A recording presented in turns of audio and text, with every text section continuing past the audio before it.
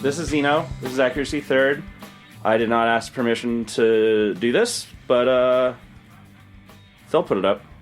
Sweet. I love you, D-Day. I love you, Beth. I'm here with Shortbus Hi. in the trailer park. Yep, we're here. We're killing time at Resto. It's raining, so we're just sitting around watching TV, and it's real boring. So, what's the context for that? So, killing time till Resto is a saying. Many people may not know what it means. Well, I guess I haven't been around that long, so I don't know where like all this stuff comes from, but I would assume that it comes from like what they call spring break or sometimes shit show weekend, where there's kind of a gap in between our strike and the beginning of Resto, and it's a time when people are just like hanging out at the trailer park, and some people go to Reno, but if you stay here, you know, there's not a ton of stuff to do in Gerlach, you know. We can sit around, like, watch the trains go by, drink. The saloon does stay open 24 hours from Friday night to Sunday night, which some of those, I've worked some of those bartending shifts, and they get very intense. Yeah. The 4 a.m. crowd in Gerlach, it was a little rough. It's neat. It's challenging. We did the like Gerlach bar crawl a couple days ago. Yeah, I missed that. How was that? It was really fun. It took me a couple days to recover from that, so I've just been sleeping, and I've gotten to the point where I just can't like sleep anymore.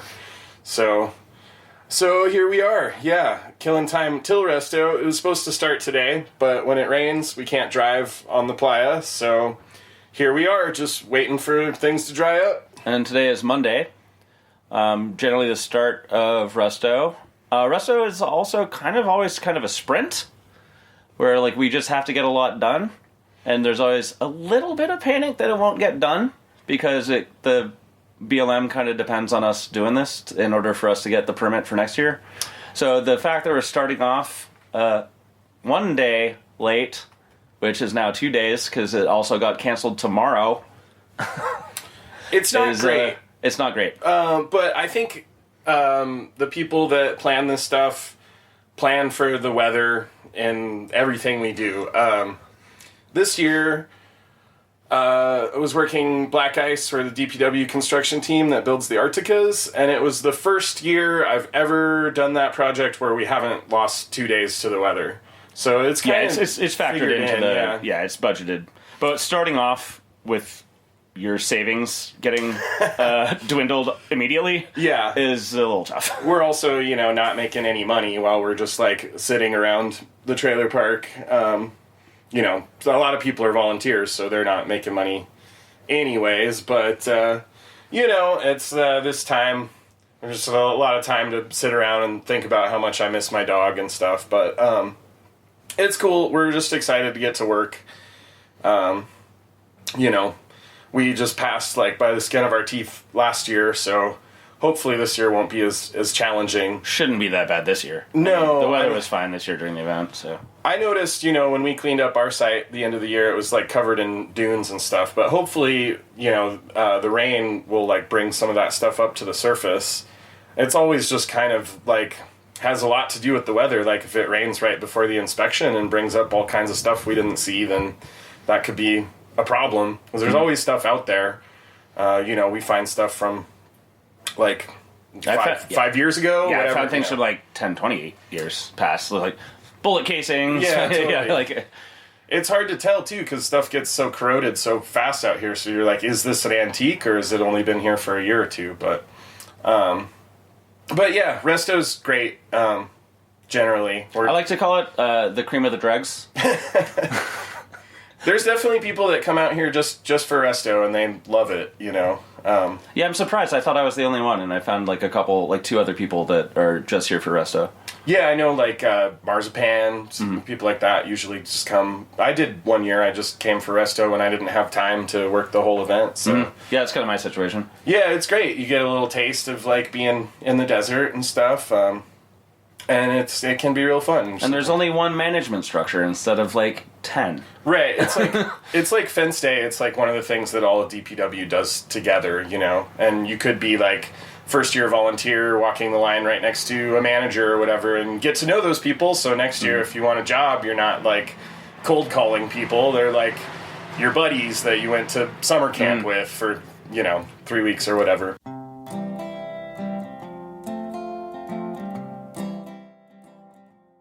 I just love that I keep finding myself in the room with like 40-year-old plus men. Like only. We're 40-year-old pod boys. Thank you very much. Speaking of which, we are in the studio today with Xeno and Daddy Issues. That's me and another one. Your wife? I am Wifey. Oh, I forgot my wedding ring at home. Jesus, you always leave your ring. I can spray paint a permanent wedding ring on your hand if you like. That's okay. I thought about getting a tattoo. You have permanent spray paint? I have acid. As long as it's And like a a scene in stencil. Fight Club. Yes. Yeah. You have to hold it. Yeah. It's a Kiss. It's permanent. Yeah. I would kiss a ring onto your finger. Oh, good. I would be your Brad Pitt. Jesus Christ, who are you? Be my Marla. Domesticated him. It's weird. I wouldn't quite phrase it like that, but it is weird. Yeah, so we're here. Rex is here too. Hi, I'm Rex. I'm here. And in this episode, which is probably going to be a very long episode instead of 2 episodes, because why Maybe. not go for broke? Yeah. And Depends on what you want to do with it. I want to give you the trophy of longest single episode ever. And, leave. I don't already have that. I don't know if you do or not. We're not really good at that sort of record keeping on this I'm sure you podcast. do. But if you join the Discord and you ask them, they would absolutely be able to tell you. Could look it up right there. I know. I won't. We do have a computer. We have the technology. We don't have everything on the server. But what we're talking about now is Playa Restoration, because Xeno was nice enough to do Playa Restoration on behalf of all of you on Playa this year.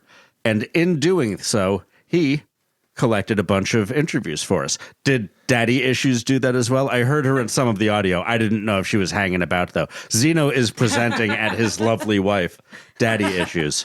I was there. Spousal issues. And were you jumping from team to team, much like our friend Xeno? I kind of just stayed on one team. Oh, yeah? Yeah, how was that? It was good. Great. It was with my friends. We bounced around. Our goal was to bounce around, and then we stopped Yes. bouncing around. Yes. But yeah, I think me and Shortbus talk about it a little bit. It's just as far as like the mechanics of it. So I don't know if you want me to go over that again. But No need for you to go over that, but if you wouldn't mind telling us a little bit about Shortbus, that'd be great. he's fantastic, buddy. And my first interview out there, because I brought your little recorder that you forgot to take back from me so long ago. Sometimes we do that. And very kind person. Everyone there completely readjusts their jobs and their titles and their roles and their authority out there once Resto happens. Mm-hmm. And so Shortbus has a whole other job, but everyone there, like there's managers that will just pick up garbage. They cede their authority to just go do the job. And so he really gets it. We have a good talk on mic about that. He's a fantastic guy, really just nice, kind, gentle. And he was the first one to step up when I was like, I have this recorder. Dude, so at Resto, they have to take a roll call in the morning. Uh-huh. And so they basically, like King Louis, it's insufferable almost. It's just every single name of every single person on Playa because there's no infrastructure. So we have to know who is there. So if there's a whiteout or a dust storm and all the buses leave, we need to go check and make sure all those people have gotten back. Uh-huh. It's a safety thing, but it's become like kind of a call and response thing. So King Louis will call your name and then you'll say something stupid. And at one point, I don't even know who it was. I don't know the guy, but King Louis called his name and he said, "I don't want to be on your podcast."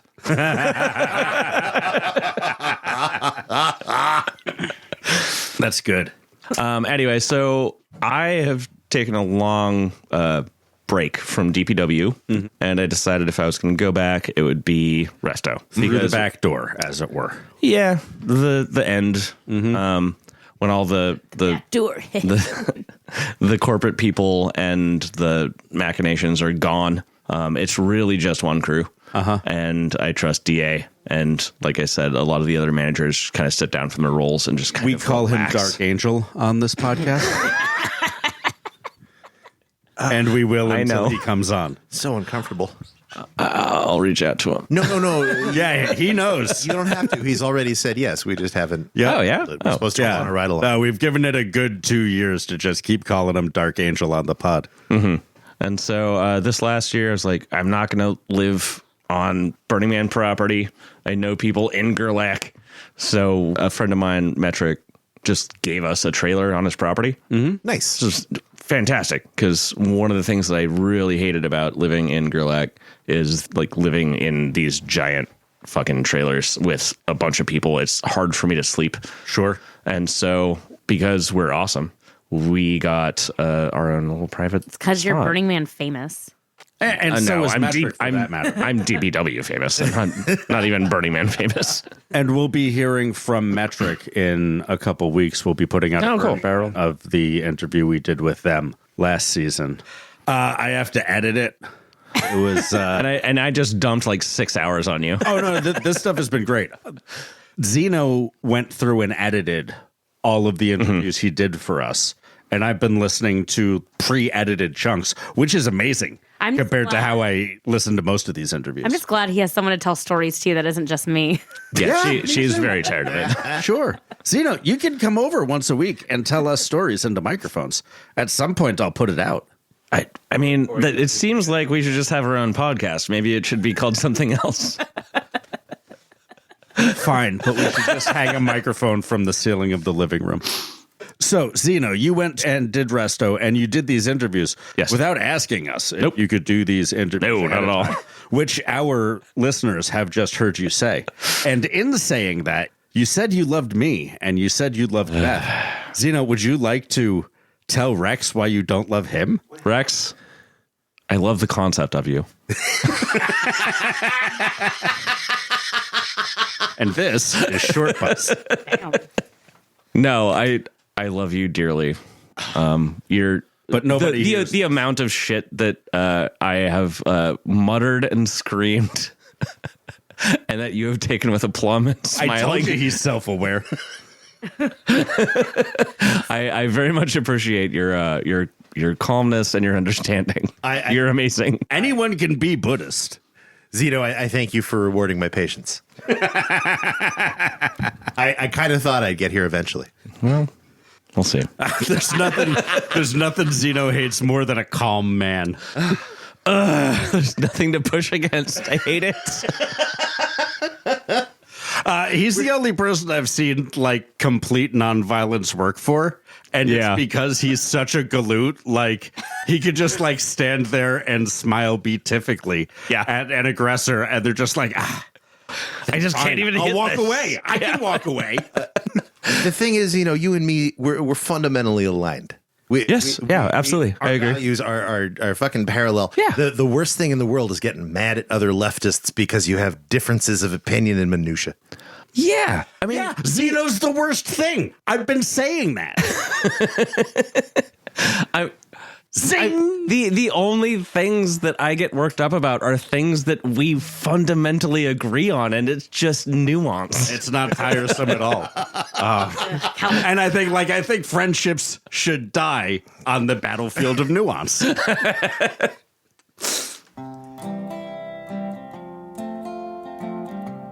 Yeah, it's one of the things that I actually really respect about Resto is that so many managers in the normal season will just volunteer. Well, or they probably get paid, but they'll just do line sweeps.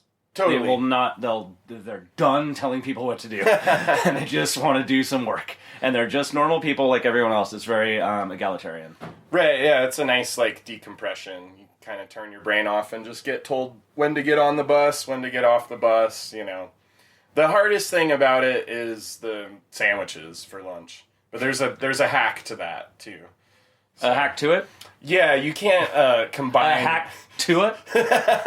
Sorry, my wife is going to kill me. She's so tired of me making jokes about that. It was right there.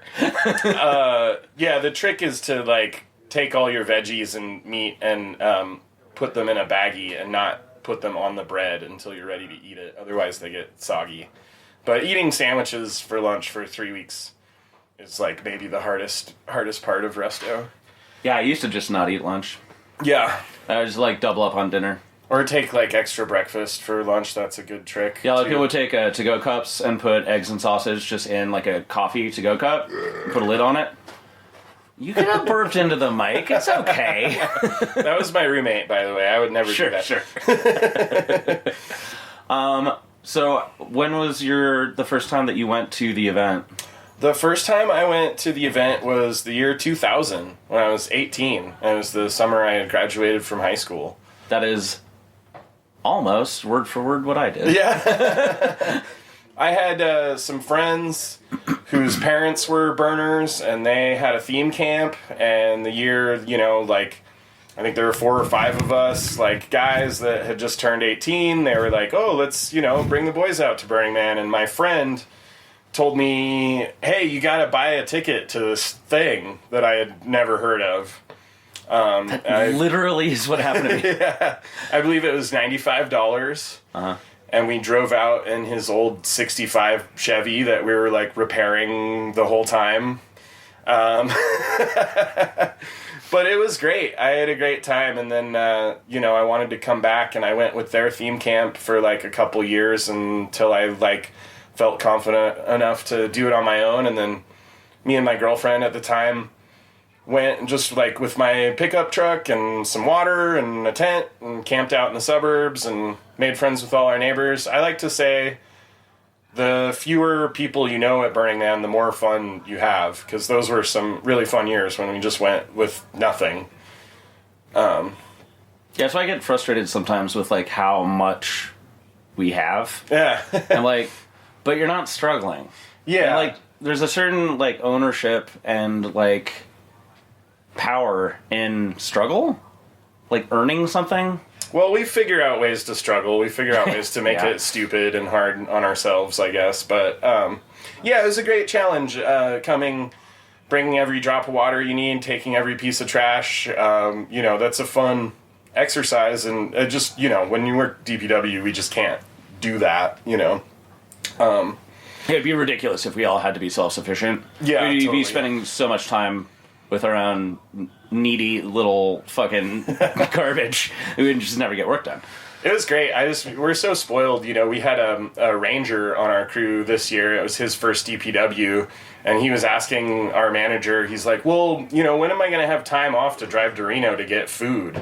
And we're like, no, buddy, like, you're with us now. It's not a thing anymore, No, my wife, her first year, she'd never been to Burning Man, and some of her friends told her she probably wasn't good enough to do DPW, and so she internalized that, kind of sadly. But when she came out, she made her own jerky, enough to live on for like 3 weeks. That's a good amount of jerky. It was a whole bag. She had to check it on the airplane. It cost her money. And then she got here. It's like, wait, there's a commissary? Yeah. I'm like, yeah, we're gonna feed you. What? How do you? What? Yeah, I've gotten pretty spoiled. I don't know if for some reason I couldn't work a season and I just got offered a free ticket. I don't know if I would take it at this point. It's just kind of all the stupid, like, traditions around DPW have become my, like, favorite part of the event, so.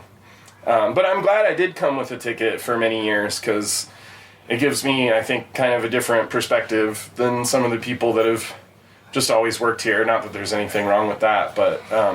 Yeah, I've always been shocked at the amount of people that come to DPW without going to the event first. Like, not knowing what they're building.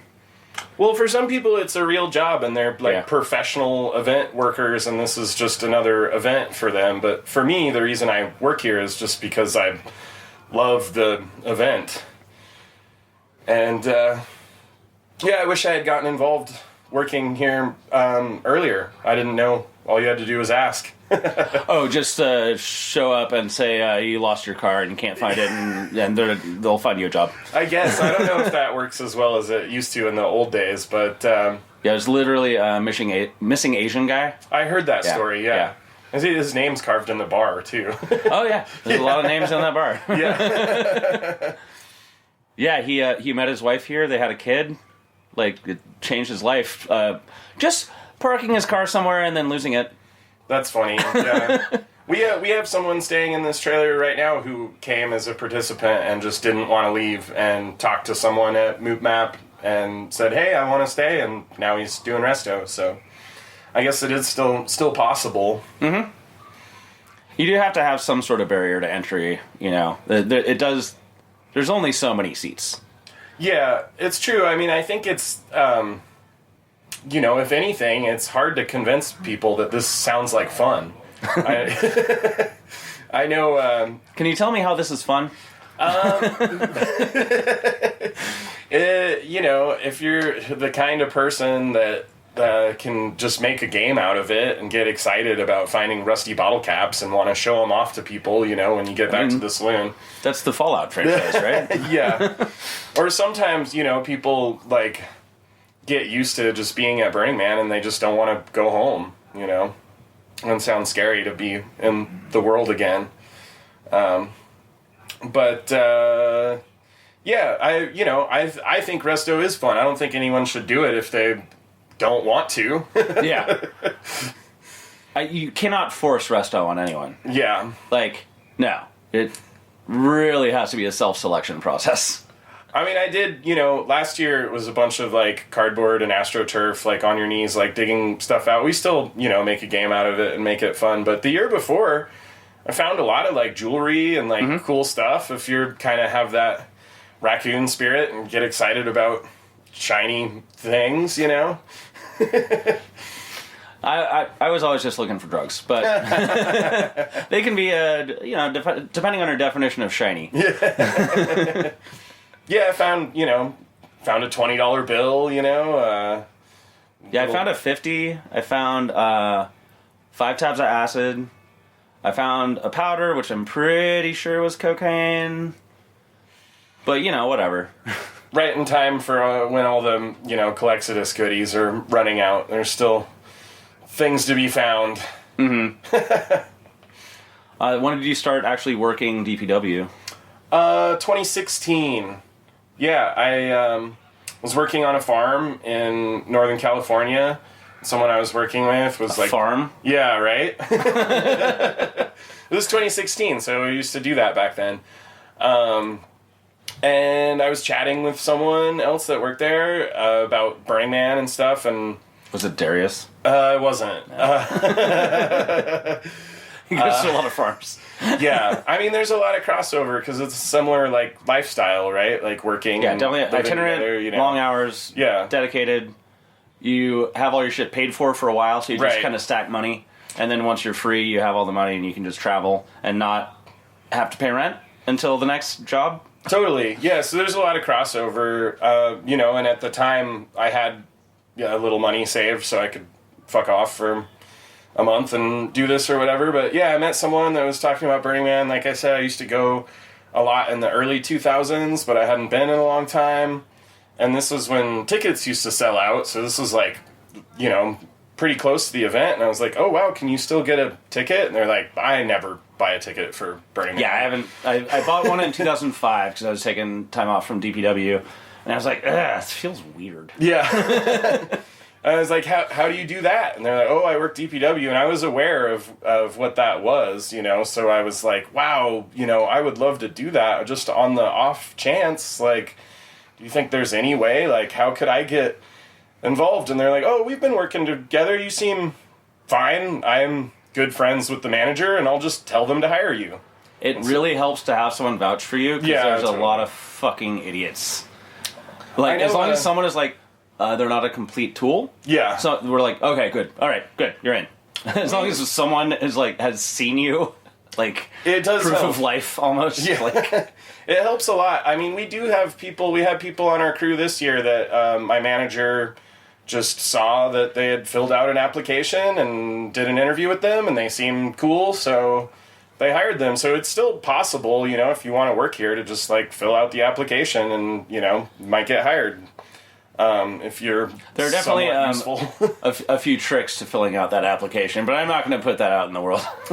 Well, it's cool. We've been getting a lot of people on our crew that have never been to Black Rock City, but they've been heavily involved in their regionals or whatever, you know? So they come, like, totally ready to go, like, part of the culture already, and that's been really cool to see, you know? Then the only other question is, like, how you deal with being in the dust for that long. So, because you don't really know how your body's often going to react and to how it. hard do you melt down? Yeah. And do you take that meltdown on others, or do you internalize it and beat yourself up? Because these are all very important factors. Yeah, I remember the first time I was kind of, like, aware of what DPW was. It was like I said, we had this theme camp that was, like, right on the Esplanade. It was maybe 2002 or 3, and a flatbed truck pulled up. 3 beautiful women in booty shorts hop off, and they didn't ask us, they told us. They're like, we're unloading these burn barrels right here. Do you have any whiskey and cigarettes? Fuck you, posers. And then they drove off. I was like, take me with you. Yes. You spoke to a part of me I didn't know existed. Yeah. But looking back on it, and even before then, I would probably, like, you know, walked through places and we used to get out there maybe 2 days early to build the theme camp, there wasn't a build week back then. Yeah, I remember the theme camps just started when the fucking gate opened. Yeah, You just build your shit on Monday. we thought we were there super early, but there were already these people in these Mad Max looking cars that had been there seemingly forever, and, you know, are like, oh, what is this? Looking back on it, it must have been, you know, me wandering through the ghetto or the proto-ghetto, whatever it was in 2000, you know. But yeah, I love it. I've been working, 2016 was my first year. I just landed on Black Ice, and And what's Black Ice?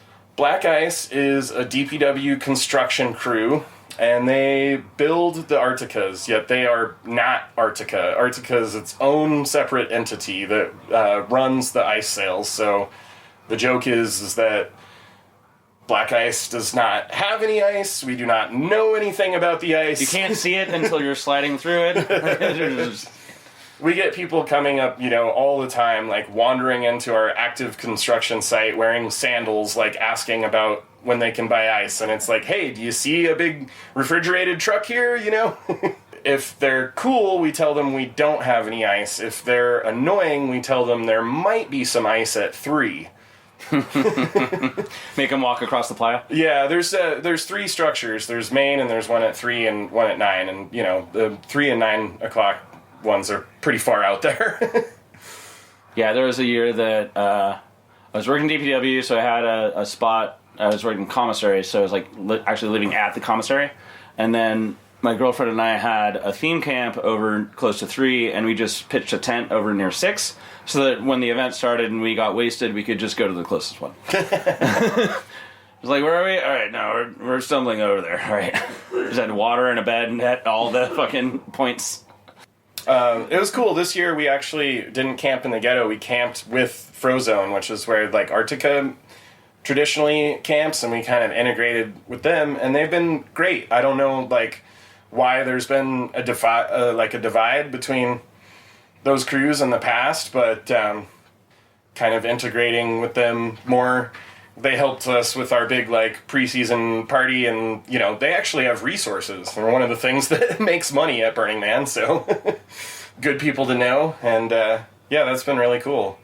So, in your experience with DPW, what do you think is the craziest thing you saw? Oh, gosh. It doesn't have to be the craziest. Just whatever comes to mind. Because, yeah, everything's crazy. We're not picking favorites. All the disasters are our children. Probably one of the craziest things I've seen happened at the Resto talent show. I think, like 2 years ago.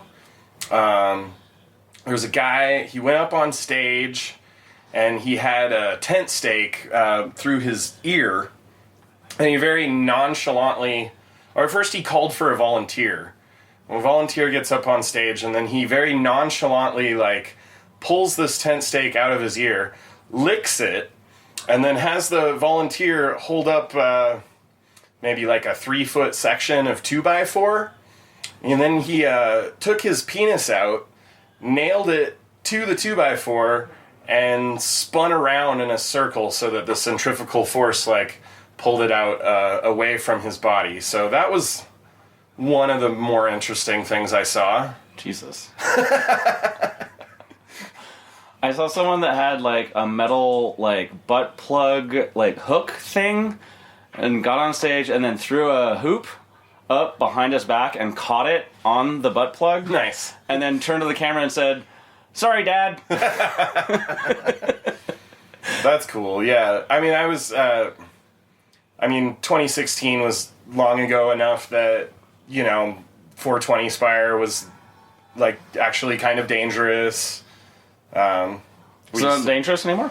It's less dangerous than it used to be. Yeah. Over the years, I think they've tried to rein several of those things in a little bit. But those are the fun things. Right. Why are you canceling my fun, Org? Yeah, I think, well, it's been interesting that, I've kind of came in, definitely a different time from, like, the stories you hear about, like, the early days and stuff. And Stories you can hear on Accuracy Third. Yeah. I know that they've been working very hard to make us into, like, a more professional organization, I strongly advocate for amateurism. No, like, trying to do something that you don't know how to do, I think it grows you as a person. I think it challenges you. You learn things, like, just hiring people that already know how to be carpenters to do carpentry. Like, yeah, okay, but, like, why not let people that don't know how to do it learn something? Totally. That attitude's definitely still there. I mean, we definitely take, our volunteers and try to give them a chance to do things they've never done. My first year, our crew, we drive scissor lifts all the time to build our structure. And, I was there and one of my managers said, "Hey, have you ever driven a scissor lift before?" And I said, "No." And they're like, "All right, well, why don't you hop on there then?" And I'm like, "Why me? There's like 5 other people here that are more qualified than me." And they're like, "Well, we want you to learn." So they said, "Hop Tua?" Yeah. It's really sorry. not, it's actually not that hard, especially in the desert. There's not a lot of things to hit. No, but if something goes wrong, Yeah. It goes wrong real fast. Well, and that's another thing that's changed. They wouldn't do that anymore. Like, now we have everyone take, like, a little certification class and all that, So I've definitely seen things change, like, a little bit over the time I've been here. In some ways for the better, I think.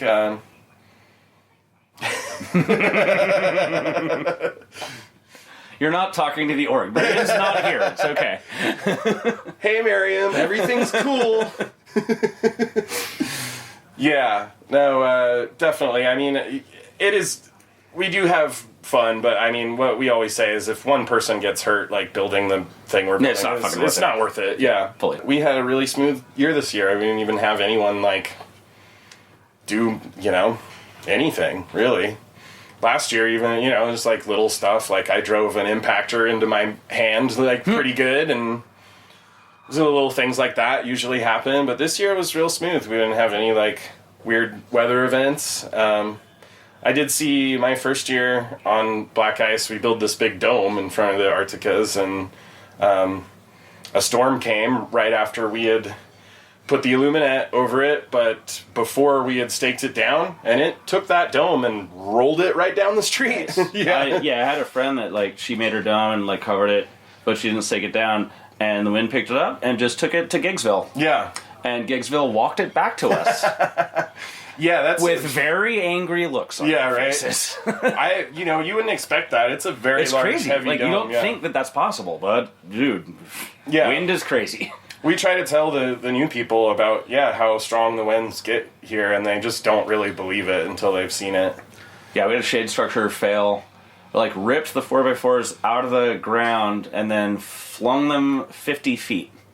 from the structure. So there's like 4x4s 50 feet away. It was before the event, so no one was there. Yeah. But dude, if people had been there, like that could have easily killed like a couple people. Yeah. Like it was it's a big wake up call. Yeah. Almost every year we have the wind like rip something off that we have to redo or whatever, but yeah, this year nothing like that happened. And so have you listened to Accuracy Third before?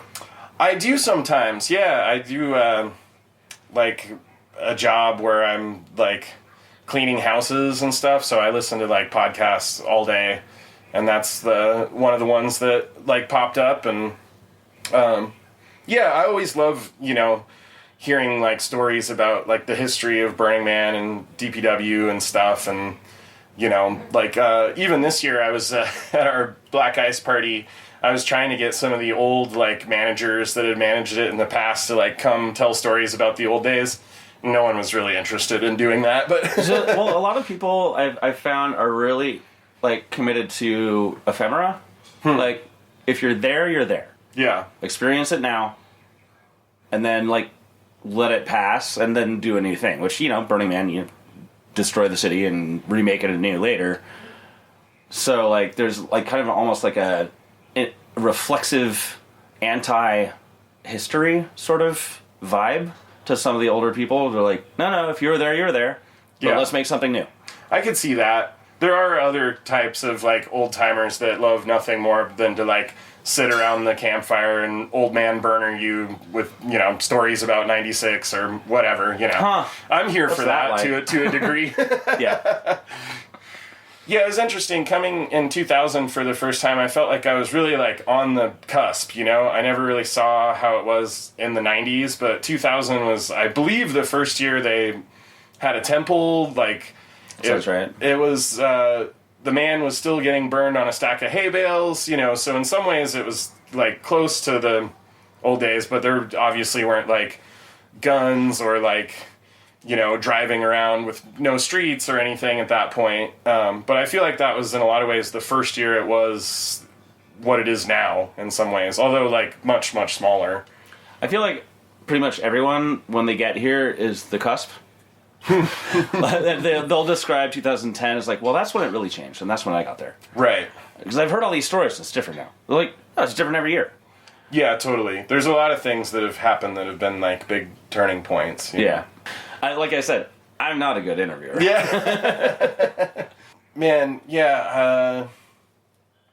I just love driving around the like fleet vehicles and stuff when there's like nothing here, and then they kind of like fall into like formation, and there's like a plume of like dust like going up behind you, and like the way like DPW we get to have like a couple fires where there's no like burn perimeter and stuff, and we trust all of ourselves to be able to play with fire and not Don't jump into the fire, guys. yeah. Come on. I saw people drive through it at Trash Man this year. What's Trash Man? Trash Man's like after the man burns, it's like one of the last, or it is the last night that we're on the playa, because they do Last Supper is the last meal that the commissary serves, and they try to make like a special meal for everyone. You had like filet and lobster before. Yeah, it's like, really yeah. great sometimes, or it's always really great. But everyone dresses up in like their nice clothes or whatever. They had like a violin player come like serenade couples one year.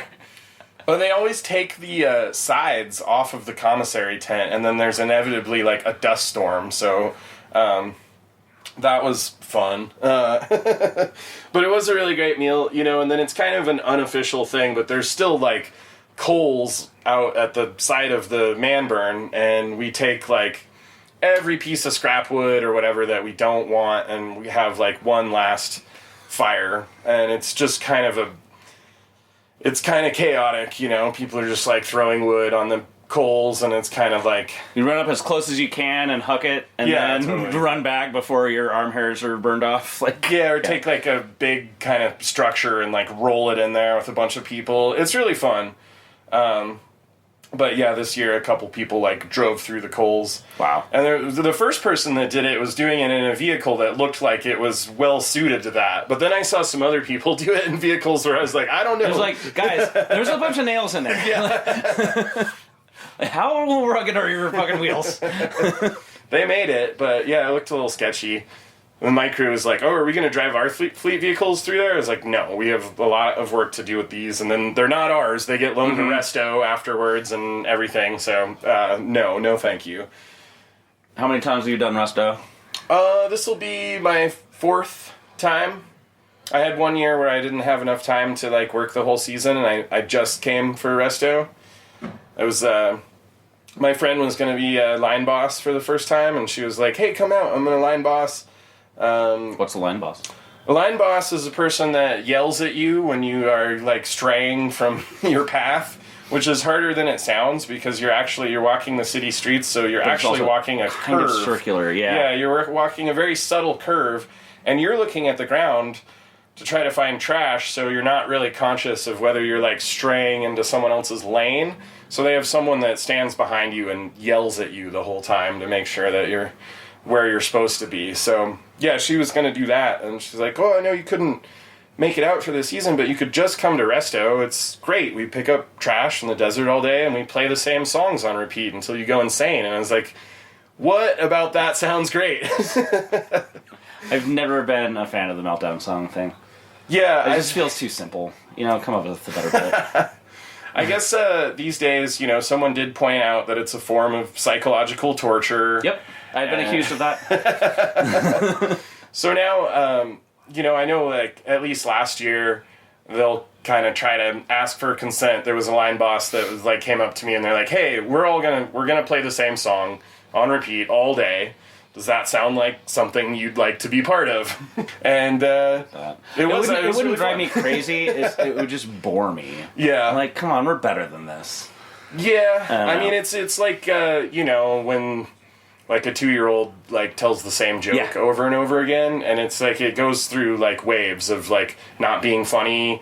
It's funny the first time, and then it's not funny, and then it comes around, and then it is funny because like, oh Jesus, this is still a fucking okay. Here we are. Yeah. So I mean, some people like it, and then they become like traditions where you hear that song and it like combination Taco Bell and Pizza Hut. Yeah, right. It's like stuck indelibly in my fucking brain. Like, and I love it, actually. I think it's funny. Yeah, I mean, it became enough of a thing with the, like, I want a hippopotamus for Christmas song that they all made, like, patches and t-shirts, and then everyone got, like, hippopotamus costumes, and really is, like, beating the same joke to death. Which, like, taking a dead horse and beating another dead horse. We gotta do something to entertain ourselves, just, like, picking up trash all day.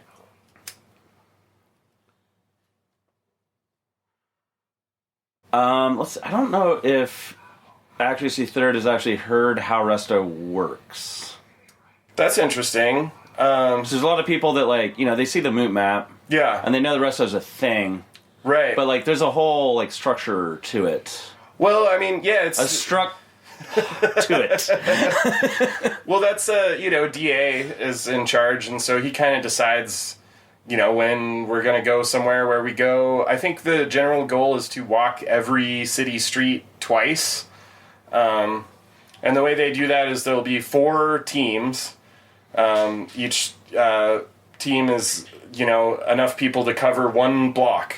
So we'll do 4 blocks at a time. Each team has, like, a line boss behind them, like, yelling at them, keeping them, where they're supposed to be. And then an oscillator truck following behind them. And that truck has, like, pickaxes and vice grips and, like, tools that are there to deal with things that you can't just pick up as a person, like, walking the line. So if you find, like, a big piece of rebar in the ground or whatever, you can call for the oscillator and they'll come over and deal with it. If it's too much for them to deal with, cone down, yeah. I love it. She's like, I don't want to deal with this. Cone it. Fuck it. Yeah, and then there's another group of people called Special Forces that come and kill the cones, and they love doing that. Sounds awful to me. A lot of cones are like a huge... Oh, the cones are the problem. Yeah, it could Those be. are like the 10 by 10 like carpets that you just Yeah. find one little string and you tug on it and you're like, oh, this is way bigger than just a string. Oh no. It could also be sewage. Yeah. It could be like a huge area. Any blue, Yeah. don't touch. Yeah. because that's coming from a Porto. Right. That means probably feces. And we can tell, like, you can see the imprints of the ground and where the Porto banks are. We just walk through that. That's for someone with, like, gloves and, like, the right procedures to come deal with. I don't know how they do that, but just as, like, someone that just walks the line, there are things that we're not, like, equipped to deal with. Like a giant pile of broken glass that's going to take 5 people an hour to pick up. That Yeah, because the whole line has to kind of move in unison. And Right. if one person has to stop and spend, 20 minutes, then the whole line is going to wait for that one person. Right. Just for efficiency, you just cone it. Well, the whole idea behind the line is that we can guarantee that we've covered everything. And we might not get, like, every last sequin or whatever. We get a lot of them, but at least if a line is, like, swept somewhere, we won't miss, like, something big, right? Like a Edit, we get everything. And that's an interesting point too, because that's how they score the moot map. Is they watch the line and they see like how fast people are moving. Like if everyone's walking along, just picking stuff up, then that's green on the map. If people are like slowing down, maybe stopping to pick up like a problem area or whatever, that's like yellow. If everyone on the line is like stopped on their knees picking up like Yeah, wood like chips, people like next to you see it and like, oh god, I gotta help. Yeah, oh yeah. Jesus. then that's red. If everyone is like stopped, on their knees. So, and then they have a scribe on every line too, which is documenting everything. They take pictures of like everything that we find. Every hotspot is documented and GPS'd Yeah. so that we know what theme camp was there, and which is mostly good. But sometimes trash gets blown by wind, and sometimes a theme camp will get pegged as red, even though like some other stuff kind of blew in Yeah, I to mean, their. So it's not an exact science, but it's pretty damn good. what DA's told me is that stuff doesn't really blow around. It mostly stays where it lands, which seems to be true because you turn into like an amateur archaeologist, and when you go through like where the big sound camps were and there's a lot of people, it looks like that, But yeah, I don't think any of that is like confidential information. I don't think so. But we don't take any pictures or release any pictures of like the moot map before DA like releases it officially, because that's a big part of his job is like public relations and like dealing with people. We're not trying to shame anyone, like what I always say is that I do think that most of the participants like do the best they can. Oh yeah, we only see the problems. Yeah, totally. When you do your job and you're great, we don't notice you. Yeah, and So we really only see issues. And that's when the audio recorder cut out. I feel like we got a pretty good interview with Shortbus there. There was a little bit after that we talked about. So there we go. That's Shortbus. Thanks.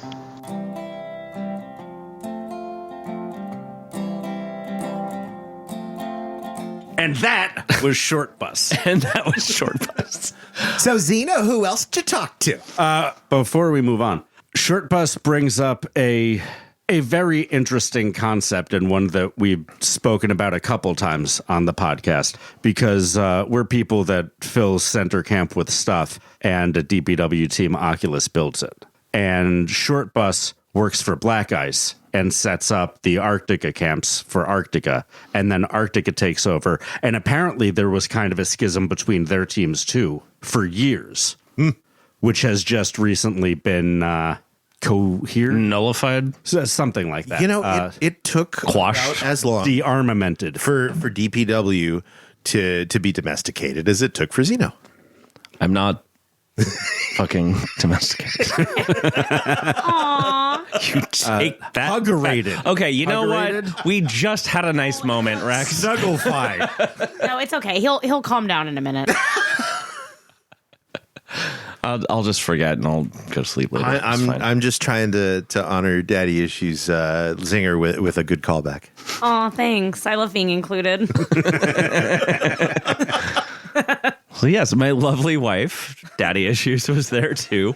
I was not participating in any of these interviews. No. Well, she walks through one of them. Hanging out with Andrej in the saloon and really fucked up. And and our experience with Resto is its own experience and awesome. And it was really, really nice going back to it. Hawk to it. I'm leaving. Bye. We knew this would happen. Yes. It's okay. We'll deal with it. There's a lot of these in the audio. Yep. I guess that lady had just done a blowjob on a TV show, and we ought to all shame her for it. No, I was Well, not you. I mean, I was celebrating the hawk-to-itingness. Is that what you were doing? I was celebrating. yeah. Okay. I've never seen a dick Xeno won't spit on. We should celebrate her brazenness and condemn her meme Jealous. coin. Yeah, the meme coin is bad. People are complicated. She may have been manipulated. Who knows? Or she's. Now I want to tell who a knows? story totally unrelated to Hit us. Yeah, we can excise it. So Yeah. Jesus Christ! I'm wearing Your headphones are headphones, working dude. now. That's great. So when I first met Xeno in 2017, when I first joined DPW and didn't know anybody, I was like in the same room with him, and he was getting his nails painted, and he was wearing a pink shirt, and there was glitter involved somewhere. The hair dye had glitter in it. I was pissed off. Yeah, and you were like gonna dye. It was your hair. Eve. No, it was Dr. Zeus. Zeus. Okay, whatever. And I'll never forget. And you were like staring at me across the table, and I couldn't tell if you were like just trying to be nice or like trying to flirt, or if you were just like really gay. So I None of the decided in above. my mind- yeah, so I decided in my mind, I was like, okay, well, he's probably just really gay. And so I straight up thought that he was gay for like a month. And I was like, okay. I was like, oh, he's kind of attractive. Like I'm kind of down with this whole vibe, but like, oh, he's totally gay. And so yeah, I didn't hit on He's him. handsome, he's capable, but he's such a bitch. Yeah, I was like, oh man, he's so gay. Like there's no way that this man is not gay. And You don't get that smug when you're straight. No, you don't. Oh, I do. With almost exclusively gay people. I absolutely get it. Zeno's the type of guy where like you'd know him for a day and be like, man, he didn't ping my gaydar at all. Oh my god. Why is it off? No, what I realized is that Really queer. what I quickly realized is that I'm from the South, so I'm not used to men from California. So it's just the vibe. I don't know. Anyway, then Northern California, where they grow the real weenuses. yeah. Okay, do you want my address now too? Jesus, fucking doxing me now? But then I saw him making out with another girl, and I was like, damn, I could have been fucking hitting on that the whole time, man. No, I was your manager. I was gonna stop until. And then you didn't. Well, at the end. Anyway, Ethics only goes so far. I just thought it was funny that I thought Xeno was gay. This stays in. I mean, sometimes I think I'm gay. I knew it. if only. So, Anyway, Resto. Yeah, Resto. It for people that don't know, there's teardown, which is where we take everything down, all the Before crews. Resto. Yeah. so the event closes on Yes. Monday. That's Exodus. Everyone gets the fuck out. Colexodus. That's over. Then what happens? Well, then there's Shit Show Weekend, which is a weekend where all of DPW that has been there the entire time has 2 days to not do anything. And so it's called a shit show because it usually is. The bar, the saloon in Gerlach is open 24 hours. So it's like Shomer Shabbos. Like you guys aren't allowed to open refrigerator doors or turn on ovens or nothing, huh? No, we're just not allowed to not drink. Checks out. Yeah. That's Nevada standard. So I showed up The right to drink. in the middle of shit show weekend, but like end of Saturday night. And I was like, yeah, I'm just going to set up and blah, blah, blah, blah. But then we got a rain notice for Monday.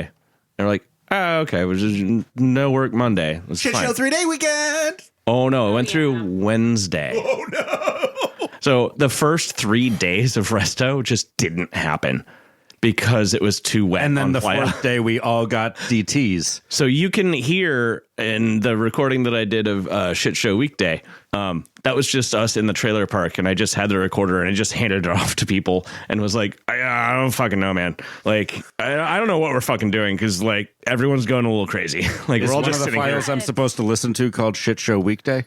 I believe so. You had also just I got to gotten download there. another one then. Right. I just got there. They had all been working. You did 2 weeks of Resto. I only did one. I did the week after. But yeah, you had like just gotten there and you're like, all right, ready to work. And then like nothing for like days. Which is why I got some primo interviews. I'm like, well, what the fuck else am I going to do? It's called a rolling start. Yeah. So, but yeah, at one point, one of the people that I handed them the recorder off to just turned around and started interviewing me. And then I just told them stories that you all have already heard. So like, that's not interesting, like whatsoever, but it was interesting to them at the time. So I was engaging with that person. You said Shit Show Weekday was probably unusable. That's why I didn't download it. But we'll throw it up for the patrons. On I the said Patreon. probably. Yeah, but I mean, there's a lot of audio to listen to already. Well, the Shit Show Weekday is actually fairly short. And if you just do the first little bit, it's mostly other people. Okay, that's going to be the button at the end of this episode. If you guys want to listen to the probably unusable Shit Show Weekday audio because like you really got to mow the lawn really hard or something, then by all means, listen to the end of this episode. Yeah, this button is more like a tent zipper. A button? Is that That's the little bit of The zing at the the end of tag? the episode. Yeah, the tag. Why not? Oh, Comedy terms. I don't know this shit. It's the man. opposite Y'all are of the cold professionals. Oh, he's drinking out of the bottle again. That's fine. What are you gonna drink out of? If not a bottle. Your hand. You pour it in your hand. You yes. lick it in Okay, your hand. pour it in my hand. Pour it in your own hand. Okay. Well, your this is gonna be a thing tonight. All right, cool. We haven't been on the podcast as a married couple yet. That's true. And Yeah, but only one of us is congratulations. wearing our wedding ring. And the other one has a metal band around her heart. that's slowly She tightening should every get that day. checked out. It's one of those special zip ties that like you use to hold motorcycle mufflers on. My heart is a muffler for you. My heart is a muffler. That's my next band name. It sounds like a Meatloaf album, actually. Oh, so during Resto, they did yeah. they did do a karaoke night, And we did. Yes. Sorry, I left you out of that by accident. Well, because like let's be honest, like I carry that performance. The performance of what? Bad out of I was Hell? exhausted after that. I ran. Oh, Meatloaf was an athlete. It's a long song. I know. I was like, I gotta piss, and like would leave to piss, and then the song would keep going, and I'd come back and be like, oh fuck, all right, no, and then keep doing it, and then like, okay, cool, guys, I gotta piss, and then leave. I learned all the words to the song. You don't have to learn it. fine. It's It's a karaoke. vibe It's on the thing. TV. It's long. Anyway, Very long. we did during It's like Resto, learning American Pie. We did do a joint karaoke performance to "Bad Out of Hell" by Meatloaf, complete with dance number. And And I kneeled in front of her, offering her my heart. Uh-huh. And true. did you take it? I think so. Nice. Sort nice. of. We'll get It's a rom-com. Carrying the song by knowing all the lyrics. So she was focused on singing the words. Performance. I was focused on running around and performing. Loving me. You were focused on All of that. Yes. I mean, the loving you is definitely a part of it. anyway. And this is Texas Tater. Texas Tater. Dude.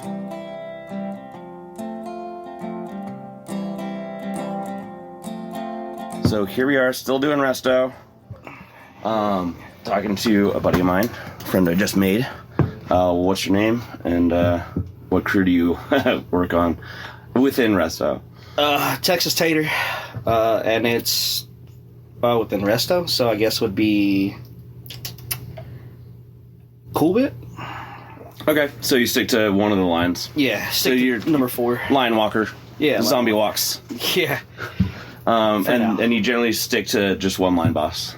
yeah, we tried the other ones, but Everyone kind of settles in to like a kind of a vibe. yeah, more of a not yelling kind of vibe. Yeah. Well, it's funny because some people really respond to that yelling very well. Oh yeah, like Yeah, and I the seen how music is different, and yeah. yeah, that hearing 4 different songs right next to you playing, and you're like, I like this one. I want to scoot this way a little bit. Right? Which fucks up right. the line. Like, no, hey, get away from that music. Yeah. Move right. Going back to hearing a JPEG. Yeah. Yeah, no, I have a shirt that says Jesus built my hot dog, which I'm going to wear tomorrow because I'm going to be on that crew. Me and my wife like to hop. So then you kind of like, you meet more people. Yeah. You get out of your comfort zone and like kind of see how other people do it and kind of get more of a broad perspective. Yeah, that's what me and my girlfriend did. Like, and we just kind of like hopped lines because she was like, hey, let's go down here. So we started at line 1. Yeah. Went on line 2, line 3, and then we wound up in Cool Whip and like, I like this one. Yeah. This one's more fun. It's a bigger walk, but... Well, I mean, is he always on the outside? Yeah. Cool Whip's always on the outside. No matter where. I figured they might flip it, but... That would just mess everybody up at that point. They're already messed up. I mean, it's only your perspective, though. You just gotta know where to look. So, you've been coming to Burning Man for a while? First year, actually. So, first year at Burning Man. First year at Burning Man, first year DPW, first year everything. Yeah. How was your first... So, like, getting into Burning Man, say, like, event proper, because, you know, gate and greeters, that doesn't really... Yeah. Like, what was your kind of take on that? So, I came, I think it was, like, August 3rd. Like, we came early as hell out here to help the construction of first camp, and they're like, my call was I was going to come out with a theme camp, so it was going to be like the 16th or something, 17th of August that I was coming out, and the theme camp fell through, and they were like, hey, hold on, I'll connect you with somebody, and I get a call Monday morning from Twin Peaks going, hey, I need you here by Thursday. I'm like, what? Right. So they're not great at giving people like that's an understatement. Yeah. That's an understatement. But so they'll give you a good long landing strip, but the takeoff right away is very tight. Yeah. It's pull they're up still now. figuring stuff out like as it's happening. It's building the plane in the air. Yeah. Well, my girl was like, well, we got 1 or 2 things we can do. We can just throw everything in the car and say, fuck this, and head over there, or you can just not go to Burning Man. And I was like, well, I like choice A. And we got here like 8 o'clock Thursday morning. Jeez. Like a 30-hour drive. Yeah. Yeah, bright and early. And we're like, she's like, all right, we're going to go introduce you to who you're going to be working with. Mm-hmm. So, did they at least give you a day to acclimate before? Yeah. So we got that day to acclimate, and then they're like, oh, hey, by the way, this is your manager. Do you want to go to work now? I'm like, hell no, I'm tired. I just drove 30 hours. And there's a reason that's a policy. Yeah, we didn't stop and take a nap anywhere. It was like a straight through drive. And we took the little longer route because we're like, fuck it. Yeah. And there's some good scenery between here and there. I've made that drive several times, not from where you are particularly, but I assume we got on the same highway pretty quick. Probably. We came in through like the Moab area. And Yeah. It was pretty cool. So, Texas Tater, where are you from? Texas. Oh. Hence is the Texas. Huh. I guess I should have figured that out. I come from West Texas. I was born in East Texas. Moved to West Texas through my dad when he did the oil field. And, wound up meeting my girl this year. Right, so she hasn't been to Burning Man either? No, she has. Yeah, she's absolutely. a repeater Burning Man. Right. I think so she indoctrinated you into the culture. Yeah, she was like, hey, do you know what Burning Man is? I was like, what is this? She's like, come on, come with me. Get in the van. I have pretty candy. She told me bullets, but that's beside the point. Bullets can be a form of candy, I think, if you stretch definitional terms. She told me all kind of stories about it, and I was like, party in the desert. I've been here twice. All right, fuck it. One on the third time. Yeah, absolutely. Did you do much for the actual event? No, I was off the event. No. Did you actually like go? Oh yeah. So I think it was like the first 2 days we kind of like stayed in our shift pod because she was caught the vid and we all got sick and we're just like, all right, you know what, fuck this. So we just slept it out for 2 days and then a lot of people sleep out the whole event because they're just fucking tired. No, I mean we got decent sleep during the build and everything, so it wasn't too bad. But during the event, we wandered everywhere. Got stuck on top of an art car for like fucking 5 hours, going out to seeing all the things. We're like, hey, we're up here, let us down. They're like, no, keep driving away. Yeah, I've definitely gotten on an art car and been like, this will be cool, and then just go deep playa and just stop. And I'm like, I'm just tired of this. I guess I'm walking. All right, motherfuckers. Every fucking time. I'm like, this one looks cool. Yeah. Nope. They always fucking abandon me. We went to Rufus del Sol and all those out there in deep playa on the Mayan Warrior. Caught his sunrise one he did. And it was pretty interesting. Mm-hmm. Coming from where I came from to coming out here to watching people just act a fool. Yeah. I'm like, I can get into this. Mm-hmm. I like this. There's a liberation to it. Yeah. There's some chaos, and then there's some just like, know what you're doing. Mm-hmm. There's definitely some people where I'm like, you did not get the memo. All right. Yeah. I don't know if I have the time to teach you right now.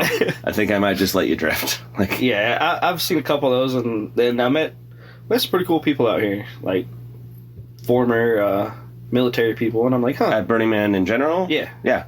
Okay. Yeah, like there's a couple of guys that work at Depot, and... Okay, but that's DPW. Yeah, DPW. No, I'm talking about just the burners. Oh, the burners? I really didn't have any, like, Well, no, I did. I take the back. I had a conversation with a couple burners. It was a little awkward, but... Mm-hmm. And they were like, what do you do? I was like, I don't even know, man. I'm just here. Right. Whatever they tell me. Yeah, they say pick up the wood, I pick up the wood. They say set it down over there, I set it down over there. Pretty much. Yeah, and that's a very first year sort of... Yeah. Yeah. Well, the one guy I did talk to, he was like, yeah, I've been coming since 86. And I'm like... Why? Like, why?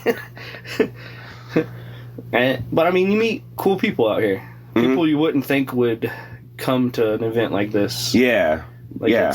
You're like, all right, I can see it. But well, you see, like, the broad, like the big view of the city, and you're like, okay, I think I know what's going on here. And then you meet the people, and you're like, oh, there's like all sorts of weird little things that don't. Yeah. It's forest for the trees. Yeah, it was pretty awkward walking down. I think it was like the 10 o'clock side of town, side of the city. And I was like, these are some interesting. All those sound camps, or well, it was more like the Orgy Dome. Oh yeah. All that side. Yeah, I'm okay. like, I've never been.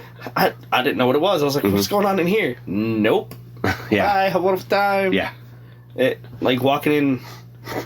I think it was our first night that we actually went and just did the event. We started at like the 10 o'clock side and went all the way around to the 2 o'clock side, and we stopped at every bar on the way. That's a lot of walking. Yeah, it was. That's a lot of drinking. It was. And the crazy part is my girl was handing me, like, she'd hand me a shot, I'd take it, and I'd hand her a cup back so she can get a shot. Well, she would hand me the cup back after getting another shot. That's cheating. I was like, mine. And so I was like, 2 shots to her 1. And she was like, I don't understand how you're so drunk. I was like, you kept handing me the cup. I thought we were at a different bar. By the time we hit like 5:30, I was gone. Yeah. And then from there on, we stopped at her friend's camp over at like 2:30 in Esplanade. They had a little disc golf camp going on. And they were like, I remember walking up to them and they're sitting by the fire, and I'm like, oh, fire. And I'm like poking it with my hands and like, yeah, you need to go home. Yeah, right. So I got kicked out of their thing. And I'm like, wait, I lost my girl. I'm looking like I was in a panic. I didn't know where she went. She had walked around to the back side of the disc golf thing and was like sitting at the back corner.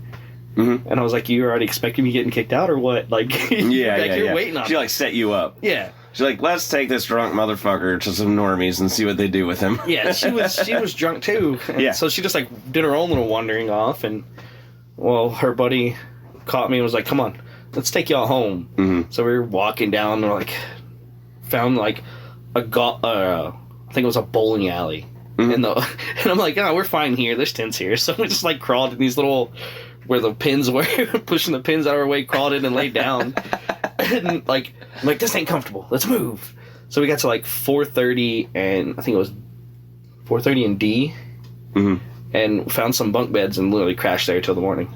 Did y'all stay in the ghetto, or did you have... Yeah, so I was with First Camp Construction in the ghetto, in between the Black Hole Bar and the Ghetto Bar. And it was like a competition of who can make the loudest music at the time. Oh, sure.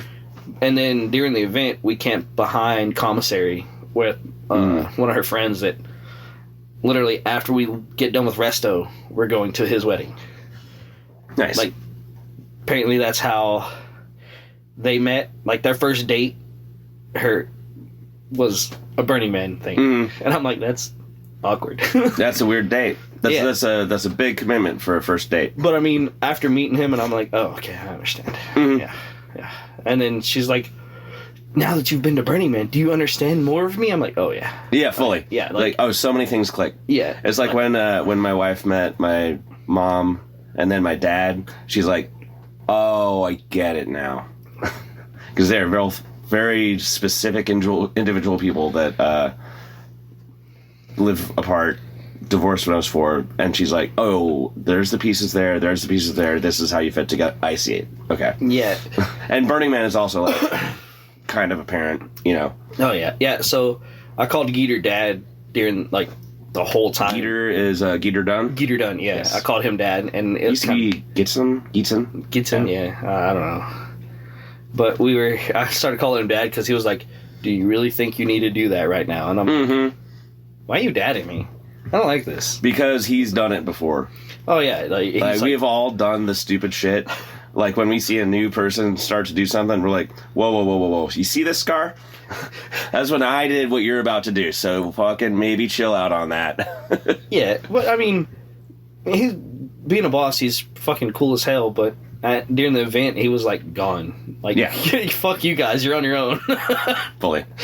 And I'm like, I understand it. I mean, you put up with us for fucking 3 weeks beforehand. Like, yeah, I understand it. Like, no, fuck you guys, you're on your own. Leave me alone. Yeah. when it's time to tear down is when I'll come find y'all. I have real friends. Yeah, he's like, I have real people to talk to. Fuck you guys. I'm like, all right.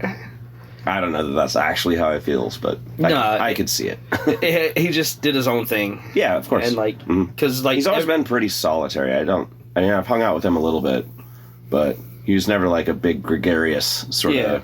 He's not the one shouting at the bar and doing karaoke. I mean, if you would have caught him here at the saloon before he left, he was Freebird at the top of his lungs, and he was pretty well gone. And they said he was doing the karaoke, or not karaoke, the DJing. And what he was playing was like country music and singing at the top of his lungs. And I mean, I get sick of hearing other people's music, and sometimes I'm like, man, I just need to hear this shit, and, you know, my shit's weird. And I'll inflict it on people to a certain degree, but I totally understand if you don't like it. And so, the country thing, like, I love some country, but I don't know that I would like a whole night of, like, standard country. Yeah. I like weird country, like, you know. So, my thing is, like, country rap. So I listen to, like, Ryan Upchurch and some other people like that. And it's like, other people are like, why do you listen to this guy? I was like, dude, I met this dude from YouTube. And I literally was driving through Tennessee, and I'm like, hey, the dude from YouTube lives here. And I literally called him up because he had his phone number on YouTube. I called him up, and you just had it on YouTube? Yeah, he was like, hey, if you want to contact me, you're coming through town, hit me up. I was That's like, punk as fuck. I'm like, dude, I'm driving through here. I'm going to call it. I called him. He's like, yeah, man, here's my address. Well, meet me at this gas station. I'll take you to my house. So, I mean, I've actually met him in real life, hung out with him, and he's a pretty cool dude. Mm-hmm. And then I think back, I'm like, you know what? I bet you if I contacted him, be like, yo, want to go to Burning Man? He'd look it up and be like, fuck yeah. Because, I mean, the people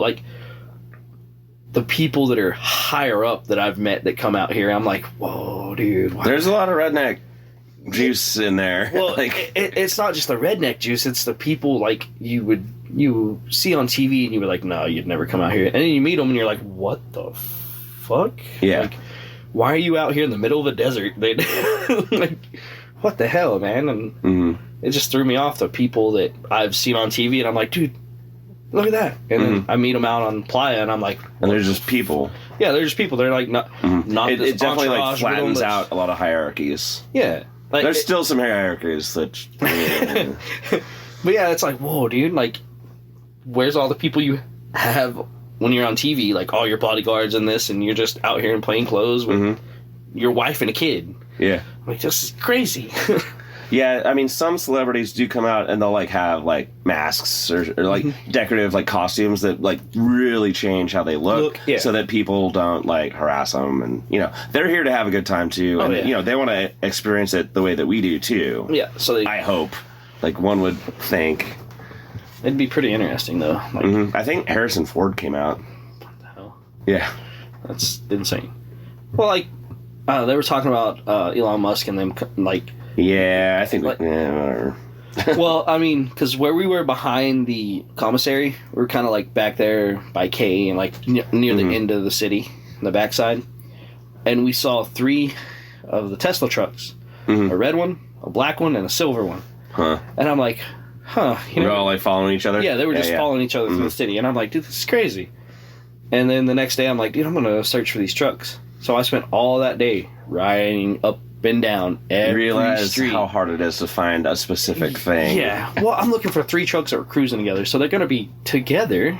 Yeah, they're probably going to be parked behind something, though. Yeah. Well, that's what we're thinking, that they were pulled in, like, over there on the 10:30 or the 10 o'clock, 9:30 side, because there's a lot of 18-wheelers that were just, like, blocking in places. I'm like, why is all this blocked in? What's in there? Sheets hanging down on the inside so you can't see in there, and and that's kind of against the point. You're not supposed to do that. Yeah.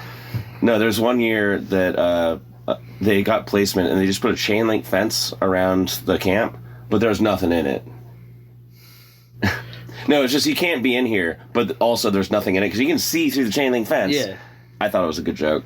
I mean, that would have been I would have put the little wavy parts that go through the fence. Yeah, one of those like well, it goes like weaves through the chain link fence, and it's kind of like in angles, but you still like leave spaces where you can still see through it. And like, what's in there? What are you hiding?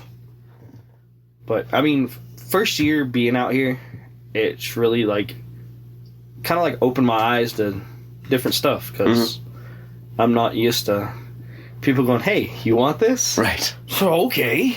Right. It's a gifting culture people want to share. Yeah. Like, and it's not like, hey, I got mine. Yeah. What you got? Okay, I'll trade. Yeah. Yeah. No, like, I think it was like during the DPW parade.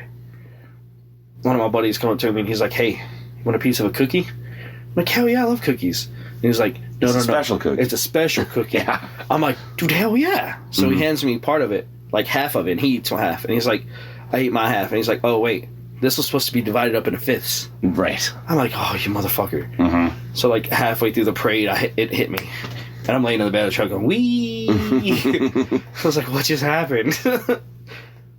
Yeah, that parade has ruined a lot of us. That parade is just insane. The chants that you get going and just watching the people in the red shirts, watching the power go to their heads. I'm like, what are the red shirts? So there's for the people that these aren't. So the red shirts are basically, I guess, security for the parade, keeping people from crossing over vehicles, jumping on vehicles. They're just basically security, so that we don't hurt them. Yeah, so we don't hurt them. Yeah. Because that has happened in the past. Yeah, I've heard stories and I've seen how it happens because I've gotten a couple things thrown at me, hit in the back of the head, and I'm like, look here, buddy, do it again, see what happens. And it wasn't like the dude just kept aiming at me. Because I'm like in the middle of a truck standing up, so. Yeah. I was like, I understand that I'm like a target, but at the same time, you better chill. Like, you don't want the entire DPW all in the same place angry at you. Yeah, pretty much. Like, and then red shirts are there to like calm that down. Yeah, they're there to go, hey, we need a ranger over here. We need a medic. Yeah. Fuck a ranger. It's insane. As they say, it's not a cult. Right. It's insane to see like how people react to other people. Like, you can tell old school burners from like new school, from like you can tell people that have been here for like 10 years to people that have been here for like 2 years. Yeah. Like the difference of the attitude, and like even after now during Resto, you still have your little cliques of people in the Resto. Yo, yeah. And it's like, it's insane because it's like you were just talking shit about that person during the event. Now you're buddy again? What the hell happened? Yeah. People get rough and feelings get raw super quick. And then, but if you've been here enough, you're like, you sleep, wake up, you're like, this is going to pass. It's going to be fine. Yeah. And like, part of like being in this environment is you just have to grab onto the good of people and focus on that, because the bad of people can just make you angry as fuck constantly, and then you're not having a good time. Yeah. My girl was like every night she's like, no, do you still love me after this? Do you still I'm like, yes, this is just amazing. Like, I haven't had this much fun in years. Nice. Like, this is amazing. And she's like, do you understand my craziness and my weirdness? I was like, oh yeah, definitely. That's awesome. Glad that is like more of a bonding thing. It's like some people will be like, you do what? Yeah, like she said. I don't know. I just Googled it. I think we need to see other people. Yeah, like she was like, the event has broken a lot of relationships that are new like ours. Because like we started dating in like June. Like, oh Jesus! Yeah. All right. So it was like May, like into May, close to the beginning of June that we started dating. And then August, you're here. And then August, August, she's like, hey, we're going to Burning Man. I'm like, hey, well, let's go. Well, that's a great open to the world mentality. Yeah, like, and then she got invited to a bachelor party, and she was the only girl invited to the bachelor party, but it's for like her best friend, and everybody that was at the bachelor party are burners. Yeah. So they've all met like basically here at Burning Man, and so they camp near here and everywhere throughout here. And she's like, does it make you weird? Make you feel weird that I'm going to a bachelor party? I'm like, no. Like, what do I got to worry about? Right. She was like, just so you know, you gotta trust your partner. Yeah, I'm like, she's like, just so you know, I've only slept with one of them. I was like, I don't care if you've slept with all of them before. I mean, I was like, I'm not trying to sound like a dick, but if you go sleep with them, hey, that's you. Like, you have that on your conscience, not me. Right. I'm like, no, I didn't do it. Wasn't me. But she called, like, she'd call me every day. This is what we're doing. Okay. Go have fun. I'm working. Right. I don't know what to tell you. I'm out on location for fucking 18,000 hours. So go have fun. So you said this was your third party in the desert. Yeah, third party. And yeah, this is your first Burning Man. Yeah, first Burning Man. So what were those other parties like? Well, they were more of getting shot at parties. Yeah. I was in the United States Marine Corps from 2011 till this year, September 6th of this year. So, fresh out of high school, was like, ooh, I'm going to make a difference. It's a fucking lie. I mean, they do pay for your college, so, I mean, that was a bonus, but helps. The other shit they promise you is a fucking lie. You come back with more scars than you left home with. Well, I mean, that's a difference. Yeah. Oh, it is different. Yeah. Oh, it's a different kind of party. Yeah. This is a good party. This is where I can get drunk and not have guns in my hand. Yeah. And not have to worry about, is this going to be my last day or not? Right. For different reasons. But it's just, I mean, when we first come down, she was afraid that she was going to have to drop me off and leave me out here until she can come out the 16th. Ah, right, yeah. But Twin Peaks then let her come in and join, basically be a volunteer for DPW to work, so kind of was a win-win for both of us. Yeah, that's awesome. Because she was like gate, so she did the gate and all that during like a week before the event. And, yeah, about a week before the event, she was doing gate and stuff. And she was like, yeah, I think this is going to be my last year gate. I think I'm just going to join DPW. We call that shuttlecocking. Shuttlecocking. Well, you have because badminton. The thing is called shuttlecock, so you just go back and forth. A lot of people will get fired from DPW and then get a job at Gate and just wait till DPW forgets why they got fired and then just go back. So it's just back and forth over the net. Yeah, no, she's set. So since she's been coming to Burning Man, it's been nothing but Gate for her. Oh, okay. So she's been nothing but gate, and now she's like, yeah, no, I think I'm done. Oh, that tracks. Yeah. All right. Because so Gate, like, she didn't stay in Gerlach before this year. I don't know. Gate usually doesn't. Probably not. They're in and done when we're usually on Playa. There's a few Gate ops people that do, but she was probably gone. But she said she did Resto quite a few years. oh, okay. So she was probably here in Gerlach, but I think she said most of the time she was at the ranch. Mm-hmm. But her last year at Burning Man was 2018, I think she said. Mm-hmm. Yeah. And then she was like, "No, I'm done." Mm-hmm. And then she bribed me into coming here. Mm-hmm. Yeah, it's working out. Yeah. So you coming back? Oh, definitely, definitely. You gonna go to the event, interact with more participants, or are you gonna keep it? No. So my plan is basically, now that I've become a little bit familiar, as I say, not even a third of the way, a smidge familiar with it. I mean, definitely coming back. You caught into it pretty well. Oh yeah.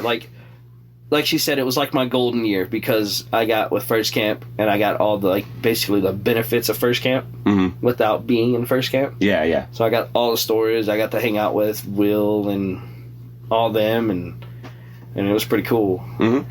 And got to hear a bunch of stories from Coyote. They were a little questionable. He does like telling stories. Oh yeah, he's been on the podcast here. Yeah, he started his own podcast, but as far as I know, there's only one episode, and I know that I've done that project before. I'm like, okay, I'm gonna do this whole thing. I'm gonna do this. I'm gonna do this. You start it, and you're like, I'm gonna do something else. Yeah, he was I have one of his books that he signed for me. Yeah, awesome. I saw one sitting on the table, and I was like, can I have that? He's like, how about you have your own? And I was like, hell yeah. Mm-hmm. So I got my own, and we started talking about certifications because he's has all these OSHA certs, stuff. OSHA, and I was like, dude, I have all those certifications. I remember when they made us get those, and he was not stoked about it. It's a lot of work. It's a lot of and then you have to tell your friends to stop doing what they're doing. Yeah, and no one wants to do that. So outside of Burning Man, I'm actually a safety consultant. So coming in here, I was like, dude, I don't have to be safety. It's not me. You can be the unsafe one. So and that's what Geeter was like, dude, you're the most unsafest safety person I've ever fucking met. You're walking a ladder. You're doing. I'm like, What's walking a ladder? Basically you straddle the ladder up top, and you have 1 foot on one side, 1 foot on the other side, and basically crab walk it. Right, so you're moving the ladder from on top of the ladder. Yeah, from just on top moving of the one side and then the other side. Yeah, pretty much. It's an A-frame ladder. Yeah, walking the ladder. Mm-hmm. And you are definitely not supposed to do that. Oh, no. Just get down, make sure there's nothing up top, pick the ladder up, scoot it where you need to go. I'm like, fuck that, it takes too much time. Exactly. So I stand up and there's work to get done. Yeah. It's right there, I can see it. I'm right here at it. Just leave me alone and I'll get it done. Yeah, no, I know that feeling. By the way, that doesn't happen. Doesn't happen. That's apocryphal and not legally actionable. Yeah, don't do it. No, we don't. We don't do it. We don't do that. We could have done it. Yeah, it would have been something cool to watch. Maybe. Yeah. Maybe with one of those safety videos of not to do this. Yes, totally. That's what that was. So, outside world safety consultant, in what capacity is that? So I've done offshore drilling. I've done onshore drilling, basically in the oil field, basically. Mm-hmm. And I've held anywhere between 80 people to 260 people's lives in my hands, making sure that everything that they touch, they do is OSHA certified. If it's not, I shut down locations. Right. The work stops. Yeah. So does that mean that the workers don't get paid for that if they're out? No, so they still get paid. Gotcha. It's just basically work stop means they get to go sit in their trailer and wait until whatever is messed up gets fixed. Right. So they're not pissed at you. No, they're not pissed. Whenever I come on sites, they call me the Grim Reaper because about 4 to 6 out of the 10 rigs I go to, I shut down for at least 3 days. Because I walk in on either they're not following all the protocols or they're not following any of the protocols. Right. Like, it's none that are all, oh yeah, you're good. You got this. It's like, oh, you've done this before. You're good, and you care about your workers. All right, cool. It's every rig I walk onto, there's something wrong with it. I walked onto a rig where basically the cotter pins that keep the rig standing up, that are about... And these are offshore? Onshore. Onshore. Yeah, these are... I've only did 7 offshore. I will never go back out there. Seems terrifying. It's not. Like, they fly you out there, you do your inspection, and then you either stay out there for however long it takes them to fix it. Yeah, to fix it.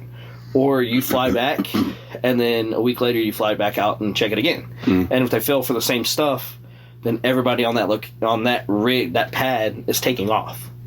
Like, it's basically that whole pad is shut down until it gets fixed. And that brings in, like, the owners of the companies, like Slumberjay, all these $1 million companies that they have to come in and go, well, whose fault is it? Who's fucked up where? And I'm standing there going, yeah, this is amazing. I'm stuck on this platform with 6 other dudes and no entertainment. This is awesome. But they don't have Wi-Fi? Yeah, they do. Okay. But it's more of like I walk down the long ass fucking ladder going to basically a 1.5 feet above the sea floor or above the sea and start fishing. Yeah. I'm just like, all right, whatever. What's in here? Yeah. So many fish are attracted to the lights under there. It's insane.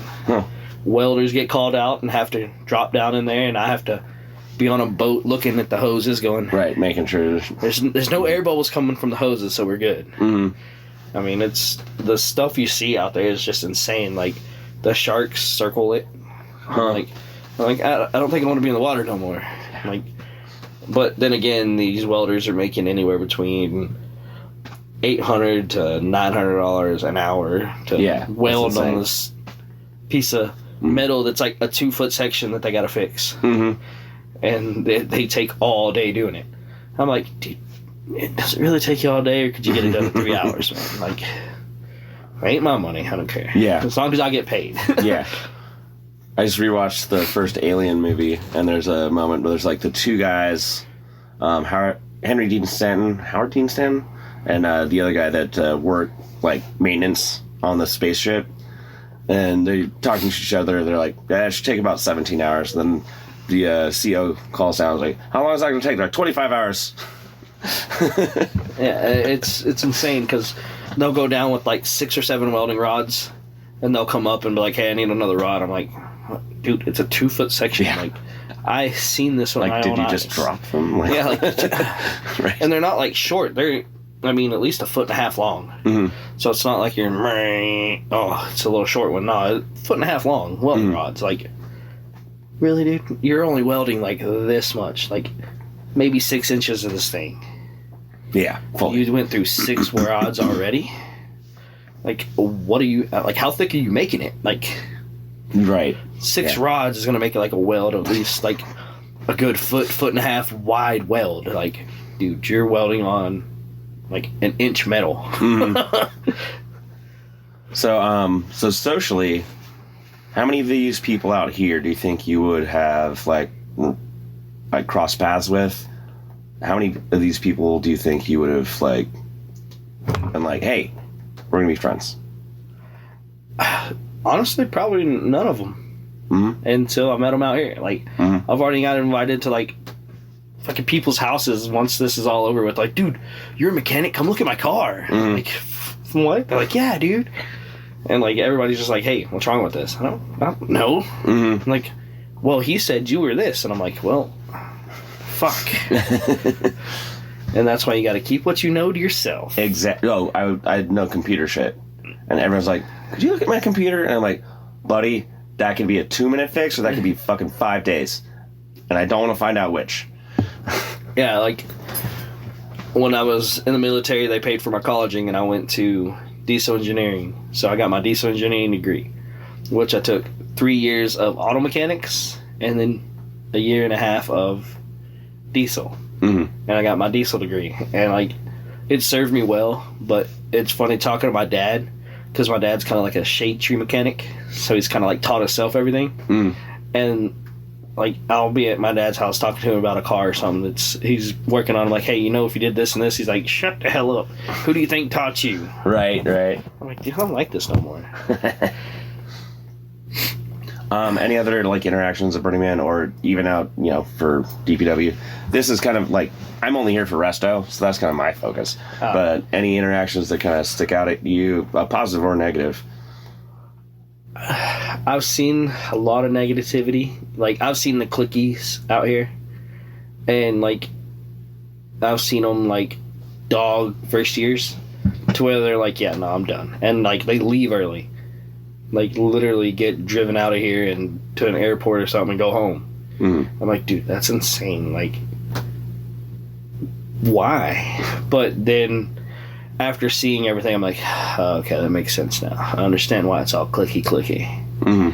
You gotta like get in your click early, basically. And every department and every sub department has their little clicky people they only talk to.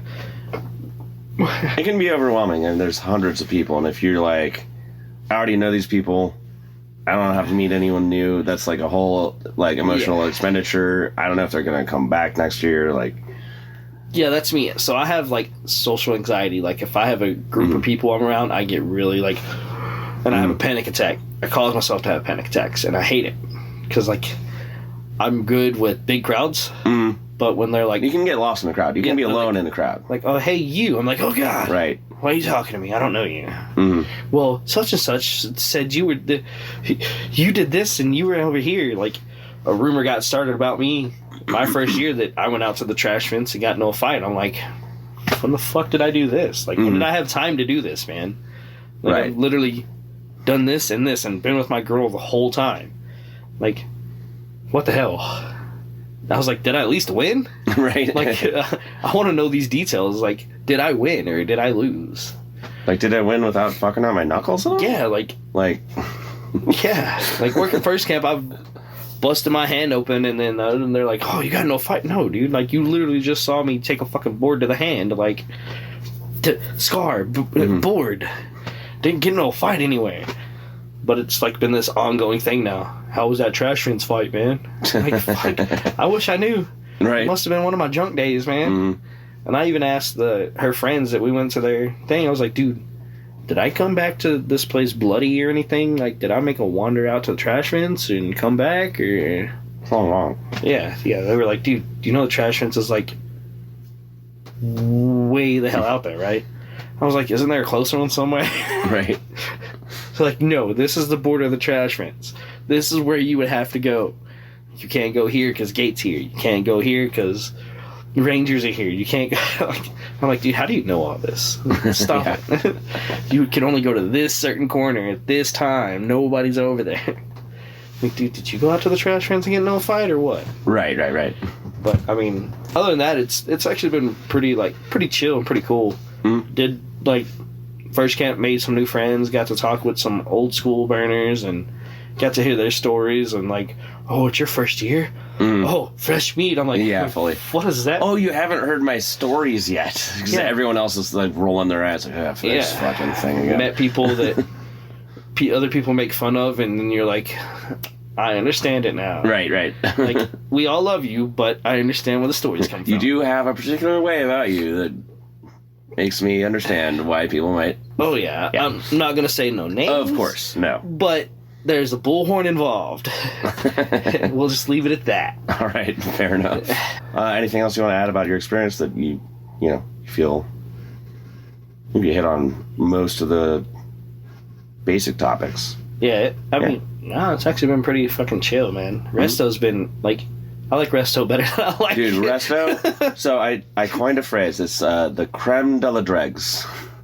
It's like the cream, the best of the shitty stuff left over. Yeah, it's amazing. Like, you get handed bottles of alcohol going, hey, did you want this? No, I didn't, but thanks. Yeah. Well, I do now. Yeah. You're going to hand me a full bottle of this? Okay. Yeah, Colexodus is a beast. We go through it faster than you would think. Yeah, so I did work Colexodus. I did do that during a brownout for, we're going over here for 2 hours. I'm like, all right, cool. 8 hours later, I'm like, yeah, dude. but then the brownout doesn't stop, and then you're just stuck sheltering in place. Well, no, we were still running cars like during the brownout. Yeah. Like it would like spot, and like people were like, "Hey, alcohol," and we had some of the people from Clexus walking down the lanes while the cars were stop being it, and I'm like, tie a rope to each other, Right, fully. Don't get lost. Yeah, they're like, "Oh no, we follow the flags." I'm like, smart people. I was like, what if you get in the middle? What happens?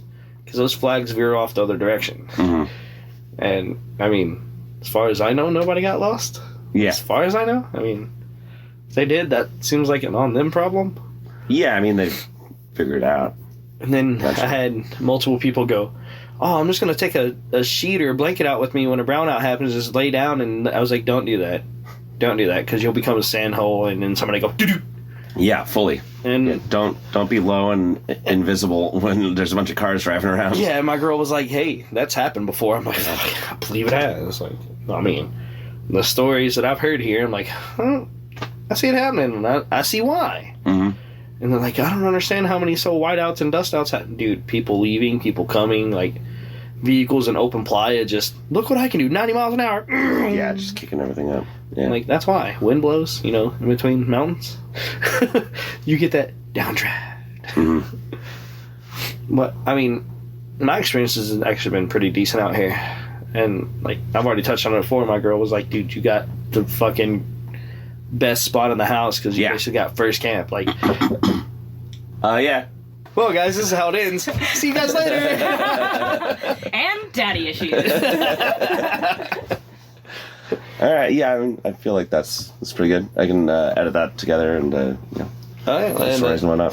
Like I said, if you need more, let me know. Sure. I also got other stories, too, so Yeah. Marine Corps style. Yeah. Not again it. Wow, is that actually the end? Yeah. Wow. My timing. It's about 15 minutes. That's about what I aim for. Impeccable.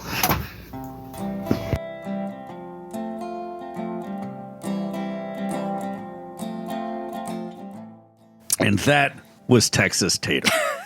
He's from Texas. Textat. And he's salty. Dude, so it was his first year, and he'd never been to Burning Man. You'll hear it in the He's from interview. Texas? Thank you. Someone had to say it. He's one of them bubbas that I get, like, very much, and not a whole lot of other people do. So when he hears someone get him, he, like, locks in. He's like, "Oh, no, you're not an idiot." Like, you know what I'm saying? And so we definitely hung out, and his wife, Calamity Jane, lived up to that. There are so many Calamity Janes on Playa. Yeah, I know. are. I dated a Calamity June for 5 years. And yeah. So, but she was like, well. I love when you talk about your exes. Okay, well, I'm talking about someone else's current Ex.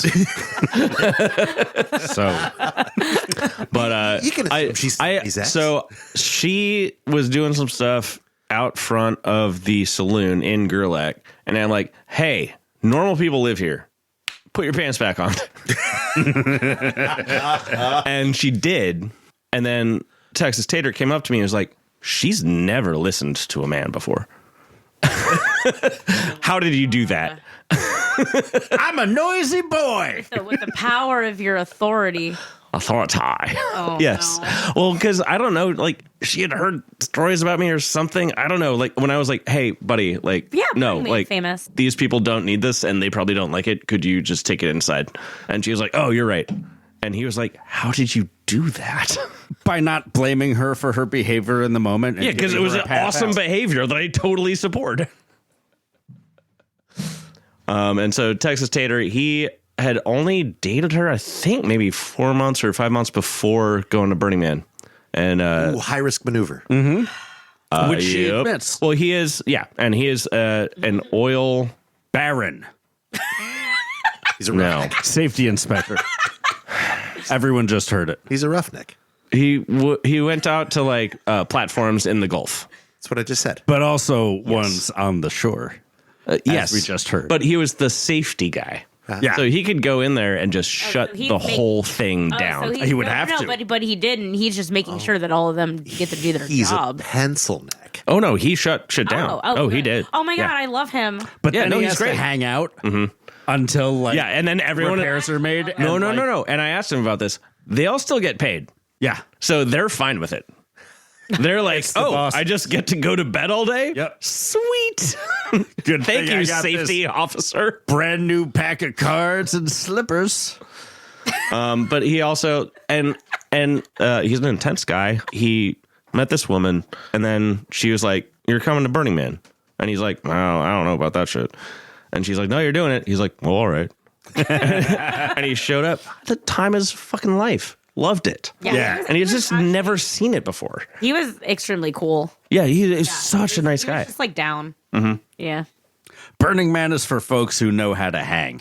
And it Sometimes. sounds like Texas Tater really knows how to hang. He does. He's like, I could kill you, but, I don't want to. So feel the all same of this way. is fine. Like, yeah, you do some shit that I don't care about. No, whatever. Mm-hmm. Well, I'll just go somewhere else. Yeah, he's gonna do a mashed potato camp next year. Oh, Maybe that's their plan. I don't know. I'd visit that camp like twice.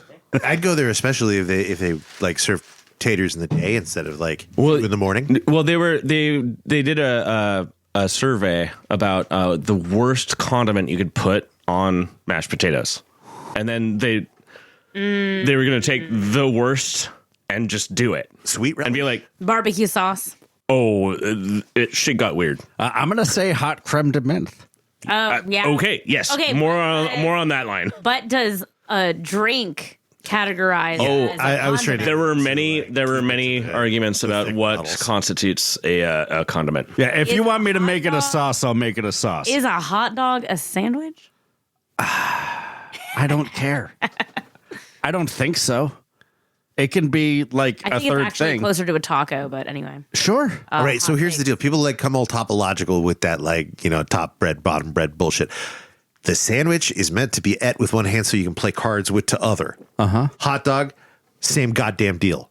Same goddamn deal. Bread keeps your hand dry so you can eat with one hand and do whatever the fuck with the other. This sounds like something else. It does, but also like Rex isn't wrong. But then is a burrito just a tube sandwich? Because I'm No, open. a burrito to that. is a wrap. Yeah, but like a wrap is some bullshit. A wrap is just a fancy burrito that you can sell in the suburbs. It's a plate you can eat, and you don't have to wash after. No, it's the wrap is the overarching title, and then burrito falls under wrap. Yeah, I feel like in podcast terms, we're digging up 5-year-old Earth. and a pita. Yeah. But I still think this is important. Culinary things are more I want to important be than right. most things. Yeah, I get that. Everyone cared about food. There wouldn't be fascists. Let's not do the fascism thing. It's that fucking simple to cure fascism. I agree. Thank you. So Resto is Tell us this about thing. Resto vibes. Texas Tater. Oh, wait, we already did him. So my interview with Shortbus did cut off fairly early, but also I think I actually got most of it for like Resto vibes, understanding what Resto is. Mm-hmm. All of the office people leave. Bye. Everyone is packed up. There's nothing on Playa, and we just we have 4 crews of people. Each crew has about 25 or so. It's however many people show up, ish. because sometimes people just kind of call out sick and don't show up. Also, some people like different crews better than other crews. Yeah, but There's a lot of like yeah, friend yeah. politics that goes into You're supposed to. Everything should be even. It So should be. it's about 100 people. Right. So 4 blocks, except the AB block, 'cause that's a big block. Whatever. big walk. Sunday. So you line up and just walk and just grab stuff.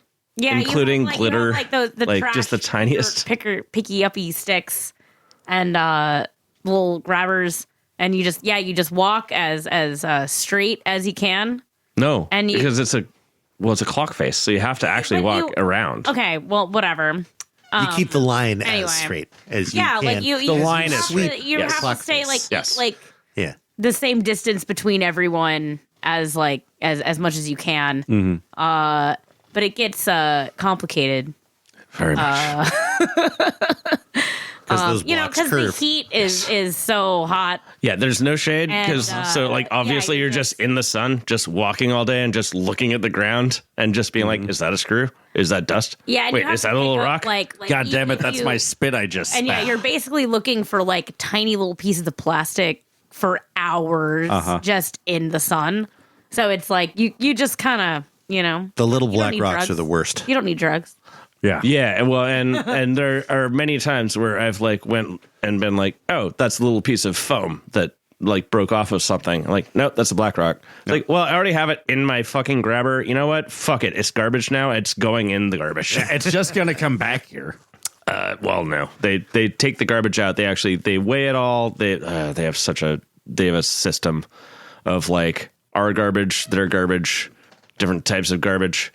At the end of the day, when you're unloading your stuff, it's very complicated. Did you find anything interesting this year? No. What about the tampon? Okay, well, there was a bloody tampon. That's that mildly yes. interesting. You didn't tell me about that. it was tell me. before was you in were the bloody tampon club. You didn't know? well, and then so this dude next to me was like, "Oh, I'll take it." Why do you keep lying to me? And so I gave it to him, and he's like, "I'll give it back to you." But yeah, no, I found a bloody tampon. Yes, Far and I was like, at least it's remarkable. B minus memorable find. Yeah, I mean, I've found drugs and money before, like, but that was a decade ago, back when Burning Man was cool. Neither of those things are particularly interesting. I mean, it's good. Like, yay finding. They were interesting to me. Yes, good to find. Good to find. Yes. No, actually, surprisingly, this year was very clean. It was almost amazing. Because less people came to Burning Man. Yeah, maybe less people coming to Burning Man might be good. I'm pretty sure Forbes said that it was dirtier than ever, and we might not get our permit next year. Really? Yeah.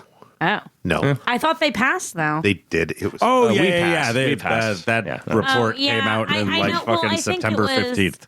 Well, I think the thing with the not getting the pass thing that they were concerned about was that like there wasn't as many people that showed up to Resto, and also like they started like super late, so they were like 3 days late. "Oh, shit. The first 3 days, you didn't do a damn thing. Yeah, and a rainstorm right at the So I beginning know of that Resto is like the in the worst. middle of Resto, they were like concerned about that, but I think it got squashed pretty early on. I saw much less garbage on the highway than maybe ever before. Yeah, I hear that. Stop going to Burning Man. Yeah, No. stop. We don't need you here. Just stay home.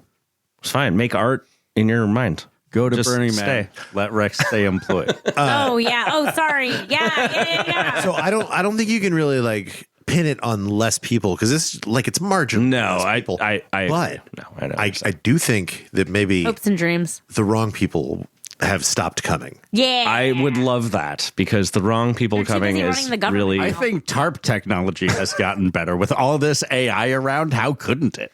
Yeah, no, the wrong people that stopped going are just running the government now. Sorry, I'll go. Cut that out. That sounds like something else. Are we okay? Are we just plugging this? I can put it back up. I can. I have like 3 episodes on my YouTube channel. YouTube / at Xeno Danger Evil. Nice. I also have a internet security thing that I'm doing. I don't know if you've actually looked at it. I haven't. You may have even sent me the link. I looked at it. Oh, yeah? Yeah, It's fine. How'd you find out about it? he sent me the link. Oh. Did you send me the link too? How is I'm bad at this. I'm really bad at marketing. Okay, like you and Rex just became friends tonight. I used to So love it's- emails. It's okay. And like the internet has ruined emails for me in the past 5 or 6 It really has, because like I'm trying to do this fucking project with emails and like No one wants. no one responds, and they're like, "Oh yeah, I saw that last week," and I'm like, "Dude, I'm trying to do this fucking thing. Could you just tell me?" I recommend putting your subject lines in all caps for at least half of the subject line. It's not working for me, but it makes me feel really good. I put in the subject line, feel free to respond by text. Baby, sausage girl. Sausage Girl. You could tell us about Sausage Girl, or you could tell us about your relationship with Dark Angel. Sausage Girl is hot. Oh shit. Daddy issues. Wow. Shit, Sausage Girl's hot. Yeah, drunkage girl. Please tell us about Sausage Girl. I'm not even drunk. Drunky issues. Sometimes. My husband should talk. Okay. Tell us about Sausage Girl. But you had fun with Sausage Girl too. Yeah, you should start talking and then I'll... And you interrupt. Okay. Yes. That's cool. Yes, I'll interrupt. Doing a shit show weekday, hanging out with the crew, which was awesome. Meeting a lot of like new people. Like Nikki Sixx? Yes. What? It's just fully whatever Rex just said. It's a motley fully crew. 100. It's Took fine. me a couple I'm into seconds it. to get. Wow, okay. I was just like, but how are they the crew? And then I was like, UE. And then I was like, assholes. I was just gonna walk The past Motley it Crew. and just keep talking, but y'all fucking I'm No, just it's focused. because- dug into that. No, it's just when I was 13, I went to Barnes & Noble's every day just so I could read the Nikki Sixx autobiography. Dude, I read that shit. That and was not nuts. tell my parents. Yeah. Yeah, what a petulant child. Quiet. It impacted me. That's why I'm a sloppy drunk, too.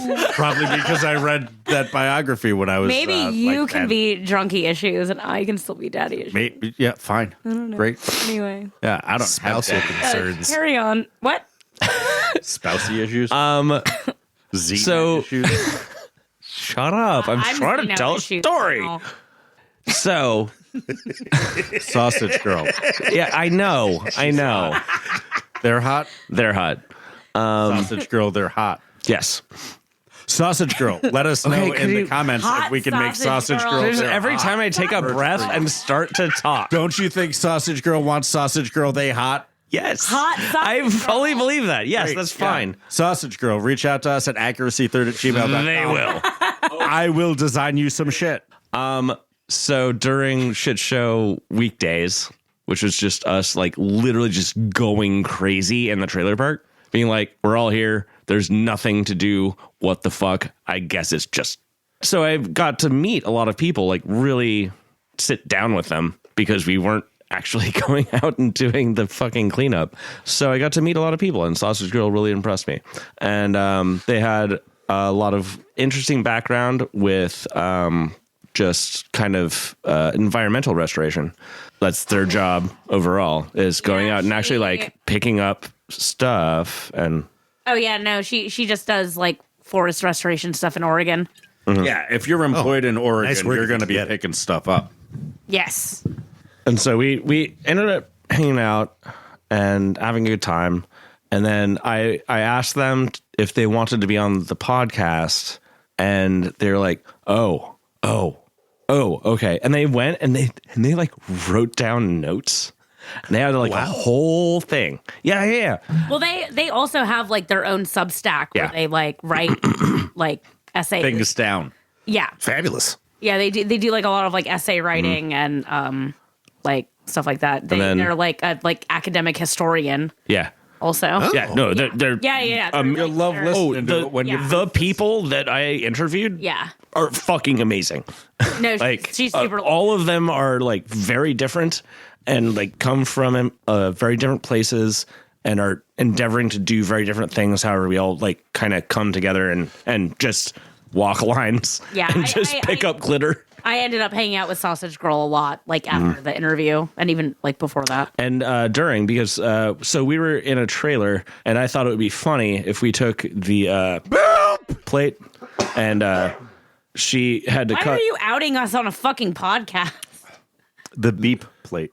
the plate The plate fun- where we put our talcum powder, The happy plate. and Drug full of perfectly My legal baby powder. substances. so my Jurisdiction in which it was recorded. my lovely person that I love, who may or may not be here, had to cut her toenails. My And so fingernails.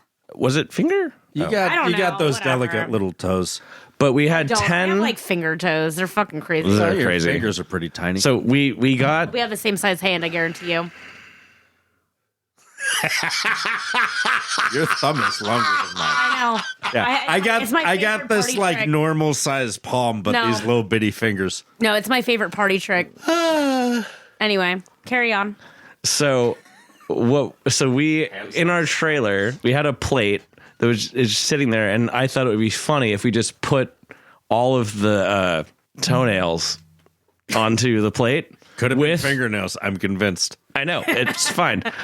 And basically it's just fine. so disgusting to go down to like do a snort a line and just see like fingernails all over the plate.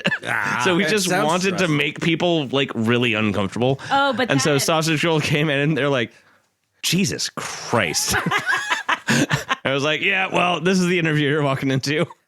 Yeah. That really sets a scene. Oh, but then And then we lost some of the fingernails. at some point, like we noticed that there weren't as many like nails on the plate as we started with. Did anybody develop a fairly? We don't know. We don't. We don't know. Okay. known? Because it definitely got weird. And we definitely were like, there's only like 2 nails left. Was anybody sneezing bloody clots? No. Yes, it's the desert. Oh, Bloody clots are the thing. More so I did than actually. normal. Yeah, I don't know. Maybe. Anyway, it's a mystery.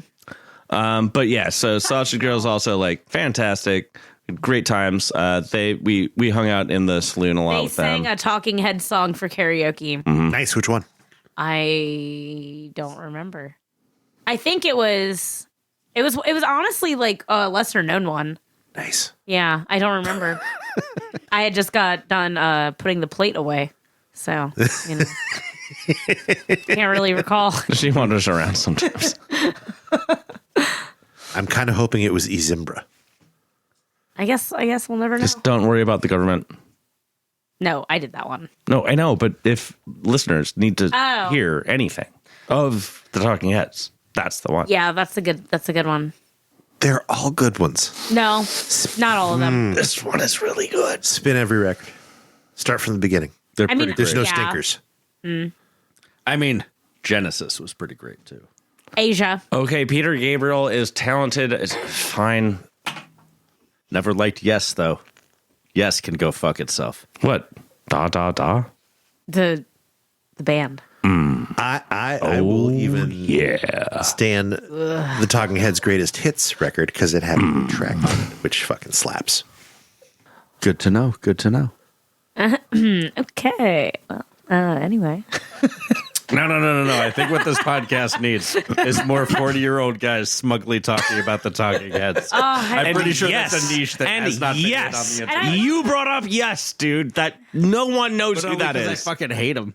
It's true. The real prog rock Hating heads things know Yes. is better. I refuse to feel any sort of negative feelings about my deep love for the Talking Do you Heads. have any negative feelings? Yes. Oh. Hates King Crimson. Yeah. Oh. What? Oh wait, I have a good. funny story about that too.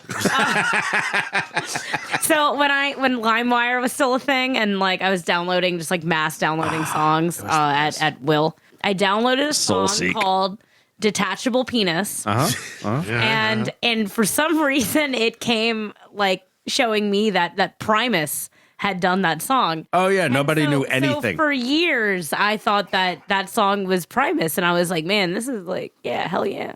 I fuck with Primus. I love it. I mean, fuck with Primus, but also King Missile is fucking amazing oh wait, too. no, King Crimson. No, King Missile is that was the King- person I'm that. telling a story about King Missile. Yes, and- you yeah, no, it's all right. It's You still a know pretty what? good story. Whatever. Because those were the days when any man, I any don't song know. that was like vaguely considered comedic was attributed King to Weird Crimson. Al. I know you're right. If it was Fully. like a woman Yeah, singing.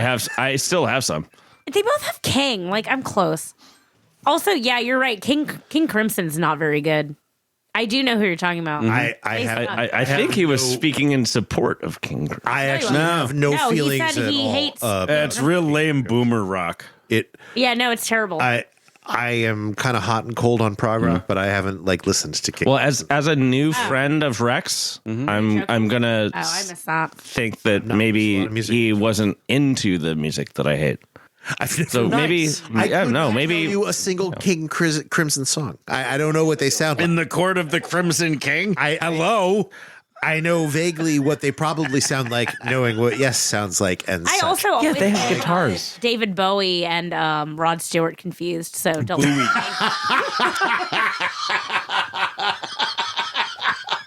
Only one of them pooped their pants on South Park. Yes. I mean, Mark Wahlberg. I'll be right back. I have to go check on my legumes. Oh, nice. Ooh, I want a cigarette. I love her so much. I know, it's weird. It's great. Xeno smiles like Sucker. quite often. It's weird, right? Should I not have outed you? I can beep that. He It loves. can just be fine. Xeno beeps He gives me kisses all the time. He's so sweet. on your fucking face. Sweetest on my face. He's the sweetest little boo boo bunchkins ever. I can't believe you told them He's about a Boo sweet Boo little Munchkins. podcast boy, isn't he? Oh, man, there's your cold open right there. Oh no, we got one already. You asked Oh, me to no. come. You were like begging me to come. You're like, I can't do Okay, this yes, without I you. begged you to come. Yes. There's your cold open right there. I was like, I'll go to support you, honey. It's okay. I think you missed it. It's fine. Anyway, Now that we're back in the studio after our cigarettes and our farting and whatnot,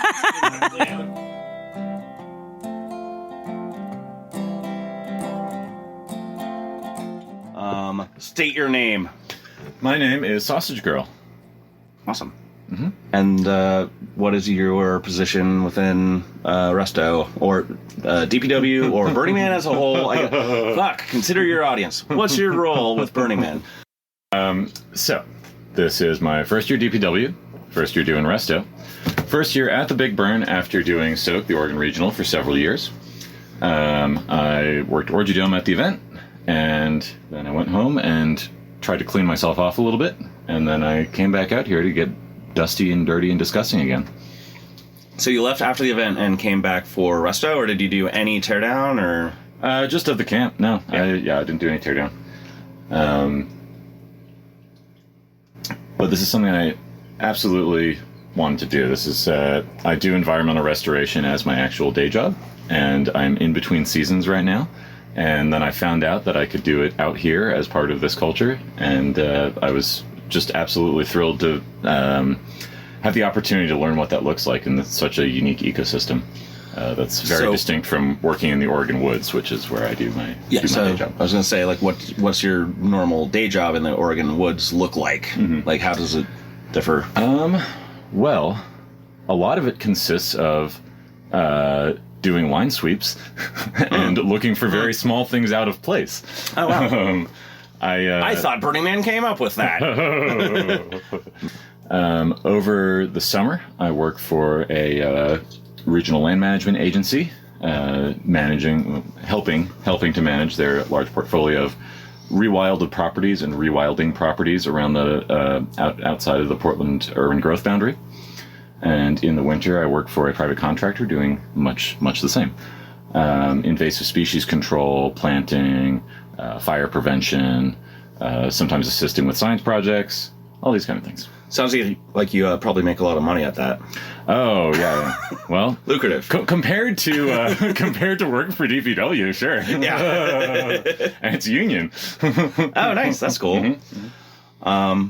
Cool. So, and then moving to, Playa Restoration, we should have a breakdown of that already. So what's your position within restoration? Like, what is the job that you do? And I think people will know what that is, hopefully. Otherwise, edit. I'll just say it.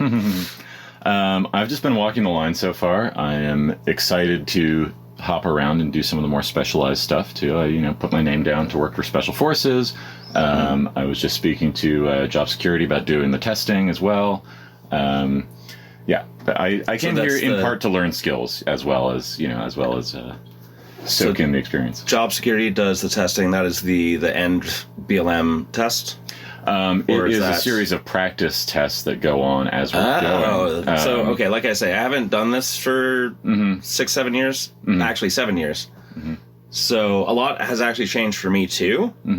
A lot of it is very much the same, but there are more aspects. Every year as you find out where problems are, you develop new solutions. And so it's been interesting to me to see like how things have changed and metastasized. Absolutely. In a good way, not cancerous, but also. Yeah, I mean, I am also a relative beginner, right? I came here to learn. I still don't know exactly how everything is going on because that is how things like this work. We don't get a manual. There is a DPW manual, but it's like Oh, the manual. It's about like how not to be an asshole in living in town and stuff like that. The manual used to have like knot tying and like useful things. To, like, Oh, build that's so stuff. cute. That's so cute. I love that. I It was want that. more like a Boy Scout handbook. Aw, that would be great. Now it's a yearbook / don't be a dick. No, really. No, really, don't be a dick. Also, here's another way you might be being a dick that you didn't know. Exactly. And also, don't be a dick. Because that has cropped up. As it tends to. So, as far as like line sweeps between your professional life and your vacation life, how would you compare those as far as like... Well, as with many things out here, the main difference is the scale.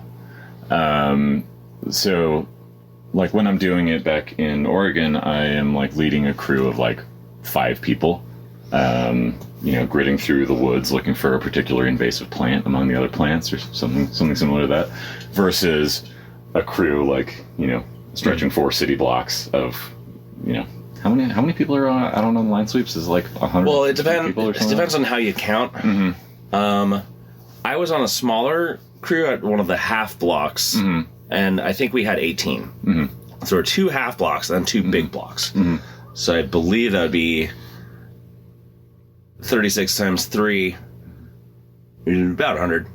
I think actually doing the physical picking things up, but there's all the support staff. Yeah, too. exactly. And so I think do they do roll call for every single motherfucker out there? Yeah, I think he called including DA. the Porto drivers and stuff. Yeah. They call DA. So I think it's 180-ish. Depending on who's sick or missed the bus. Yeah, exactly. It must be infuriating that the numbers vary like they do. Oh, I can only imagine. But and your experience has been good so far. Do you have any like specific stories about this is your first event too? And this is an overall Burning Man podcast, so feel free to open that up if you want. Well, I've had a great experience here so far. Like the first couple of days when we were not working, I was getting very agitated. I came out here to be like brutalized by big nature. I am a service sub for nature. This is why I have my nettle tattooed on my arm here. Wow. This is where the nettles hit me when I'm brushing through them. Wow. Gritting through the woods. I love getting hurt by, my greatest lover. So now that we're actually out there and I'm like getting sunburnt and picking up trash, I feel great. Yeah. Do you have a specific piece of moop that stuck out to you? Let's see. I haven't found a whole lot of interesting yet. I mean, we're only on 3, 4. This is day 3. Yeah, we're still early on. God, it's such a slow start. It's so frustrating. I found a big old crystal today. That was nice. Looked like a dropped crystal, that fell out of a hippie's bag or something. Probably the most fun I've had so far is I found a little teeny duck, like about the size of your thumbnail. And it's very cute, very very well made for a little piece of plastic trash. And then Sonar also found one, even though she was on the way other end of the line, and they were matching, except mine was yellow and hers was blue. That's cute. Yeah, and it makes me wonder where they came from and how they ended up so far apart. Today I found a used tampon and was curious if I wanted to keep it and attach it to my hat just to be fucking disgusting. You are not the only person who picked one up. I think what you need to do is get a bunch of them and line the brim of a wide hat with one of those Australian cork hats. Yeah, I put it in someone else's bucket and he said he would keep it for me. But I don't know if I'm going to follow through with that plan. I have so many other plans out here. Oh, absolutely. No. Being inspired to create trash art is definitely something that that this culture has brought me thus far. There's some amazing pieces. My personal lighting solution during the event, I have all of my estrogen and progesterone bottles, drilled holes in either end of them and strung them many times through a really long string of fairy lights. So I have this glowing garland of prescription bottles around my neck. It's my HRT LED. And good. super fun. I got, compliments all week. And I also got a lot of people coming up to me and thanking me for reminding them to take their medication. So you didn't get distracted, man. Exactly. It's fucking crazy. Well, it was reminding me too. But yes, I definitely, my trash art definitely helped some people's health during the event. This is my wallet. What is it? It's a hormonal birth control. Oh, yeah, there we go. Dispenser, but it fits credit cards perfectly, so it doesn't take up too much space in my fucking pants. Cheers. I'm also wearing right now. I'm wearing earrings made out of the expiration tags for fire extinguishers that I stole from my job. I also have the lockout tagout tags that say danger, defective equipment, or do not operate, or non-potable water. All that stuff, and it's great because then they have the comment sign off part at the bottom, so I can get people to make commentaries on what exactly is wrong with my equipment. Nice. You have some notes. If there's something that particularly you want to get to, feel free. You don't need to wait for me to ask you anything. If there's a story or something you want to relate. Well, a lot of my notes here are just about the very long route that I took to getting into this culture and being here to begin with. That's what it's about. Sure. All right. So I went to Reed College in Portland, which is one of the undersold pipelines into Burning Man, I believe. I'm not familiar. So while I was there, at least, the student culture was culty, insular, highly valued individual creative expression, and extremely hard work. So it's a natural path. Since 1968, the school year there has ended with what they call Ren Fair, which is no longer a Renaissance Fair. It was originally. It is now, or it was when I was there, very similar to a Burning Man regional run by college kids. It begins... I had a lot of friends in high school that went to Ren Fair. I never did, but I was very close to getting dragged to one. Yeah, I mean, fully. You weren't too far away, right? Yeah, exactly. Well, coolest kids at Reed don't go to Reed. You could have been one of those. Yeah, the coolest people at DPW don't do DPW. Exactly. Effervescent party weekend begins with the seniors burning all their thesis drafts in a big bonfire immediately after handing in their final. And that kicks off this weekend of interactive art and psychedelic ritual and stuff. We have I don't know. One of my favorite examples was a musical staircase in one of the lecture halls. So if you in the actual hall. Yeah. It's all throughout the campus. It's a transformed campus. Oh, crazy! Which is super interesting, right? But yeah, so each step had different sensors on it and made a different tone as you took it. And you could play a tune by running up and down the stairs. We actually had a homemade copy of the God Phone for quite a while, and my friend who did that went on to actually work on the crew for the God Phone out here. So it's a different idea. They just came up with the same, or different people came up with the same idea. I think he had heard about or seen the one at Burning Man and reverse engineered it and made his own. And then met one of the crew out here and mentioned that he'd done that and immediately got recruited. So now the actual Black Rock Bell God Phone comes to the Reed College alumni reunions over the summer every year. Game respects game. Absolutely. So there's definitely some things that I, was indoctrinated with at Reed, which set me up well for this. Exactly. It's not a cult. It's not a cult. It's not a cult. But yeah, a party is more fun if everyone is contributing and participating and taking ownership of it, right? When I was a student, I worked running legally compliant beer gardens on campus. Beer Nation, represent. If very unlikely that any other Beer Nation people are listening to this. You would be surprised. There's a far-flung weird... there's connections to be had. Yeah. I know one other Beer Nation burner. So participatory partying. And then the necessary double think of taking things seriously enough to commit to doing them and doing them well, but also not taking them so seriously that you ruin your health over shit that's not actually that important, which is a skill probably more people here could stand to learn. I think people are in a constant state of learning that here. Yeah. I still am. I think I've got it down pretty good. I think I'm up to maybe 89, 91%. I still get my feelings hurt. Oh, yeah. I mean, I don't know if anyone could get to 100, although my landlord right now, Metric, might actually be there. He's zen, and fucking amazing. That's what we're all striving towards. That's why we're doing this meditative line sweeps. But then also the most important thing that I learned is just that community is everything. Like, I grew up moving around a lot. I didn't really have any experience with community or big ritual or that kind of collective effervescence until I went to read. And like, I was like, okay, this is something that I need in my life. Like, this is something I need to continue afterwards, right? Yeah, I didn't either. A lot of people don't.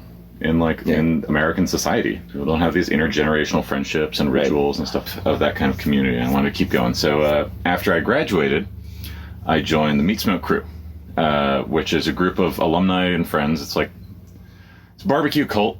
It's been going since 1982. It is a cult. It is a cult. We admit to it. We cooked smoked meats and all their fixings for crowds of up to 2,000 people at Ren Fair and at the alumni reunions, and then we do some smaller events throughout the year as well.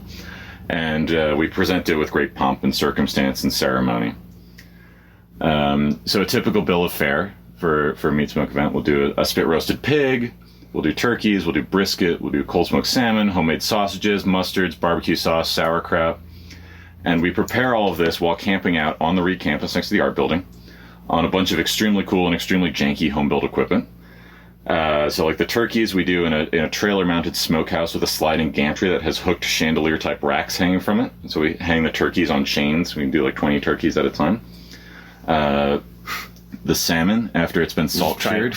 Trying to imagine that. I'll show you a picture. Okay. It looks like a torture device. It's great. Send the picture to me. I don't know what picture they're going to use for this, or if this is going to have to be broken up into multiple episodes. So I'm going to just give them, like, here's some pictures that people have consented to be used. Yeah, absolutely. Like, I've got some good pictures of me doing some of this stuff, too. So the salmon, after we salt cure it and freshen it, it gets smoked on cedar planks in a wooden box set into the ground. We build the fire for it in a pit about 7 feet away and run the smoke through a length of aluminum dryer duct to cool it down. So it's just flavoring the fish without additional cooking, and then it makes this beautiful transparent lox. And we also have a trailer-mounted wood-fired pizza oven that we use for crew meals and for parties that we host in camp. And so once all this cooking is done, we assemble for a parade. There's a separate student tradition of picting where the kids get naked and paint themselves blue, and they help us carry the meat. And we proceed across campus in our big dirty trucks with lots of noise and hoopla and honking. And we stop and unload and march to our serving area past the line of hungry patrons, right? And we're usually accompanied by a bagpiper. This year we were led by a big piece of fire art that we threw together at the last minute. And then I, in my now role as co-captain of this organization, deliver a big pagan speech to the crowd. And then it's time to eat. Nice. And very unsurprisingly, a bunch of this crew are burners, and specifically staff. So my co-captain, Meat Cowboy, is the camp chef for Arctica. He barbecues for them every night out on Playa during the event. Our predecessor, Salt Lick, is on gate. I believe he's running D-Lot this year. And these are all wonderful fucking people. And I ended up becoming part of this community. It's a great intergenerational community. I think at our last event, our crew's ages ranged from like 17 to 70, approximately. I did Oregon Country Fair with them for a few years. Salt Lick specifically recruited me. You are one of us. You are part of this community, and gave me and my then partner like free day tripper tickets to the fair like right after I graduated. So it's very very burner adjacent. But I always looked at the event with a little bit of skepticism, because isn't that just for a bunch of fucking rich tech bros? And people are still saying that, and with plug and plays and whatnot, like, that has a resurgence. It's always been there. But if you're going to go to an event and look at the worst thing that you hate, that's kind of on you. You can walk away from the thing. No, go find something that you want. And now I understand this. Yes. And so, because media just, it hypes the fantastic or the terrible. And people really don't want to think very deeply about something if they don't have to. Like, cognitive energy is limited. Attentional energy is limited. And so if you can dismiss something really easily by saying, oh, that's tech bros and I don't like it. Boop. Now I get to think about something else, like, I don't know, pizza tonight. I mean, I do love thinking about pizza tonight. Well, yes, but you can do both. Actually knowing what this culture is very, very strange, and it's actually quite complicated, and it's getting more complicated by the fucking year. And, I think somebody said something one point about how no idea can substitute for this experience or something like that. Okay, so, If my interjections are... No, they're not throwing me off. That's good? They're not throwing me off. Okay. I was saying that slowly and stupidly because I was making a slow and stupid joke about it's the last thing of the 10 principles. Okay, so yeah, flash forward a couple of years of like being burner adjacent, but thinking it's just for rich tech bros. And then my partner brings me into this queer sex party community in Portland. And I find myself blossoming as a person from the influence of all these incredible new friends. Starting to learn about myself, starting to realize that I'm trans. Which, by the way, Sausage Girl should be fairly obvious by now that it is both it is literal in two senses of the word. If a joke can land in two places, that's a good joke. Absolutely. Yeah. If only a sausage could land in two places. Katana. Ooh, there we go. Hell yeah. I don't know. Spitballing here. All right, maybe we can work on this for the talent show. I'm leaving Saturday morning. I'm literally gonna miss the fucking talent show. And also, I am going to try to find someone with a sausage grinder and stuffer so I can make sausages. Absolutely. I would not be surprised if someone had that here as a local. I'm gonna ask at Bruno's next time I eat there. Well, actually, Miners Club might be better. I mean, they're both great. I just feel like Bruno's is getting so much Burning Man money already. Yeah. For feeding all of us that like throwing some dollars to Miners Club is like a kindness because like they're awesome too. Like go in there, they're fucking great. Joe's a little more reserved, also great. But I think Miners Club is going to be a little bit more vibey with stuff. Although I told Railroad Mike I would go to Joe's tonight, and I fucking didn't. So There's still plans time. work. There's still time. No, we're doing karaoke. All right.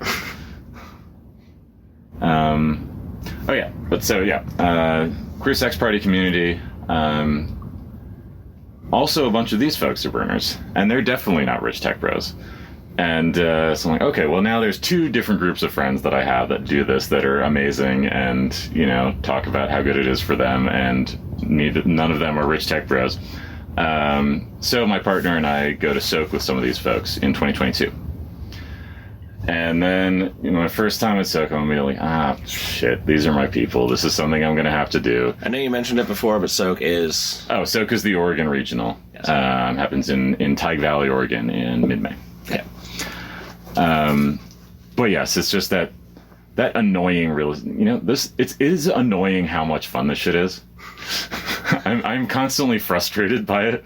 I mean, I have an addictive personality and I can no longer do most of the drugs that I used to find fun. Maybe culture is my new drug and maybe that's what's going to kill me. Fuck yeah.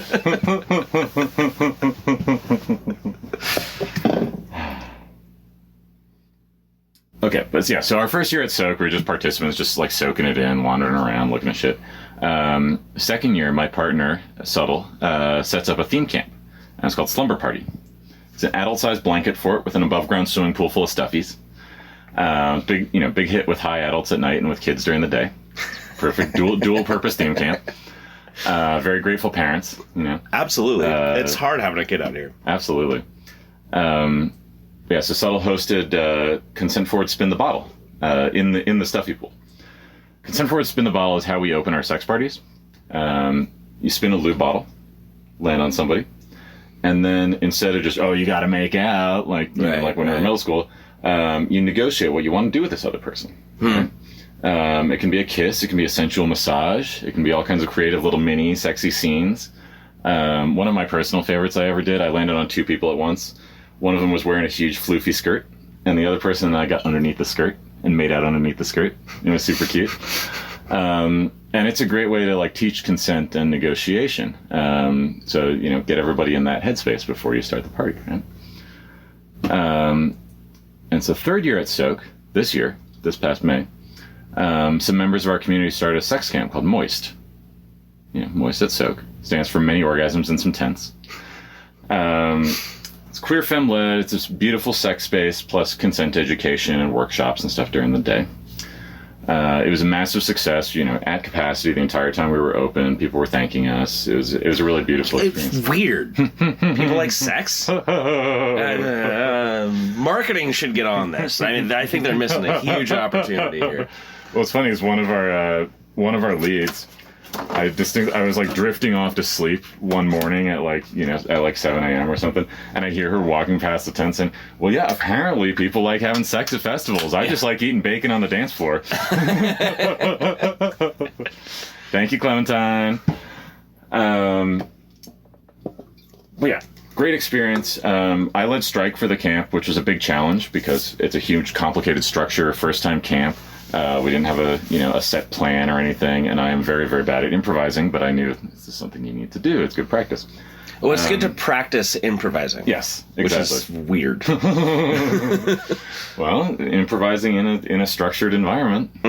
Well, yeah, creativity within boundaries actually produces a lot of awesome shit. Well, yeah, exactly, because it focuses your mind. That's side note. That's total why we do side themes note for parties. No, the most recent song that's fucking enchanted me. Like, it's a very simple thing based on Mondrian, which is like squares. Yeah. That are just subtly different. They made a fucking song about it. Ooh. And so every measure is slightly different. It's the same music. Whoa. But the lyrics change subtly. And they talk about Mondrian, they talk about like color in the numbers. It's but shout out the song title and artist. So that is it's Spell Blanket, Color in the Numbers. Spell Blanket might actually be the album because I'm bad at finding it when I try to show it to people, but I have it on my phone. And I don't know how I found it. I just played it, and I have played it on repeat like a lot. Hell yeah. Neither here nor there. No, it's all necessary. It's a conversation. It's a conversation. But yeah, so after that, this May this year, I've totally drank the Kool-Aid by this point. Like, this culture is fucking awesome. I need to be part of this. And some of the folks from Moist also work at the Orgy Dome, and they're going to be working at the Orgy Dome at the Big Burn this year. And I was like, okay, I am all in. It also matches up perfectly with my work schedule. My summer season ends like right before Burning Man. Like, I am all in. I'm doing this year. And so then I went to Burning Man and worked at the Orgy Dome. And also beautiful experience, not only of creating this space, but doing all this vital consent education work. And I think this is a great example of, like, I don't know if this culture we have here is changing the world, but it does have tremendous power to change people's lives on an individual level. And being in a space like that and understanding consent, and for the vast majority of people who go to the Orgy Dome, that's their first experience of anything like that.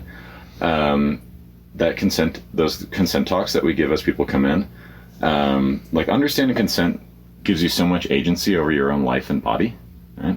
And not just about sex. Yeah, exactly. Just everything. Exactly. Yeah, exactly. And knowing that you're being able to set boundaries and, like, understanding your control over yourself, right? Like, I had a lot of awkwardness and shame around sex until I learned to see it as this kind of mutual, relational, participatory art making, right? Rather than how the patriarchy teaches to do it, which is as just pure performance, like performing a particular role and hoping that the other person is into it, And if the consent talks at the Orgy Dome or at Moist can bring other people to that realization, then that's a, like, really fucking amazing accomplishment. And I'm sure it doesn't, transform everybody's lives who goes in, but probably quite a few. And I initially felt a little bit out of place working there because the leadership of the camp skews a little bit older and straighter than most of the, like, social sexual spaces that I'm used to. But, like, after working alongside everybody, I really felt at home. And I would like to shout out my friend Not Sorry, who did incredible work this year to build community within the camp. Also, definitely someone you should have on this podcast. I will put you in touch. But then after that was done, I went home, and then I fucking came back to Burning Man again 2 weeks later. Well, but how did you find out that was even an option? Oh shit! How did I find out about Resto? I can't remember. Huh. I imagine it was Were you probably... at a drug-fueled orgy? And someone slipped it out in a moment of passion. you can do Resto. By the way, my nipple's up here.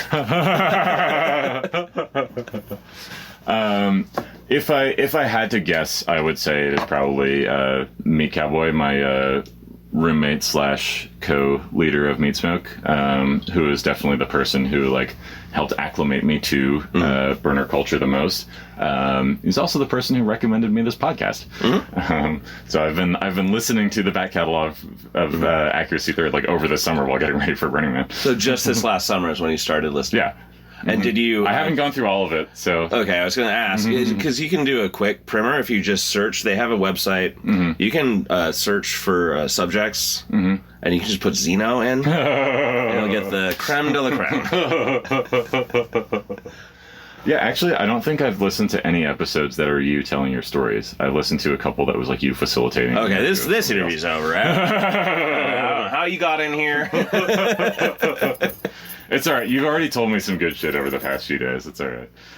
Well, it's funny because like out here, I'll tell stories that are only pertinent to DPW. That like there's such a small audience. Like the Burning Man audience is already small. But like, I mean, it's not just DPW who listen to the podcast because that's kind of what I was assuming. Oh no, no. Oh, they talk to Gate. They talk to Rangers. They talk to participants. Oh, I mean, I know they talk to a artists. lot of people. It's I've listened to. I haven't listened to like nearly all of it, but very into institutional history. I'm writing a history book for fun right now. So, but okay, here is my most important thing that I want to say in this interview: barbecue and sex parties and environmental work are all exactly the same thing.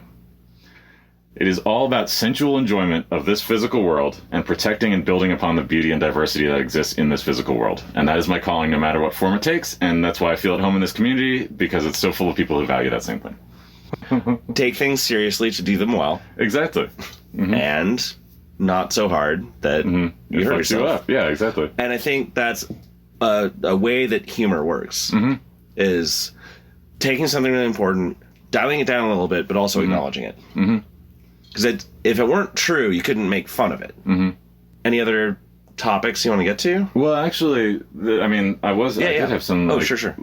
leading on from this. It's like having so many people in this community that I share those values with also does, and this is tying back to something we were just saying too, it makes me wonder why Burning Man also attracts some folks who are dedicating their lives to destroying the beauty and diversity of this physical world, because there are rich assholes despite everything, right?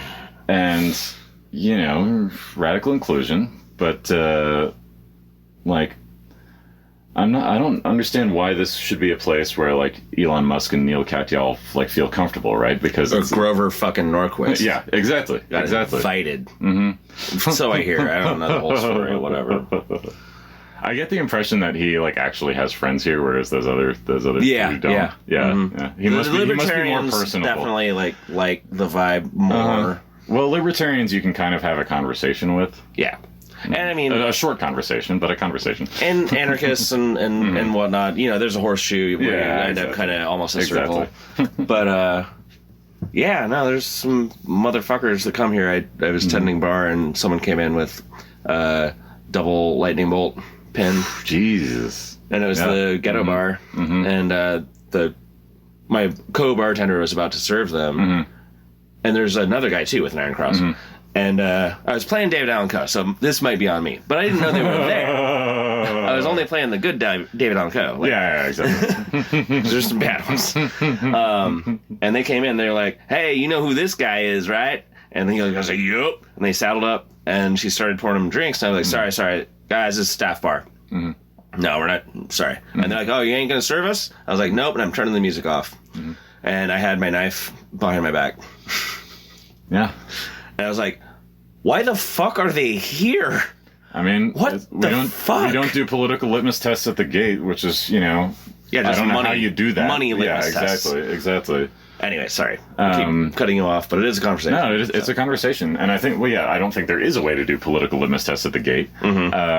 But there should be a way to make people like that uncomfortable, right? And make sure I hope if they show up, then they should feel uncomfortable and not come back. Yeah, all of the other DPW were off doing something else. It was just me and the other bartender. And I was like, I don't think I could take these guys, but I'm going to hurt them.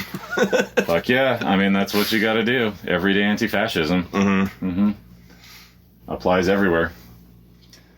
This leads into another one of the questions that you all usually ask everybody, which is, what was your favorite art this year? And my favorite art this year was the big "I'm Fine" that was out towards the edge of the city, and it looks like fucking nothing from afar. I'm not sure if listeners ended up seeing this, so maybe I'll describe it a little bit.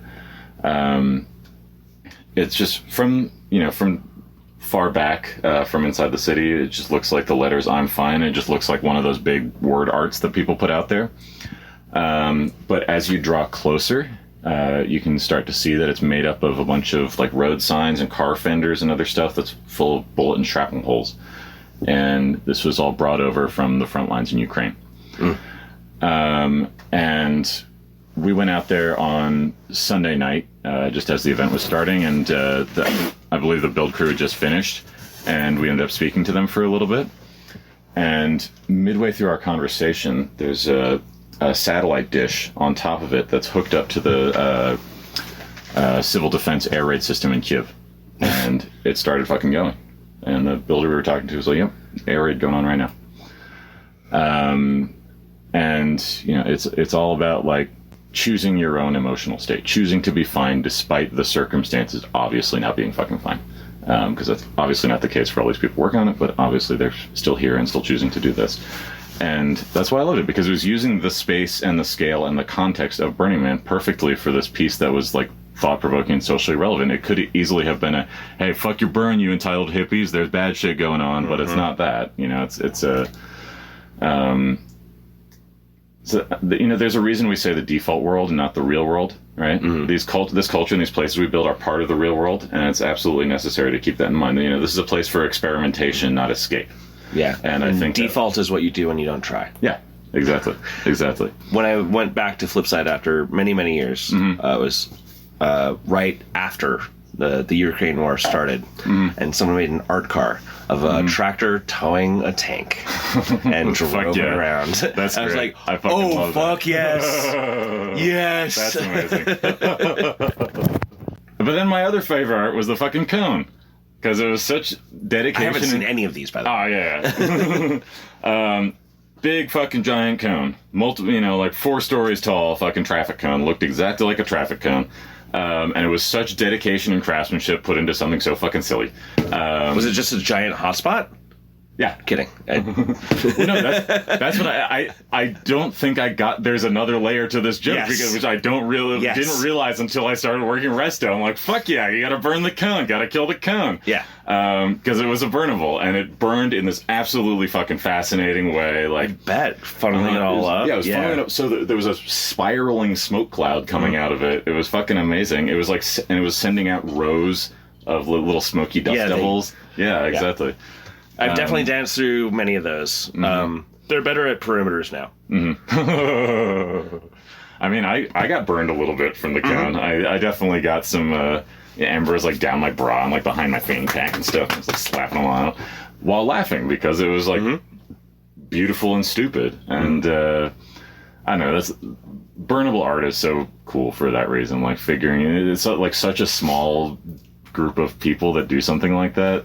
I would really love to learn more about that. Yeah, one of the last structures that we take down on Playa is the depot, because that's kind of our main hub on Playa. It's where all our deliveries come. It's where our common shop is, kind of where we focus.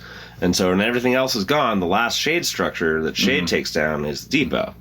A long time ago, and I think I've told this story, I'm sure I've told this story, but when he got into some trouble, he decided to drive his car into a shade structure of another department to take it down, because I built a shade, I will fucking take it down.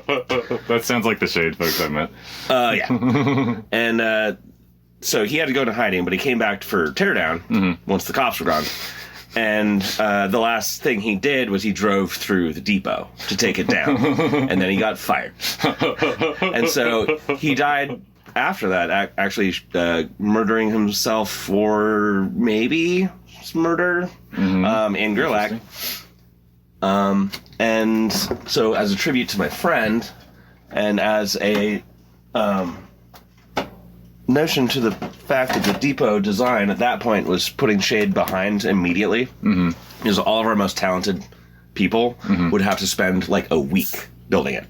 They're not training new people. They're not actually using their fucking things. So I decided I'm going to take it down. And so we took the shade trucks and fucking drove over it.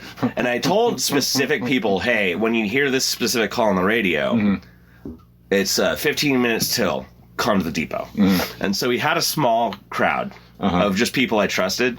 And I got permission from the guy that designed the depot, and I got permission from the depot manager. Did not get any other permission. And so he drove over it, and a radio call went out. It's like, hey, I think there's a hot spot at the depot. And DA got on the radio and said, cone it. But then Shade Crew, we went in and we cleaned it all up like immediately. We already had like things in the 4x4s, pull them out. Like we did it. We were ready to fucking do it. Like we didn't want to make this anyone else's problem. And then Coyote came fucking yelling at me, vein popping in his forehead. He's like, you realize the last guy fucking did this got fired? I was like, yeah, he was my friend. He's dead. This is a tribute to him. What you gonna do? Now people might know what cone it means. Yeah, exactly. So like literally DA is just and I just walked over, picked up a cone, like, over the back of my back, and just like cones. Yeah. We'll get it later. That's so good. I don't know. I haven't accumulated really many Resto stories yet because this is my third day of work. Yes. What about shit show weekdays?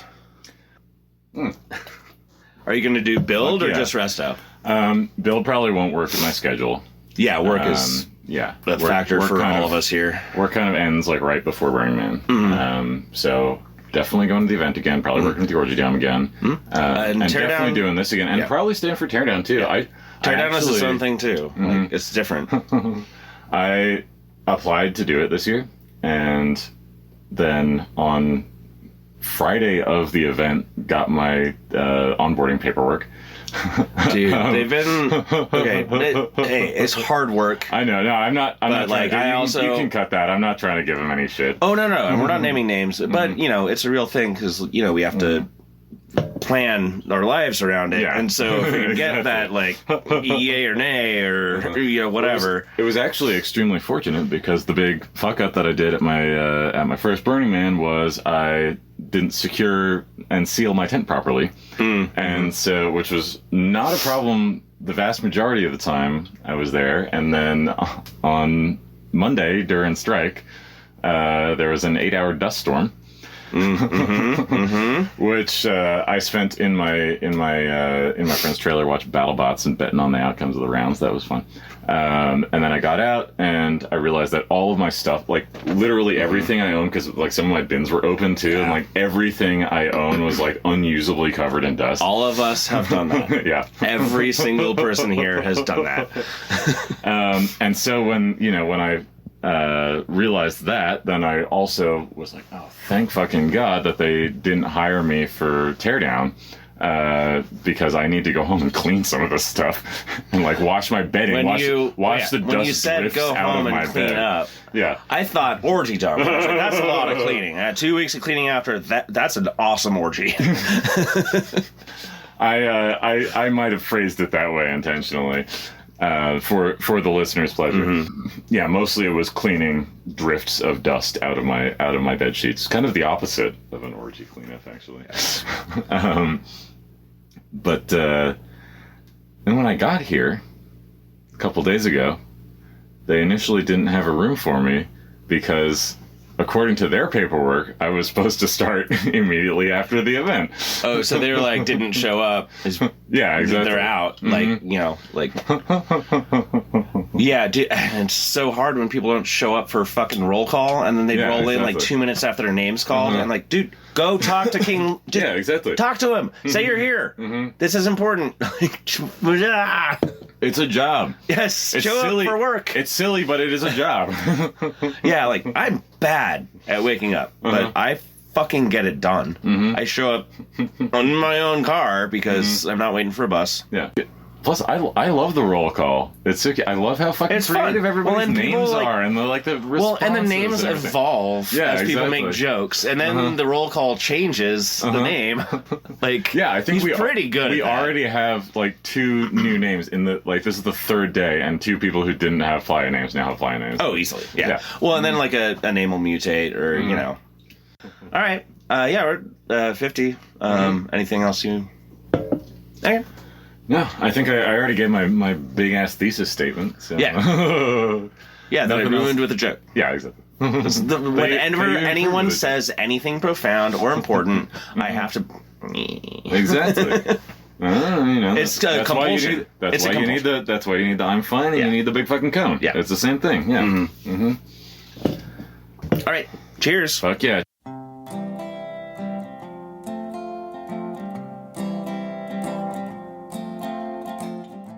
Mentioned in this interview is something that we've heard many times before on the podcast, and I'm sure we'll hear many times again.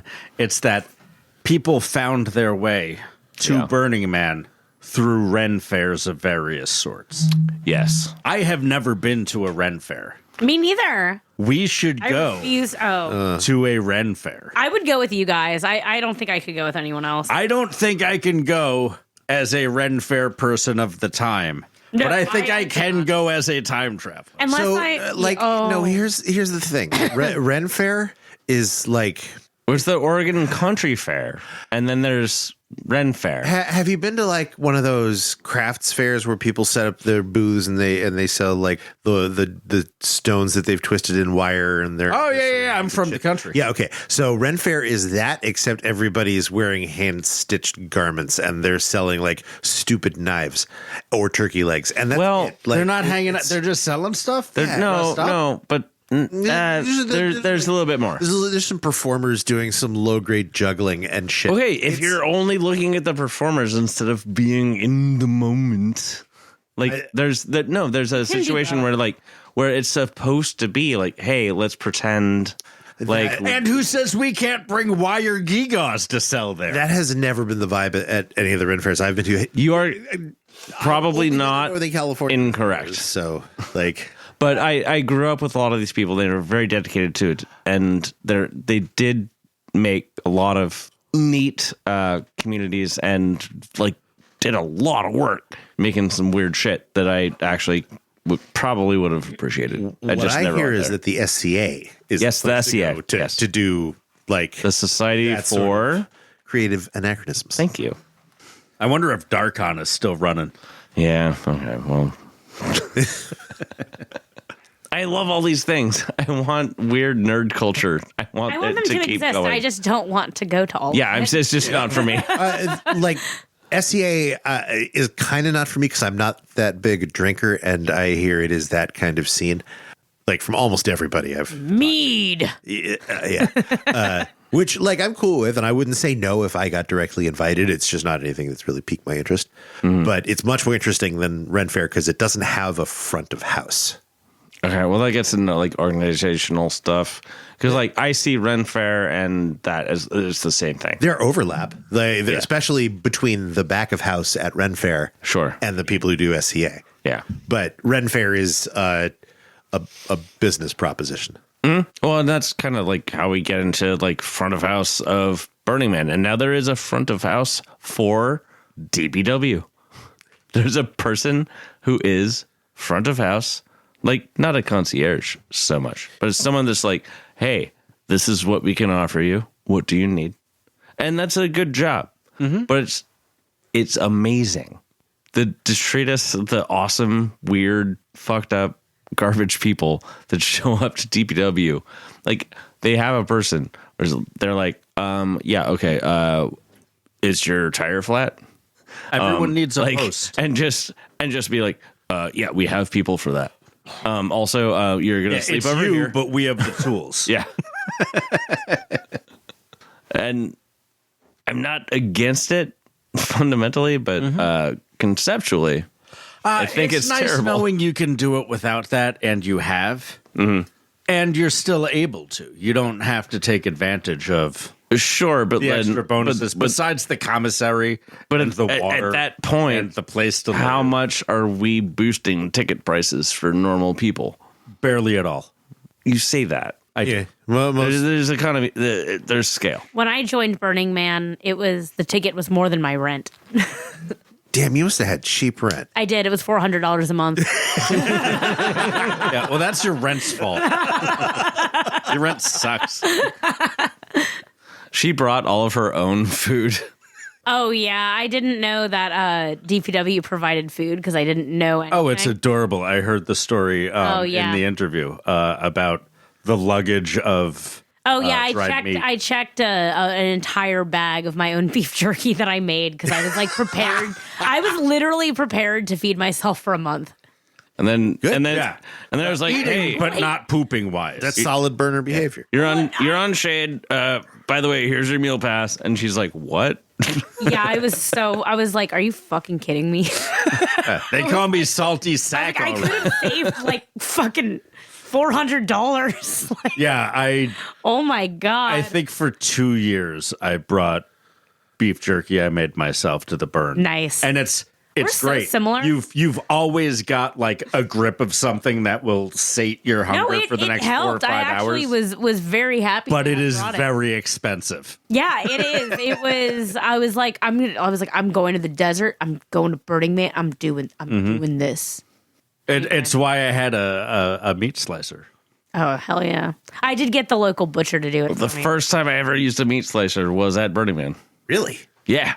I worked in the kitchen. That's actually my first real job was actually commissary. I did not do DPW because it was all kind of folded in. It was all the same thing. But no, I had to wake up at like 5 in the fucking morning. Oh yeah. So why I didn't go to culinary school? Yeah. But I was done at 11 a.m. So during the event. So I actually just like cooked food for all of DPW and Rangers and whatnot. That's pretty great. And then I had the rest of the day. It's kind of nice. It's Catfish Mike. And he kind of made the Boop! yeah, I would fuck me. I mean, yeah, duh. We know. Honey. Sorry. Okay, we can talk about this. Yeah. Incidentally, we cut that out of this audio. You're welcome, listeners. Patrons can hear that on our Patreon feed. Oh. Okay. It is gritty somehow. Anyway, that's Texas Tater.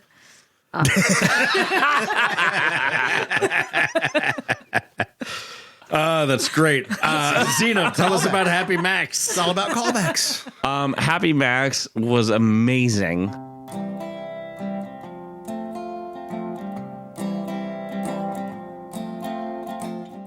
Xeno, still doing Resto. Got another hook on the line. This is Max. Or I guess, who are you? Well, I came in 2015 and actually got a Lammy for Mad Max. And then they realized, oh, somebody else, the guy who repairs go-karts, had already taken that name.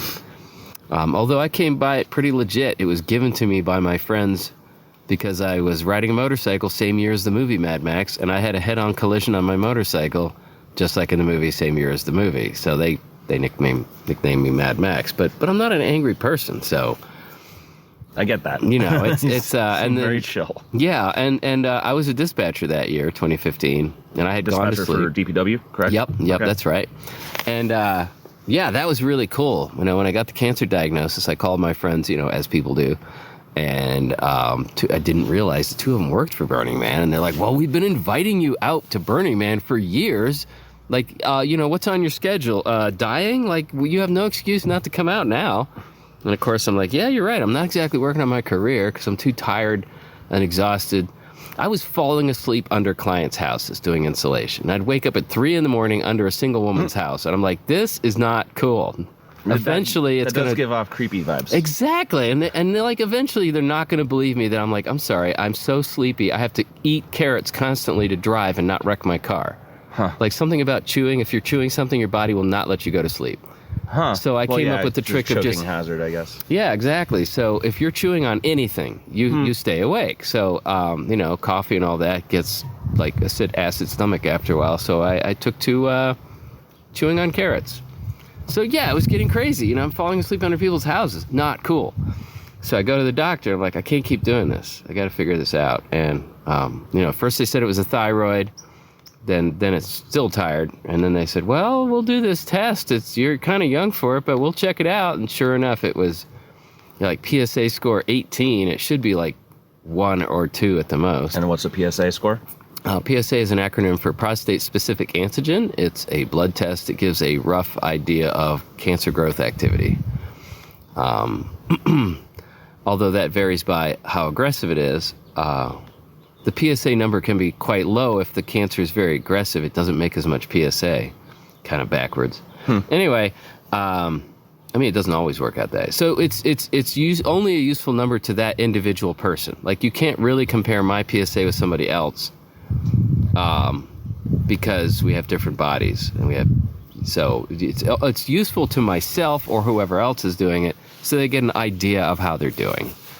So mine was 18, and they did the biopsy, and they're like, oh, that's Gleason score 9 out of 10. So it's a scale of 10. So I had a 9 out of 10 for aggressiveness. I'm like, oh. So they're like, oh, you got to get that out last week. And I was pretty disappointed with life. I was like, I think I'll just let it recycle me. And how old were you when that? 49. Mm-hmm. Yeah, that's really early for prostate cancer. Most guys, if they live long enough, they get it. It's a problematic organ. It's kind of useless, except for storing zinc.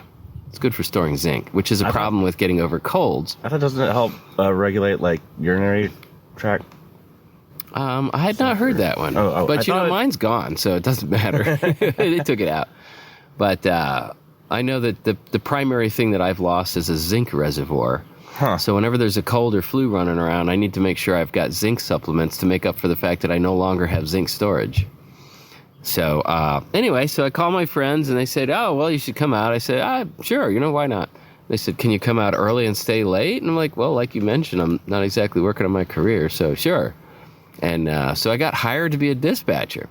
So I come here, I told them my name's Mad Max, and they let me have the Lammy. And then they find out when I'm asleep one night that somebody else already has got the name. We have to give them a different name. So they renamed me Happy Max. Yeah? Yeah, happy? Because I'm coming with cancer, and I'm just like, I'm not an angry guy. Mm-hmm. And I was like, yeah, that shit happens to people, including ourselves sometimes. Mm-hmm. And so... and that diagnosis was severe. And yeah, it was aggressive. Gleason score 9 out of 10, so it was very aggressive. It's the same version of prostate cancer, to my understanding, that killed Frank Zappa in 3 years. Yeah. Prostate cancer commonly doesn't kill people for 20 years. Okay. But that's Gleason score 6. Mm-hmm. So I'm following a cancer guru who does his own original research, but he doesn't publish because he's a dentistry researcher, and scientists are very jealous of their territories. If you're a dentist researcher and all of a sudden you're over in cancer, they get very sniffy about that. Mm-hmm. It's like, hey, stay in your lane. So he does the research because he wants to live, and then he shares it with us, but he doesn't publish it. Mm-hmm. I'm kind of hoping he'll publish it, maybe at some point. At some point, yeah. So he's figured out that the tendons that hold your teeth in have the same molecular structure as the shell of the prostate cancer cell. So he's come up with a series of supplements and other things that makes life really hard on the cancer. And then I submitted myself to the National Institute for Health and to be a guinea pig. And the cool thing is, once you're in the building, there's a terminal that you can do research on that has no subscription blocks, full access to all scientific journals going back to 1969, no subscription blocks. Mm-hmm. And so I started researching and figured out that the casein protein in dairy is absolute rocket fuel for cancer. So when I stopped eating dairy, they originally said, oh, well, now that we got your prostate out, we can see that it already metastasized, and it's growing fast enough, it's going to kill you in 3 years. So that's 2018. And you're only going to enjoy this next year. So, plan accordingly. After that, it's going to be pain and yeah, right. dysfunction. And yeah, exactly. And so... Yeah, I didn't fully understand how cancer kills people. Now I do. It just slowly destroys each function that you have until you can't, like you lose so many functions you just don't. That's how it works. Like the cancer cells don't have a shut-off function. They just keep spreading and growing. And so they physically or chemically or both disrupt the organs that are organized to do a thing. And the cancer gets in there and messes up that function. So like the cancer ate my L1 and T11 vertebrae at one point, and all I could do, I couldn't even do sit-ups. So just as an example. And I had to rebuild a trailer with no backbone. It took me 6 excruciating days in the middle of nowhere, Colorado. But I did it. Got the trailer home, went in for the scans, and the doctor took me aside and said, well, you know, they take you in the little room where you know it's bad news. Yeah. And they said, well, yeah, the cancer ate your L1 and T11. And I said, oh, thank goodness. And they looked at me like, are you crazy? You're happy? I'm like, yeah, it's not my liver. Yeah. Like, y'all can just inject epoxy into the bad bones. Yeah. And the doctor looked at me like, what? Like, that's how I saved my house. The bricks were coming apart, and I injected epoxy into the mortar to re-solidify the mortar in situ, in place. So I basically re-bricked the house without taking out a single brick. So, yeah, because you get around, it looks like pretty well. Yeah. Yeah. Yeah, well, the muscles have not recovered, but the bones are fine. Mm-hmm. In fact, I unfortunately accidentally tested that. I was harvesting mulberries at 3 a.m. because I'm heat sensitive. And I fell off the ladder. I slipped and fell about 10 feet onto my back, bent over backwards on a beam in my neighbor's yard that was 8 inches high and 8 inches wide. And I just laid there looking up at the stars for a minute like, oh, this can't be good. Because I felt some kind of pain. So I very slowly rotated, feeling it like, ooh, was that a nerve pinch? Was that a nerve pinch? No. And I finally realized, oh, it's just a broken rib. So I get up and, go back to harvesting. Mm-hmm. But that was great because it proved to me that the kyphoplasty works really, really well. Mm-hmm. Like it could withstand 10 feet. So they just rebuilt some of your vertebrae with... Yeah. They injected epoxy. Mm-hmm. That's crazy. Yeah. I was pretty psyched with that result. Yeah, so right, back to 2015. Supposed to be dead in 2018, and yet here it is, 2024. I know, I lasted slightly over 3 times as long as they thought I would. And a lot of that's because of Burning Man, because when I came in 2015, I rapidly realized that for me, the workshops are the most amazing part of Burning Man. There are people coming literally from all over the world to give workshops on all kinds of esoteric stuff. And I was hearing stuff I never, ever heard anywhere in default. And I was like, wow, is that true? And then once I got some internet, I'd Google it and I'm like, holy shit, that's true. I mean, the short version is Burning Man saved my life because it introduced me to people and ideas I never had exposure to the point where I decided taking the cancer treatments was worth the hassle because then I'd get to come back to Burning Man. Mm-hmm. And we actually, to my knowledge, I've listened to maybe 96%, 92% of the episodes. I don't think we've had people really focus on the workshops. See? Yeah. And so that's another bite at the elephant. Yeah, right. That is an elephant. It's super valuable. It is an elephant. It's a grotesque, weird, distended elephant. It really is.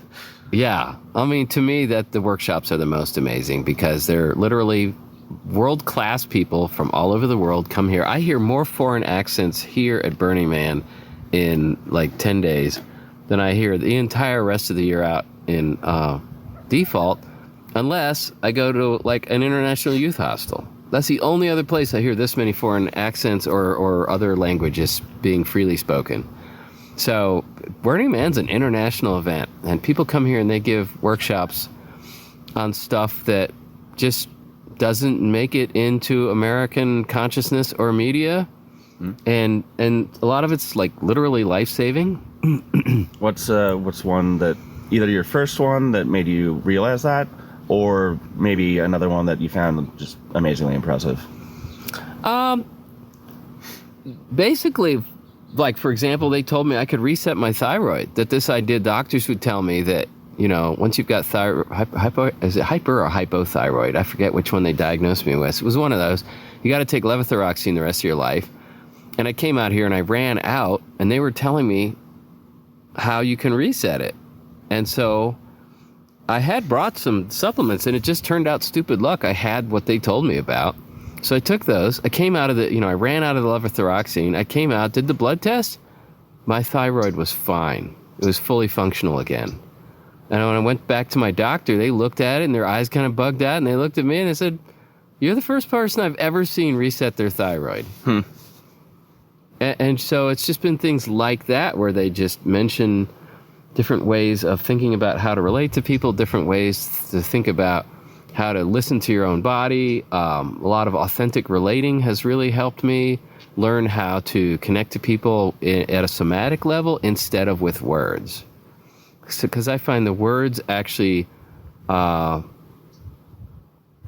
use words in a way that confuse people sometimes. Yeah, you and me both. I think probably in different ways, though. Oh, yeah. Yeah. Well, for one thing, you have a wife, and I don't.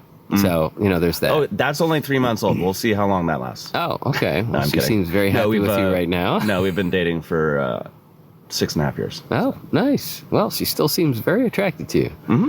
So, just an observation from in a loud, a distance. shouty, stabby way. Attracted. Like attracted with points. Oh, yeah, she's definitely got some spines.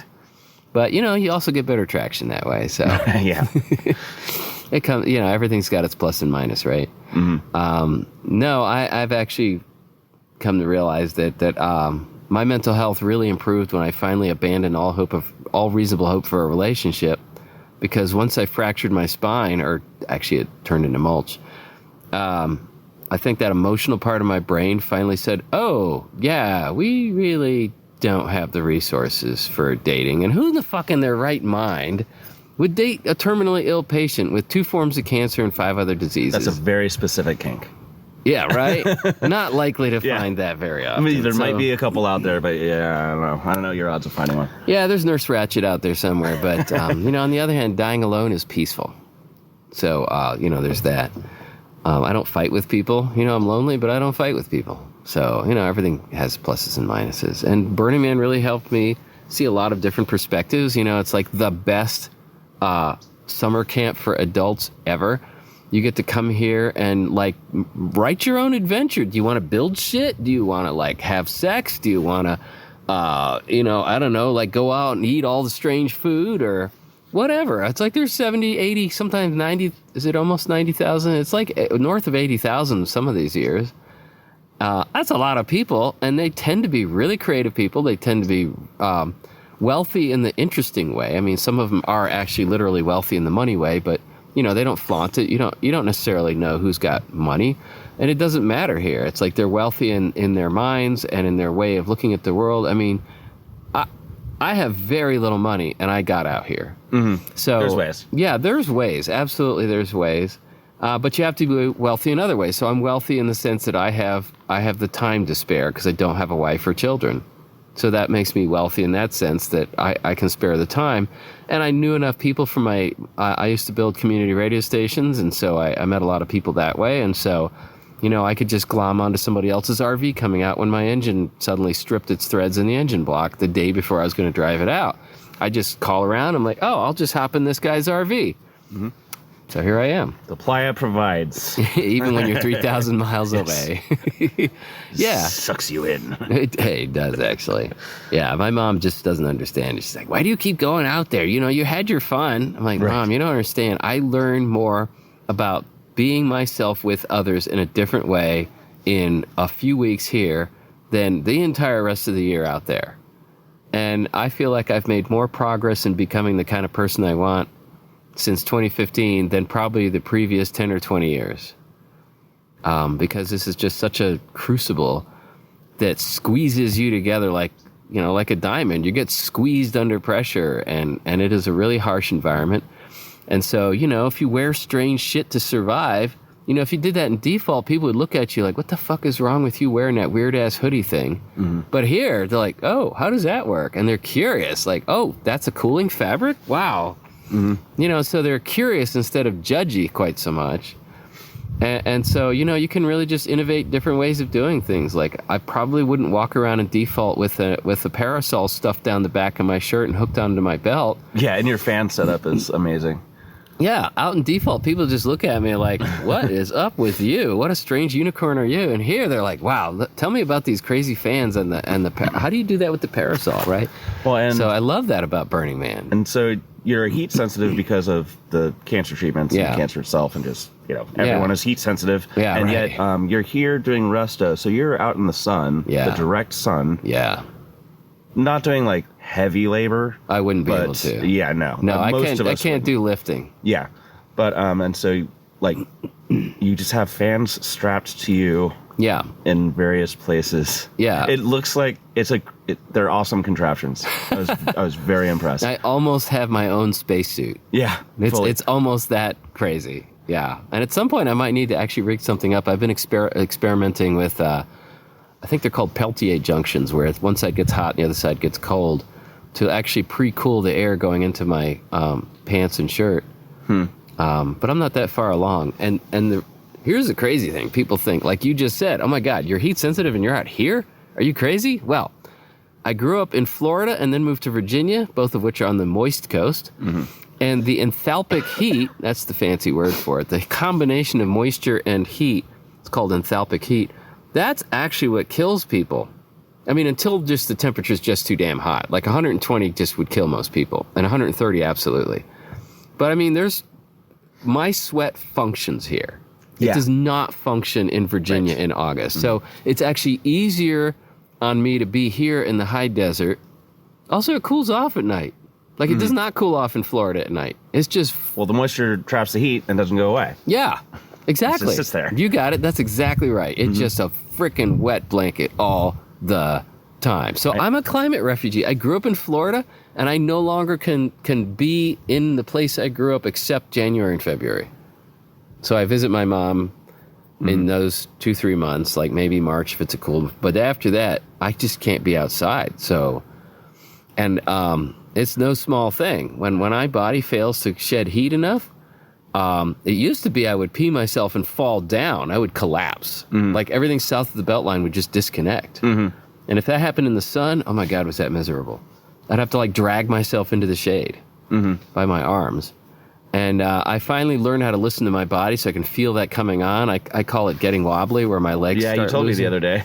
Yeah, my legs I still think you should probably give the medics a heads up about that potentiality. Oh, they know about it. Okay. Yeah, they know about it. And King Louie keeps an eye on me because he's used to seeing me get wobbly, and he'll come over and scoop me up. Yeah, King Louie is really good. He, Daddy Issues had a little bit of heat, not exactly your wobbliness, but it was a little wobbly. And she was, she didn't want to stop working because everyone else is working. And all of us were like, all of us have done this. Yeah. All of us have hit that wall. Yeah, I want to keep being functional, but I've also learned the hard way that if I don't respect my body at a certain level, it's going to fuck me for 2 days. I will be useless for days. Yeah. So I've had to learn how to listen to my body. Yeah, there's a threshold. And then you have to build back that reservoir. Yep. And it takes time. And then not just until you feel fine, but you have to feel fine for a little while. Yeah, right. To make sure that... And then I'm useless. Yeah. I hate that. But, yeah, so King Louie got the AC on his truck because he just sits in his truck. He's doing a job. Oh, he's absolutely. But, he's watching people like a hawk for... Yep. For falling down. And because people do. I mean, that's why we got medics out here. Which is also really amazing, is that I realized that the best way to know how my body's doing is push it to the fail point or close, and then I know where the edge is. So I literally live on the edge on purpose because it's my gauge as to how well are the treatments and the things I'm doing, how well are they really working? Because a lot of what goes on in your body, they don't have a blood test for, or they don't care or whatever. So it's up to you to figure it out for each of our own bodies. And, one of the things they taught me at Burning Man at these workshops was listen to your own body. Like, your body has a lot of commonalities with other people, but, yours is yours. And nobody else can do it for you. They cannot do it for you. You have to learn how to listen to your own body.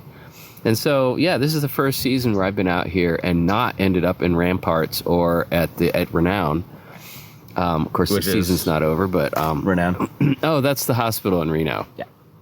Yeah, I've managed to somehow end up in the ER every single season except this one. And I think it's because I've really learned a lot, partly from the workshops and partly from just having a sense of confidence that there is information out there that is not hidden, but it is buried. And it's not the same thing. It's not censorship. It's buried. And so you got to go dig it up. And you have to have a good sense. You have to develop a good sense for garbage versus useful information. So, my journalistic training taught me the 5 W's and overt reference, bibliographic reference to sources are all signs of a good source to consider.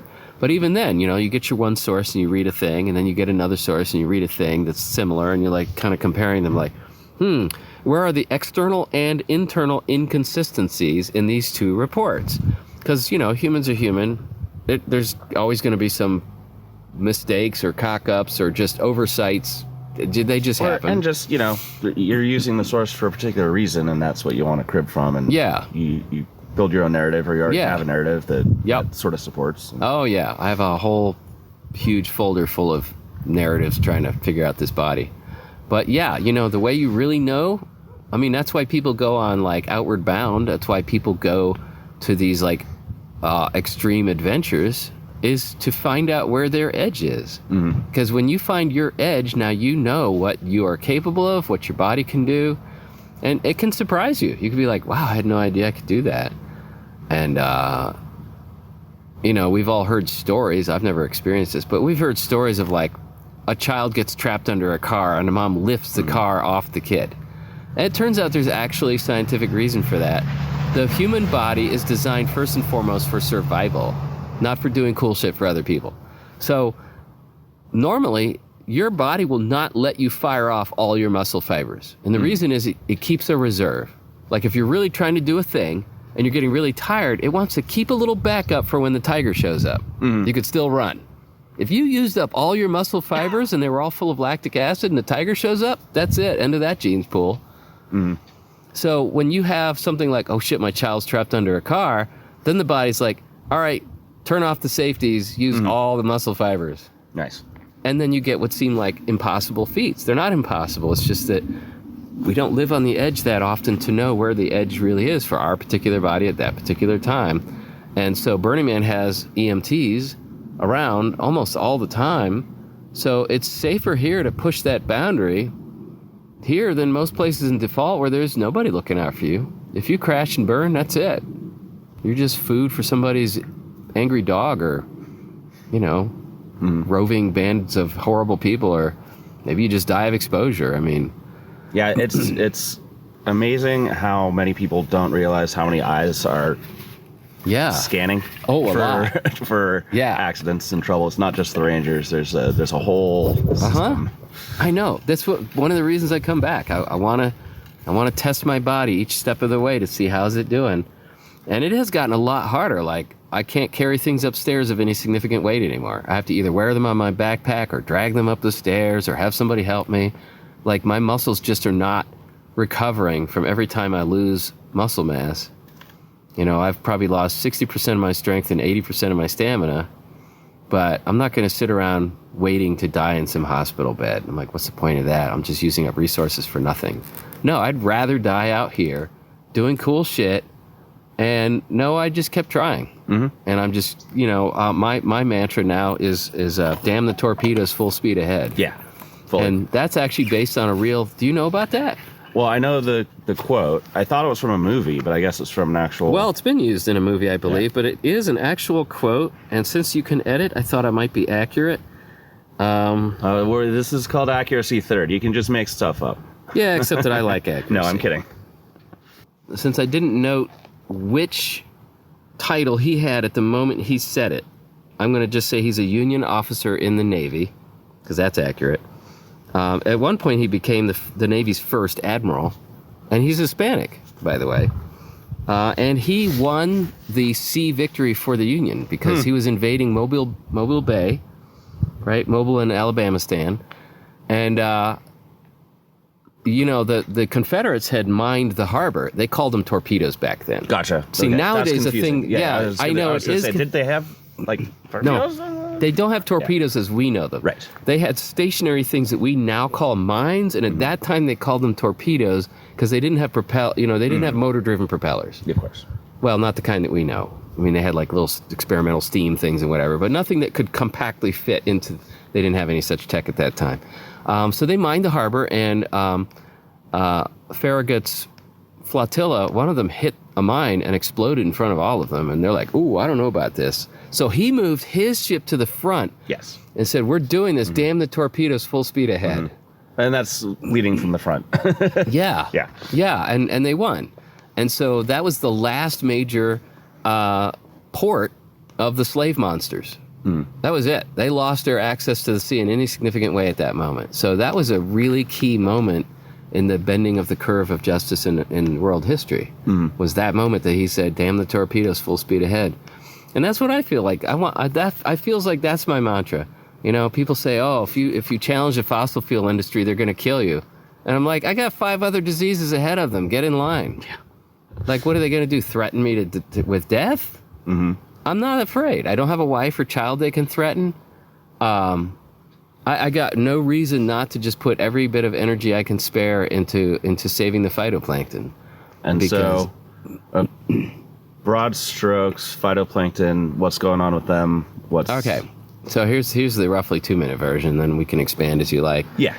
We are repeating the Permian mass extinction pattern of an increase in the carbon dioxide at a faster rate. And that's the key word, rate.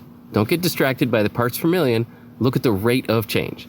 So the rate of change is so high that the phytoplankton that we currently have in the ocean cannot adapt to the increase in acidity caused by the increased carbon dioxide in the air. A raindrop falls through the carbon dioxide and collects some of that as carbonic acid. It's an acid, so it falls in the ocean, which is alkaline, which is the opposite of acid, or basic. Some of you might know it as basic. So by making the ocean less alkaline, you are acidifying the ocean, and that's why it's called ocean acidification. So the problem is that the phytoplankton are these tiny little one-celled critters that have a calcium shell. The calcium shell requires an alkaline environment. As you make it more acidic, you literally eat the shells of the phytoplankton. Hence, there are fewer of them. And so they've shown that the tropical oceans have lost 40% oxygen production in just the last 50 years. That is a steep curve into mass extinction. We don't need IPCC models. Don't need to argue over them, because I'm like, just look at the geological record. We are repeating the Permian mass extinction. You want to know what's going to happen? Look at what already happened. Not we personally, humans, but the planet already ran this experiment. And it results in the death of the vast majority of all oxygen-breathing life. But unlike the Permian mass extinction, which was caused by a sudden outburst of extravolcanic activity above and beyond the normal level, because Earth is a volcanic place, and the systems have adapted to that, we are making this extra carbon dioxide by extracting ancient carbon from under the ground that was stuffed there by nature eons ago. For a good reason, because that's what worked for nature. And so nature got used to there being lower carbon dioxide levels, and all of a sudden we're just dumping so much so quickly that the phytoplankton, they just can't catch up. You know, so there will be a percentage of phytoplankton that will adapt, but it won't adapt fast enough to save oxygen-breathing life, because it's the phytoplankton. Yeah, you have to run evolution on a larger time scale. Yeah. And that's why the rate matters. Exactly. The rate is the most important thing. An analogy I use is everybody's in traffic. You're all going 70. I know the speed limit's 65, but F it. We're all going 70. Everything's fine. Nobody's hitting anybody. We're all breaking the law, and it's okay. All of a sudden, somebody decides they want to take the exit, so they start slowing down as they move off to the side. You're in a hurry. You know, you're not really all that safety-minded, so you step on the gas to pass them. All of a sudden, they change their mind and swerve back into, bam, you get a wreck. It's because the rate of speed change caused the wreck, not that you were going 70 miles an hour. So the fact that that we're well over 400 parts per million, all by itself is not a problem, because we have indeed had times in Earth's history where it was like closer to 1,000 parts per million, and there was life. But it moves so slowly, everything could adapt, and we're moving too quickly. That's really the problem. We're just moving too fast. And so at this point, we have to actually extract carbon from the air if we're going to keep a livable planet for us, the oxygen-breathing life. Luckily, we can. University ETH in Zurich has been funded for open source science to use a common lens polishing compound called cerium oxide. It's mined in Eastern California. It's mined all over the world. You can buy it on eBay, or what's his name? Bezos. Amazon. Yeah, Amazon. You can buy it on Amazon for like $2 a pound. And it's a catalyst. It means you don't use it up. it catalyzes a reaction. You just buy a batch and you use it, and you just keep using the same batch. It triggers something else in other chemicals and stays. Well, it stays the same. Current iterations, it does flake off, so you have to like paste it back on. But this is fresh technology. This technology is so cutting edge. It's where photovoltaic panels were in, say, the 1950s and 60s. Like, only NASA can afford it. But yet now, power from PV panels are actually cheaper than coal and nuclear. Right? But of course, not right away. Right? At first, there were only two major groups that could afford PV panels. There was the government, and there was another group that I'll let you guess for a little while that actually pushed the envelope for affordable solar. Yeah. I'll give you a hint. If you were to grow a thing that sells for a lot of money, but you don't want the cops to subpoena your power records. Growers. Yeah, pot growers. Growers would get a house. They would have a normal electric bill. They would run all the normal house things. But all the grow lights would be off PV panels. So that they don't trigger a subpoena search warrant. Yeah. Cops look for like spikes in. Exactly, right? So don't spike the power bill. And so they could afford PV panels that at that time were just super outrageously expensive, but they had such a profit margin on the drugs. They're like, yeah, whatever. It keeps us out of trouble. It's just the cost of business. And so the boss that I actually learned solar panel technology installation from, he actually has one of the old panels that the drug dealers used back in the 60s. And it still has 80% of its original power production. So that's a 1960s panel. Yeah. Now, in 2024, that still has 80% of its power production. So when people say, well, how long do they last? The actual answer is we don't actually know. Right, because they're still going. Yeah, well, it turns out the thing that kills solar panels is the quality of assembly. It's not the solar cells. It's how well did you encase them in laminated glass to keep corrosion and stress fractures from happening. If it's really well protected and it doesn't flex a lot, then as long as it's electrically connected, it just keeps making power for who knows. That's awesome. I mean, it's a diode. Basically, they're light-sensitive diodes. And we've had solid-state diodes since, like, the early 50s. And we've had vacuum diodes since the 20s. And a lot of those still work. So, I mean, they could last longer than human civilization. As long as they don't get a stress fracture. Yeah. So what kills them is actually physical stresses, not anything electrical. Anyway, I digressed. This was the 2-minute version. Yeah, I did kind of go over 2 minutes. But you also said we had an hour, so... Oh, yeah, fully. No. I apologize, I'm rambling No, a bit. I'm just making a joke. Oh, that's fine. You're right, I did go over 2 minutes. I did embellish a bit, but I hope that it's a useful embellishment because a lot of people say, oh, well, how much does it cost? Like, it's got to be cheaper than oil from the ground. That's only true if you're competing mano a mano with oil from the ground. There are places where oil is so outrageously expensive that it starts to make sense. And I'll give you an example again from photovoltaic panels. When I installed solar panels from about 2008 through 2012, we had a lot of clients that lived up in the mountains. And so a PV system of not even very large size, 20 kilowatts would cost like $50,000, $70,000 at that time, much cheaper now. Like $70,000, and then you had to buy batteries. That was another $5,000, and you had to have a charge controller. There goes another $2,000, and so on, right? So it was expensive as hell. It would never compete in town, but they're not in town. They're up on a mountain where Dominion Power was going to charge them $70,000 just to run the line, not even to hook it up, not even for the power bill, none of that stuff. And at that point, it suddenly becomes cost competitive. So, just like with the drug dealers, every technology has to have somebody who has a reason to push the boundaries, even though it's expensive. And most technologies that have ever succeeded, they had some group that did that. I mean, cars originally were ridiculously expensive. Why the hell would you buy a car when you had a horse that could run just as fast and it fed itself?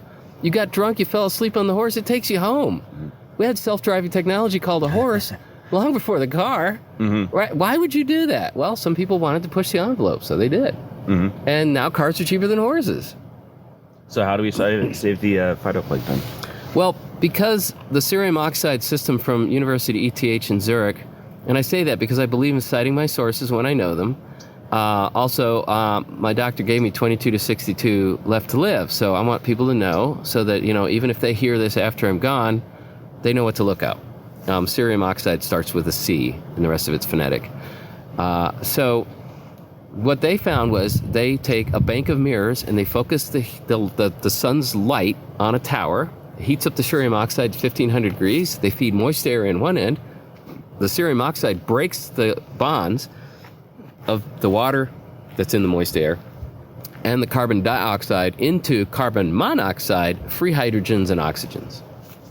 And of course, the rest of the inert atmosphere goes along for the ride, but that's irrelevant. So you feed that then into basically a fancy kind of distillery called a redox chemistry set, reduction oxidization, and you set that up to make long carbon chains. Or to make different carbon chains. So, for example, redox systems have been in use since World War II, when there was a high need for kerosene out at sea or maybe at a war field somewhere, and they couldn't ship the oil. Like, the enemy just kept wiping out the ships. So they would make the kerosene out of coal or other things. And so, there were cars back in World War II that used coal and or wood gasification that was on the car to power the car. So the only thing that's new about the cerium oxide system is the cerium oxide. Everything else is established, proven technology. We've had focused mirror sets since the Greeks used it to set another fleet aflame from shore 3,000 years ago. So there's nothing new about like banks of mirrors. That's a known technology. Is Archimedes? I think I'm not absolutely sure on that, but I know it was one of the Greeks that and actually they think that might be apocryphal. Yeah. But there's other people that think there's proof that it really happened. But even if it's apocryphal, it means they knew about the concept. So the concept of focused mirrors, or actually you can focus a mirror, of focused light from mirrors, called a heliostat, is old proven tech at this point. And the cerium oxide is a common compound. The idea of redox chambers is as old as World War II. So we already have the means to extract carbon from the air and make diesel and jet fuel from it. And what's exciting about that is two parts. Part one is you close the loop and stop getting oil from the ground to burn. Mm-hmm. You're still burning it. You're still putting the carbon back in the air, right? It's a closed loop. But that's important. But it doesn't It's a closed increase. loop. That's right. It stops making the problem worse. And here's the other problem.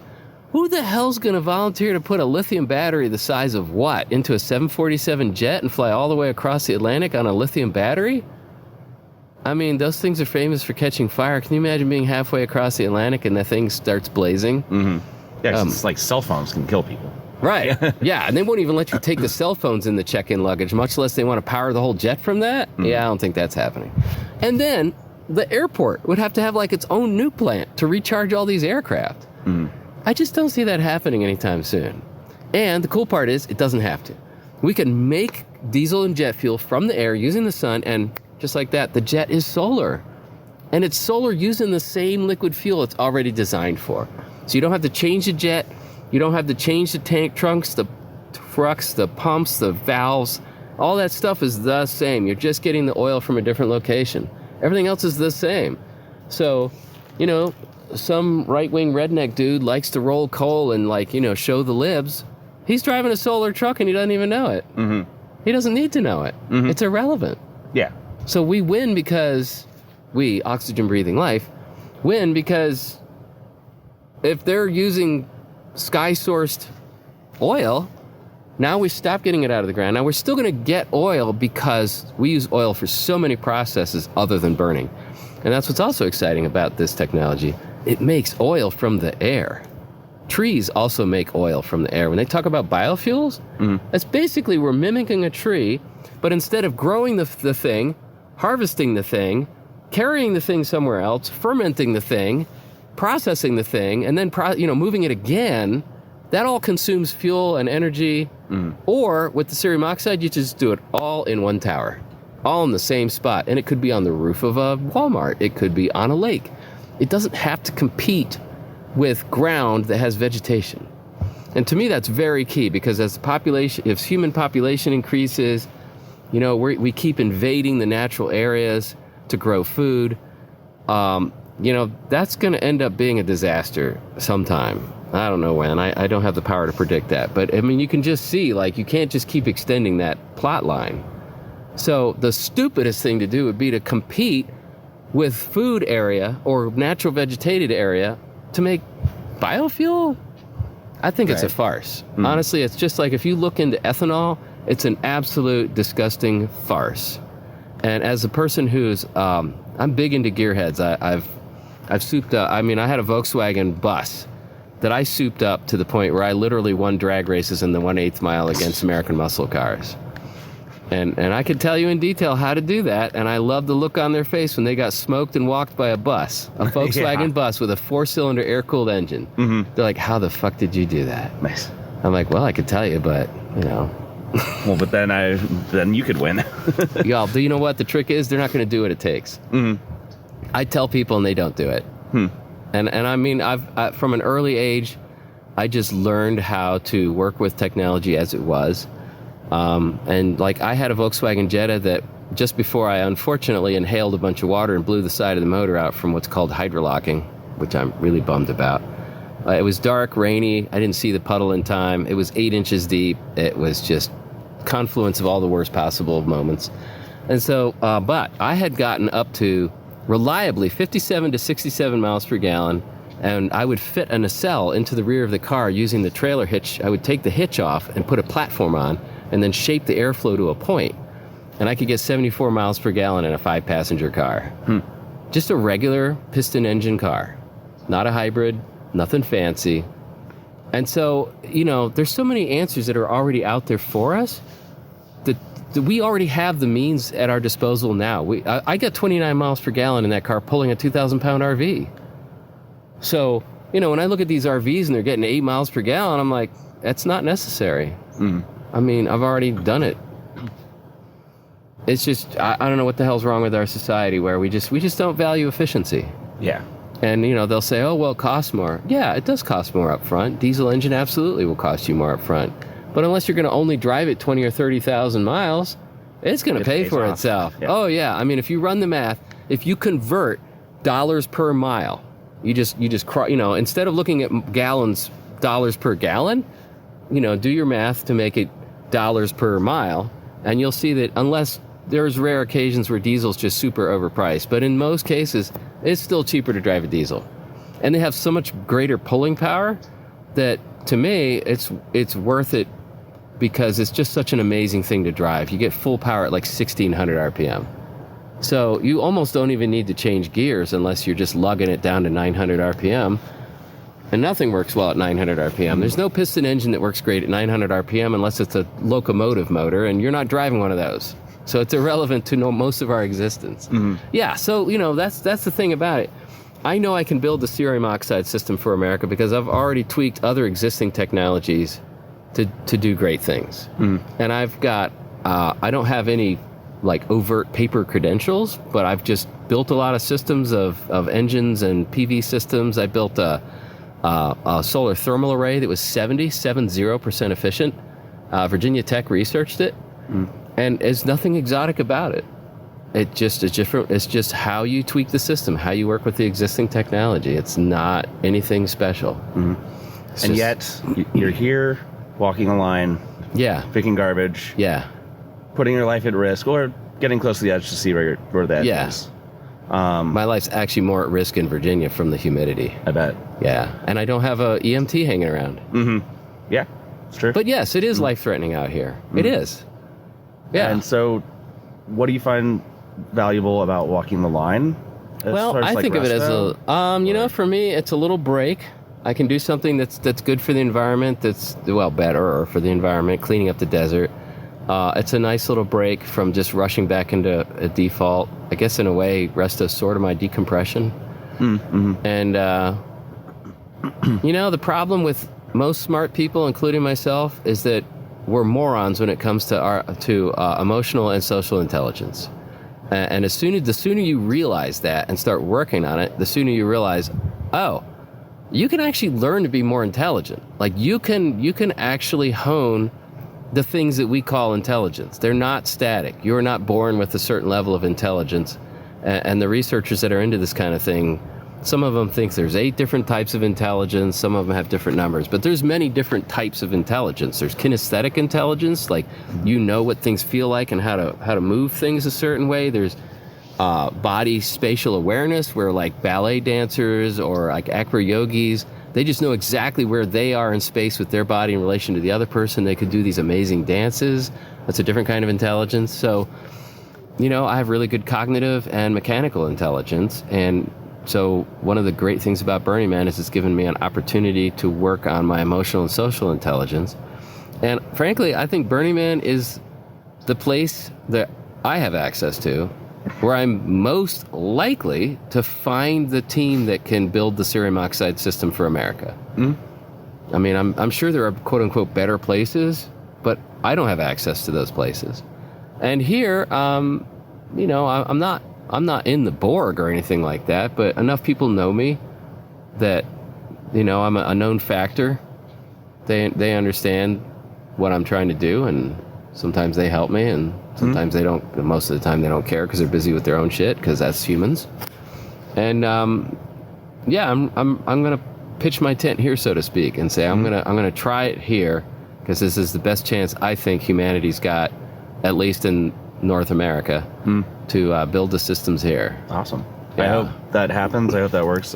You know, many more years to you, but it sounds like if there's shorter years, then you're okay with that. And I mean, it's going to happen regardless. Oh, of course. All I can do is bend the curve, shave the edge, which I do and every educate day. people about it and Yeah, how to do it. Exactly. And the idea is the more people that know about it and the more people try different ways, the better. Because we have to stop adding carbon to the atmosphere. We've got to extract it or it's game over. So when people say, oh, well, it's not affordable, I'm like, what? Like, everything that your ancestors ever lived and died for becoming dust. Is that not worth something? Nice. I think that's a great place to cap it off, unless there's anything specific. I guess I'd like to leave my email address.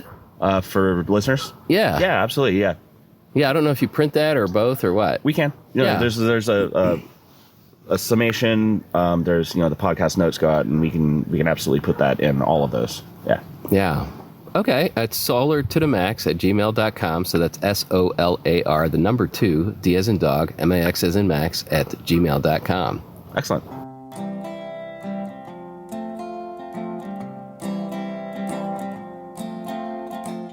And that was Happy Max. We're done.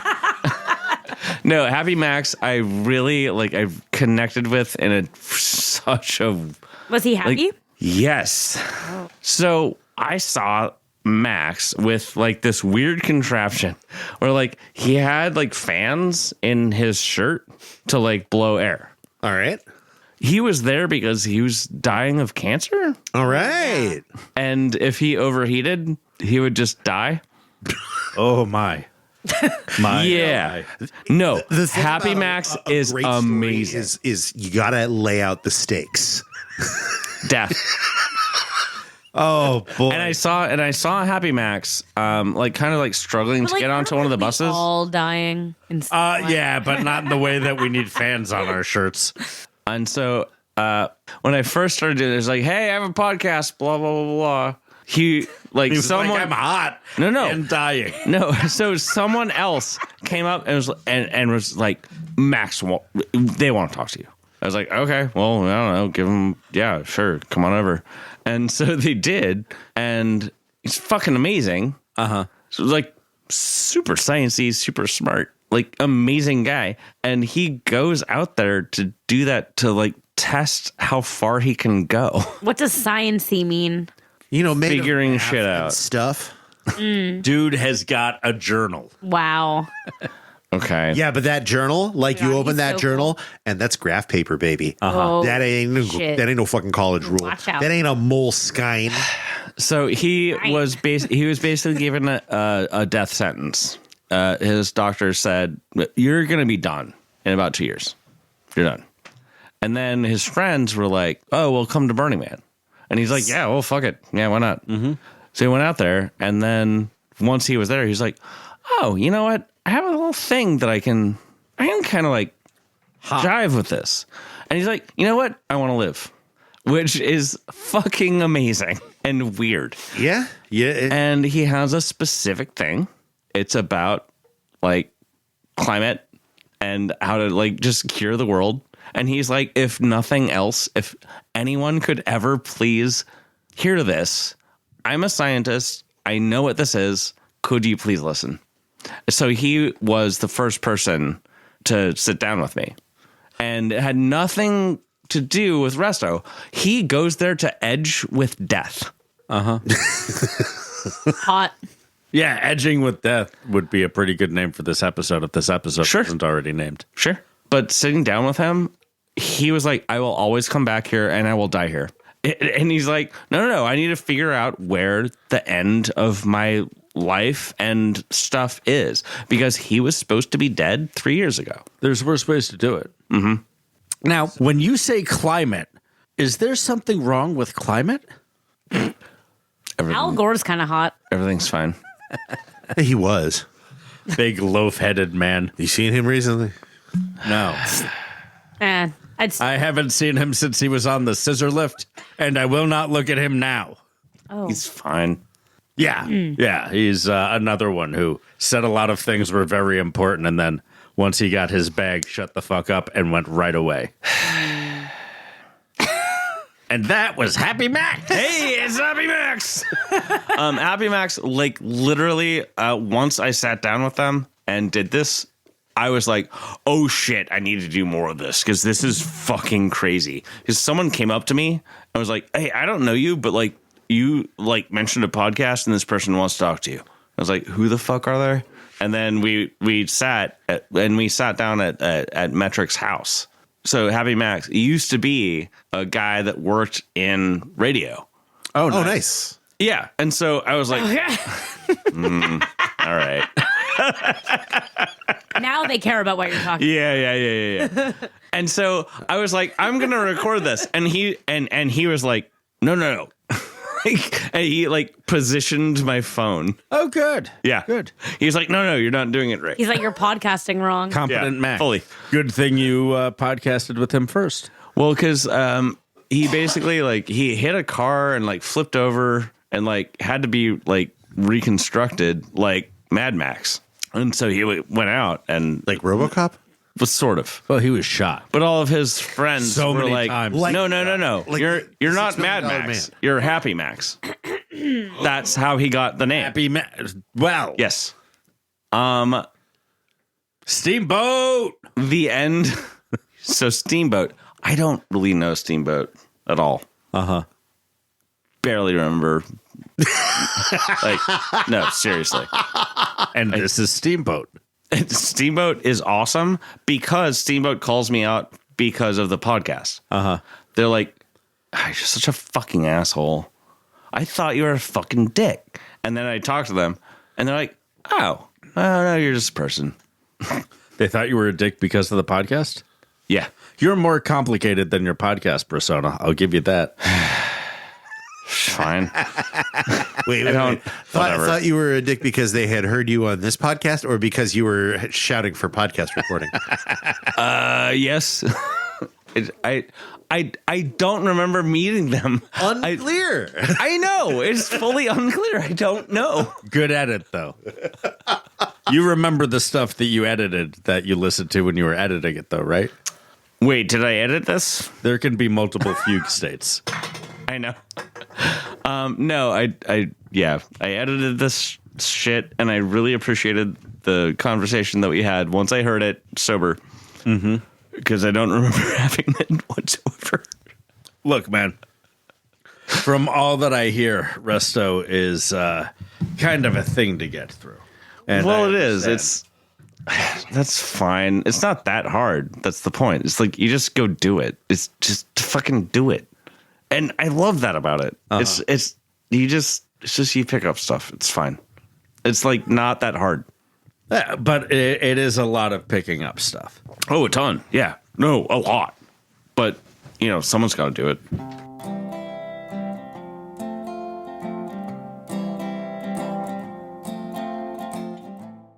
This is Shit Show Weekday, number 2. Not picking up trash. Who are you? I go by a few names, one of them being Steamboat, and that's what we will know me by today. Yeah, let's do Steamboat. Yeah, that works. So yeah, we haven't been picking up any trash. It's fucking rainy. It was kind of nice. I don't have any rain gears, but I didn't mind getting soaked last night. That was good. Yeah, it's been fun, but it's also like anxiety producing. You know, I have been pushing myself mentally and physically, and then also just like hell. I call it just being like a train conductor. You know, when you man the train, people keep giving you tickets, and then you gotta keep giving them rides. And then it's like if you keep giving them tickets, they're gonna keep hopping on the train, and they're gonna keep needing the ride, and you're gonna keep getting those tickets to keep them on the train. Because you know who wants to get off the train. Fair. Not sure I know exactly how that fits. Ticket to ride. Pre-Resto, what was your job with DBW? Let's see. Pre-Resto, I was working with the TSA. Which is?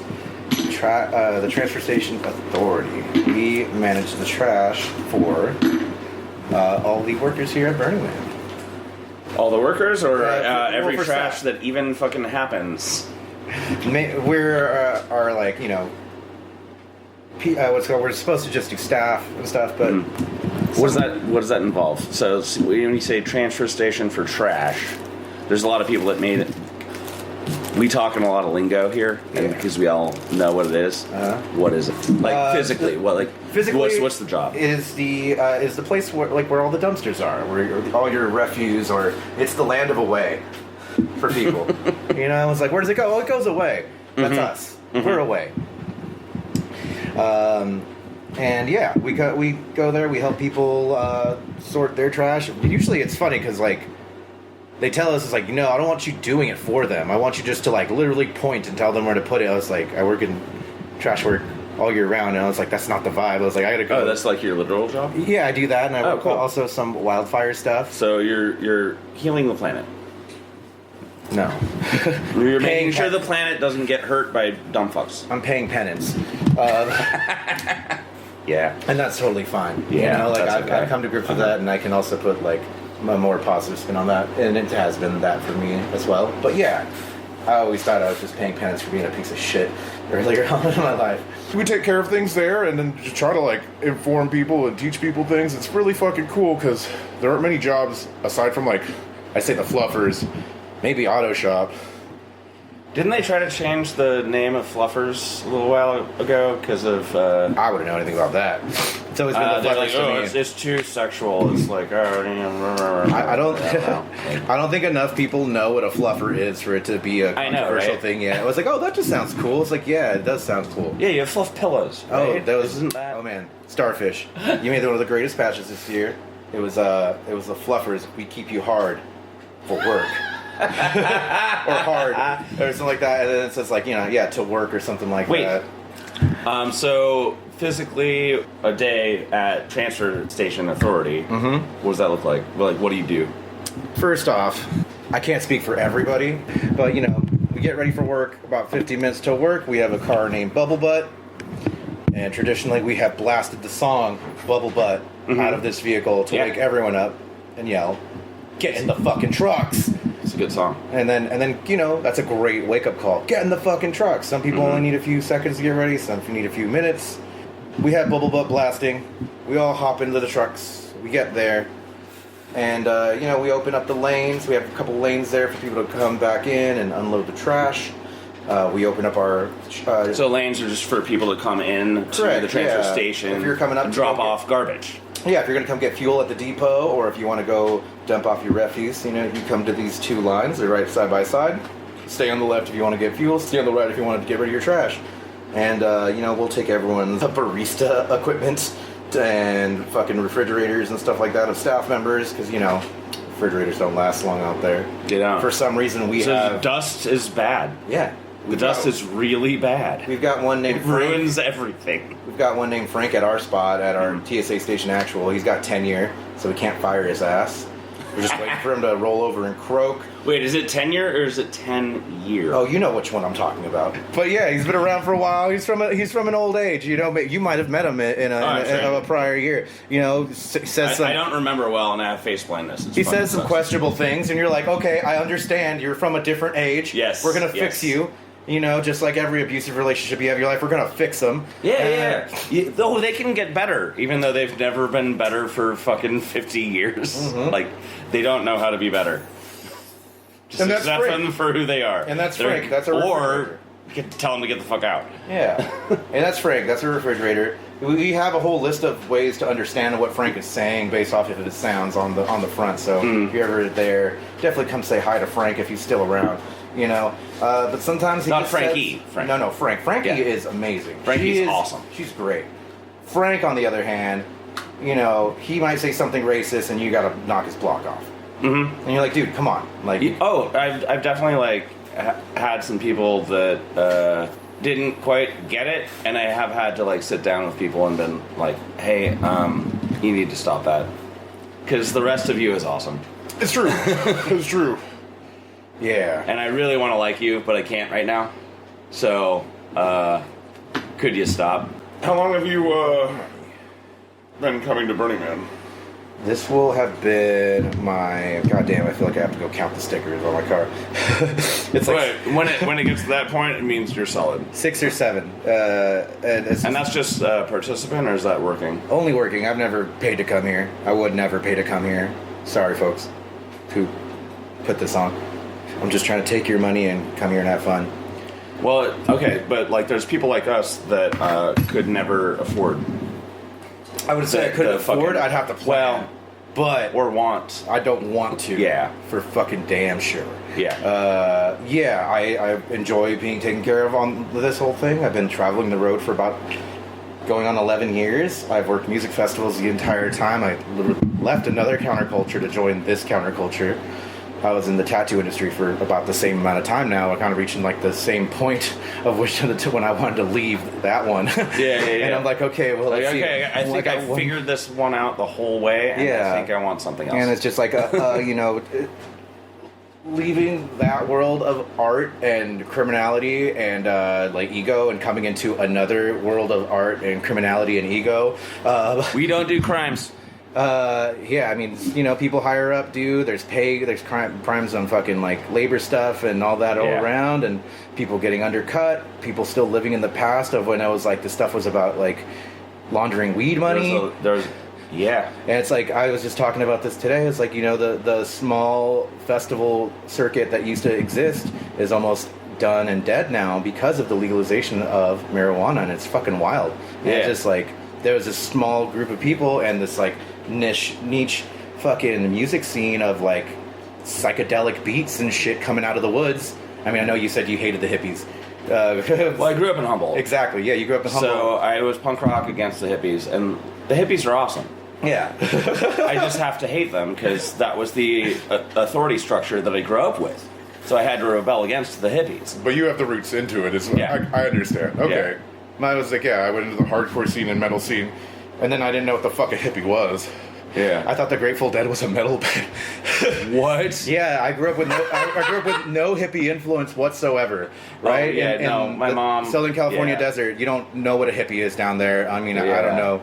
You know, at that rate, like anyone that looks like a hippie that I see here is like, oh, that person's homeless. Yes. You know, that's what you think. Yeah. And then there, it's like, you know, huge Mexican influence, gangster, lowrider shit, and then like you got punk rock that comes out of that, and then like you got mods and goths and all that shit. The DC hardcore and the LA punk never really spoke to me. It was all more of the Bay Area stuff, like NoFX and like Dead Milkmen, like the goofy shit. Or like who's and I get the anger. I do. I fully respect the anger. But like also like, dude, take a break. But like the Butthole Surfers, Dead Kennedys. Fully. Fucking. Dude, so I have a friend who lived in Austin, Texas, and he was taking a girl around and like showing her the ropes. And they were at HEB, which is basically Safeway. And he saw Gibby Haynes just like buying food. And so he pointed at him, he's like, oh, hey, that's Gibby Haynes. He used to be cool. and then Gibby Haynes, like, noticed that, like, someone recognized him and then heard used to be cool and just dropped. Damn. And my friend just hurt Gibby Haynes' feelings because he could. If I was in a town and someone said my name, he used to be cool, like, fuck, man, that's so tight. I used to be cool. Yeah, I know, right? Oh, shit, someone remembered my name, too. Oh, that's kind of how I feel. Like, people come up to me and they're like, "Oh, I've heard you on the podcast. Like, I only listen to episodes where you're on." I'm like, "What?" I mean, they have other cool shit, but I mean, I'll take the compliment. I'm not going to say no. There you go. It's like I wait tables and, like, you know, there's a gratuity on large parties, and sometimes they'll tip over it, and I'm like, "Hey, there was a gratuity. It's already in there," and they're like, "No, it's for you." I'm like, "I'll take the money. I will take the compliment." You're an acts of Absolutely. service kind of person. You want a reason to do those acts of service, though, too. I see. I do it sometimes, too. I was like... well, no, because it was super hard for me. I didn't understand it. Well, we kind of talked, and you said, you know, you're a little quote-unquote antisocial. And it's like, dude, if this is your radio voice, you're doing a great job of masking that shit. Honestly, you're awesome. I love you. It's been great meeting you this year. Yeah, I'm not gonna lie. likewise. Like I said, I felt like I've known you for way longer because of our... I know, and that's awkward for me because I don't know you because you don't have a podcast. No, I don't fucking reply. I don't reply to your emails. Like I was telling you, I was like, I just want to yell at this guy right now. It was like, it's because I'm having a bad day. Right. I'm on traveling, I'm on the road or something like that. I was like, stop emailing me. I'm waiting for an important email. And it's just like, dude, yeah, it's your like, crap, what is it? Just like steady stream of consciousness. And I was like, I want to let people know that I'm still okay and that I'm still thinking about things. Yeah. Because I have friends on that list that aren't on social media. I'm not on social media. So, like, this is my one way to, like, let them know that I'm still around and, like, thinking about stuff. And, like, dude, if you want me to shut up because you can't hit delete, sorry, no. Yeah. I will not shut up. Sorry. Yeah. Like, the shit that I need, I think, overvalues your need to not hit delete. And also, I mean, you know, art itself is very funny because, like, I found just, like, in living life and seeing things for what, like, maybe what they are to you, you find that a lot of things that people do are art. Like, just the basic the interactions. Intentionality is art. Yeah, the more, like, I mean, I've been given fucking way too much freedom in my life, I feel like. And it's let me, Do you like... want me to restrict it? I'll tell you what to do. Hell, dude, no. There's definitely been times in my life where I've given up careers because I was like, oh, wow, that seems like I'm taking away someone's freedom or, like, taking away their, individuality or something like that, or I feel like I'm, like, stifling my own, and it's like, I just don't want that. Yeah. But, yeah, even the way that people, like, joke and talk with you, how they, like, you know, just jam verbally, it, like, really shows, like, kind of how they are. Some people are just like, yeah, I want to get things out front to you, and we're going to be very, very direct, and it's like, that's what people love. It's like, I can be very direct. I try to be during work times. And, but, like, I definitely love just a fair bit of absurdity. Yeah. And it's like, when you can jam and rally off of someone's conversation, and then you guys can end up in a place where you're like, what the fuck were we talking about, and why are we here at this point in time? I'm like, I just saw how your brain works, and I love it. Yeah, like, it's like, that's a great feeling. Yeah, it's like sometimes, and even with people I hate, sometimes they'll fucking riff, and I'm like, you know what? I hate you. Don't like what you do. Yeah, but that was fucking awesome.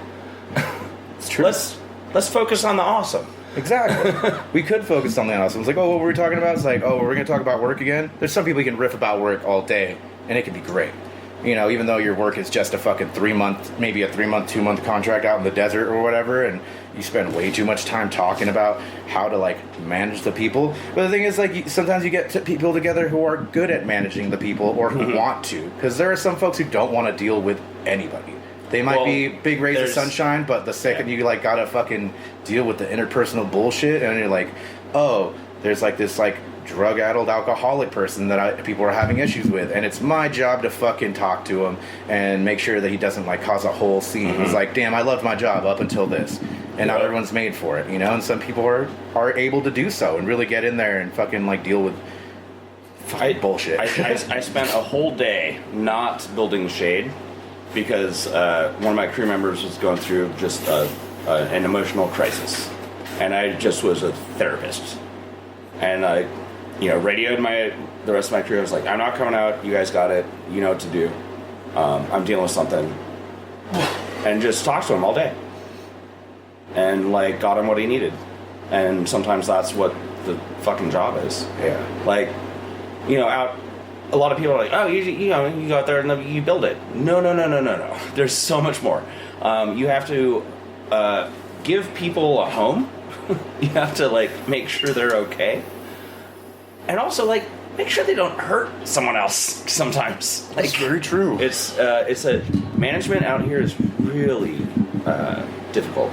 Well, sometimes out here you learn like how you hurt other people when you're working. Oh, fully. I learned that I've learned this year. so much about myself. Well, so like, and I feel really bad about a lot of things. Yeah, a lot of things too is like also because it's so easy to do it now with technology and having like a Slack, a WhatsApp for your entire group. Like, dude, I'm a fucking shitlord online. Like, I post shit all the time. I'm fairly mellow online actually. Like, I was like, yeah, I'm not that. I'm not like an edgelord. I'm not an edgelord or anything like that. But anyway, I love the meme things. I love posting bullshit, and like I love absurdity, and I love saying shit that's on my mind. With that kind of accessibility to your team, trying to like be productive, it backfires on you sometimes. Because then I'm like, oh, I'm in like sometimes people aren't in the riff. I'm in a like I'm in a chat group with people I know, and I'm fucking talking shit, and I'm like, oh no, I'm hurting people's feelings. Yeah, I'm. Like, we're in this type of mode where I was like, this was not appropriate at this moment.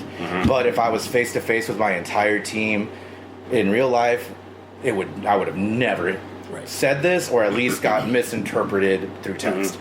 And so I definitely had moments like that where text dehumanizes. Yeah, dehumanized things and made me sound like an asshole, and I didn't want to sound that way. And then people were like off-put by me when I saw them in person because they were like, felt uncomfortable about like how I had said things. And I was like, motherfucker, I didn't mean to do that. And it's just what happens. Like I love the public apology is actually pretty profound if you can do it. Yeah, if you can, it's great. But yeah, that's one thing that was interesting. Like these past couple of years, like, oh shit, this texting really does dehumanize things and really takes like the, oh wow, I'm your friend, but I feel like you're fucking demeaning me right now, or you're putting me down, or however it is. And I was like, God damn it, it sucks because the last like week of work or maybe a little bit more when we're on Playa is like when everyone's really just like needing that check-in with their team. Because like if you're not, because that's what we were great about that the whole year. We'd get off work and like some of us would gather, we'd check in, we'd like relax, talk about things, and we had just a lot of moments of keeping together in check emotionally, mentally, and trying to explain things to each other. It's like, hey, I had this misunderstanding with this person. I know you know them. What do you think this meant? Do you think it was anything further than I thought? Or like, how did I do today? How are we all doing today? What do you think we need to get done? And then get into like deeper check-ins and really like getting to know each other. And that was great. I felt very like emotionally supported through my entire burn with a few new people and some people that came back. And it was beautiful. And I've noticed that the last couple days where everyone got sick or injured and we were only discussing things over WhatsApp groups and stuff like that is when we started to fall apart. Yeah, because it's not there. Like, yeah. And it was very, very rough. That was one of the roughest things for me this year. And then I was like, oh shit, I'm still here physically and I can still work. And I was pushing myself. But then I just kind of snapped on the mental, and I didn't feel like I didn't feel supported because we weren't all together again. And so I was like, at my pod, at Burning Man, feeling alone. And I was like, fuck, this is fucking destroying me right now. And, I mean, my name is Xeno because I always feel alone. Yeah. And I've grown skills and coping mechanisms to make that okay. Yeah, indeed. I mean, I think... this is... So I never would have gotten any of this information from you had we just gone to the saloon. I mean, maybe, but like, this is a way for me to get people to tell me things about them, and I'm fascinated by people. Indeed. I am too. I love people. I love helping them. I love bringing them together. Yeah. But honestly, I was like, sometimes I just want to be an observer too. And I was like, observing is allowing chaos to happen. Fully. It's you're not participating, and sometimes that's what I want to do. I was like, we were just talking about it. I was like, oh yeah, look, there's like a bunch of laundry detergent and a fucking water bottle out in the street. Maybe we should move it. I was like, no. I was talking to another person across the way. I was like, let's just leave it. I'm sorry, what? This is an example laundry of this. detergent in There's a water bottle and a water in bottle the street. in the street right outside. So someone left their shit out in there. We're having a Just put it conversation. Left in it the on the street. ground. No, they were having a conversation. Left it on the ground. And I was like, oh, maybe we should move that so it doesn't get hit. It's like, no. We'll just, we're not See taking what it. happens. Let's see what happens. Yeah. Maybe they come pick it up. Maybe it gets hit by a car. And it's like, and that's fine. And when it comes to that point and it's about to get hit by a car and it's going to get destroyed, if it fucking comes to you that you really, really need to do it, I mean, fuck it, go fucking do it, whatever. You can get more laundry detergent. You could, but It's not the end of but the how world. many water bottle / laundry detergent squishes are you going to see? I know, right? Yeah. So why not? But yeah, there's just, you could always just observe. Bad ideas. Yeah. I heard great talking to you. Let's see. So, I mean, there's the DPW work season, and then there's Resto. How would you differentiate those? Ooh. Or you don't have to say a damn thing about anything. Oh, no. DPW season is it's different. Like, I mean, my first intro to it, I felt like I had just met a different type of burner and stuff like that. Where like, not even just a burner, just a different type of DPW folks is just a different breed. And it's kind of changed since my entering, and I saw that change happen, which is... Every single person I talk to is like, oh, the year I got here is when it changed. Oh, well, because it used to be like cool, and then it always changed that once I was here. And that has happened since 2001. It always changes. Yeah, it always changes. Like, dude, every year is different. Like, and I love the way you're just now witnessing it.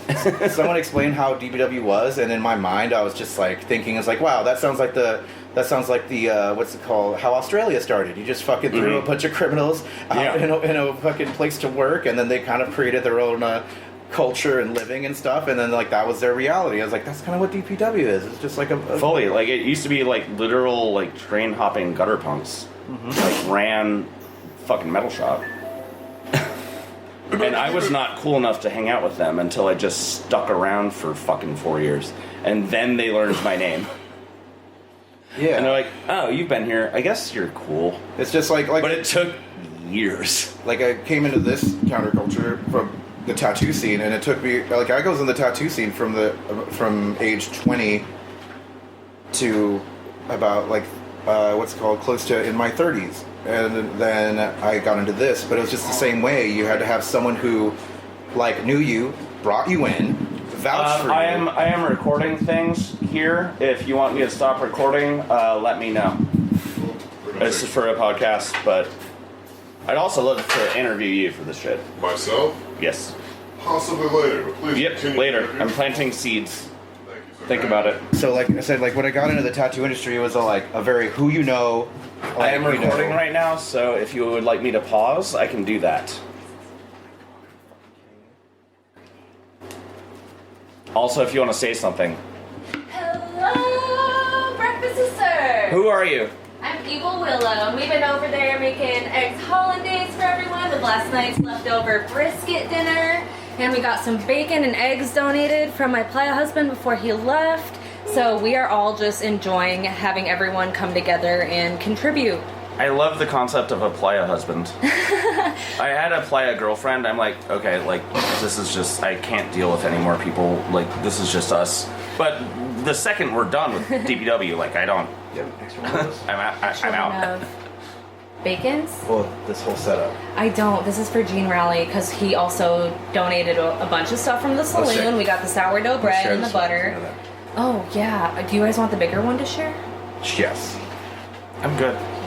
No, Xeno, you're gonna eat. You should definitely have some of that. Wrong pocket. Stop momming me. He literally came and put this homemade eggs hollandaise together. I said hollandaise is hard to make. He's like, no, it's super easy. I'm like, it's not easy. It's laborious. It's not. It's laborious. very It's not. laborious. We've been in here. I thought this was going to be like maybe an hour task. It's been 6 hours. Yeah, very labor intensive for sure. I might have said easy in like a hurry, but yeah, definitely not easy. Not easy. It sounds easy. Hey, stir shit up for a good minute. It's like, no, dude, it takes more than that. You gotta look at it. You gotta look for consistency. We also made like viscosity, a bunch of waffles to like hold us over in the meantime. It's been a super fun rainy day that everyone. It's it says shit show weekday. Yeah, it's awesome, and like people are over there helping clean. Yeah, up everyone's just too. kind of hanging out. I am Heck yeah. recording for a podcast. If you would like me to pause, I can absolutely do that. Gotcha. Well, I'm gonna go pass this out, and then we're gonna do whiskey sours next door with our leftover egg white. What's next door? That way or that way? 12. 12. Gotcha. Yeah, have a great rest of your whatever this podcast that you guys. If you have some stories you want to share with the world, let me know. Think about it. You don't. Nope, not right now. Think about it. Yeah. Sounds Some great. people have made notes. Okay. I'll see y'all later then. Sure. Thanks for letting me participate. Oh, absolutely. I didn't mean to mom you. Would you share this with me? I should. And when I say that, it's an acknowledgement that I am bad at it. You are fully correct. Actually, that was making fun of myself because I'm really fucking bad at it. When I got here and I didn't eat for literally 36 hours. Oh man. You know what I've noticed just about this is me speaking, and I'm just like, I just saw a meme about it. I was like, it was one of those like there are bosses who are like on top of everyone yelling to pull the cart. There are leaders who are at the front pulling the cart, and then there's an introvert pulling the cart by themselves. Yes. My first manager out here I was like, hey, I really like how you do this, and he's like, it's called leading from the front. Definitely. I try to do that, and sometimes you fall behind, and sometimes you're there by yourself. Mm-hmm. And it's tough because I'll think about that too, and just like how you said, like, don't mom me, and you'll tell someone to do that, and it's actually, please do mom me because I'm fucking bad at momming myself. Or I'll tell someone just like jokingly, air quotes there, that it's like, oh, I'm just joking. It's like, what do you need or what do you want right now? It's like, I just want someone to baby me. It's like I'm joking, obviously. But actually, they might need something. But actually, please, just like let me put my head in your lap. Oh my god. Yeah.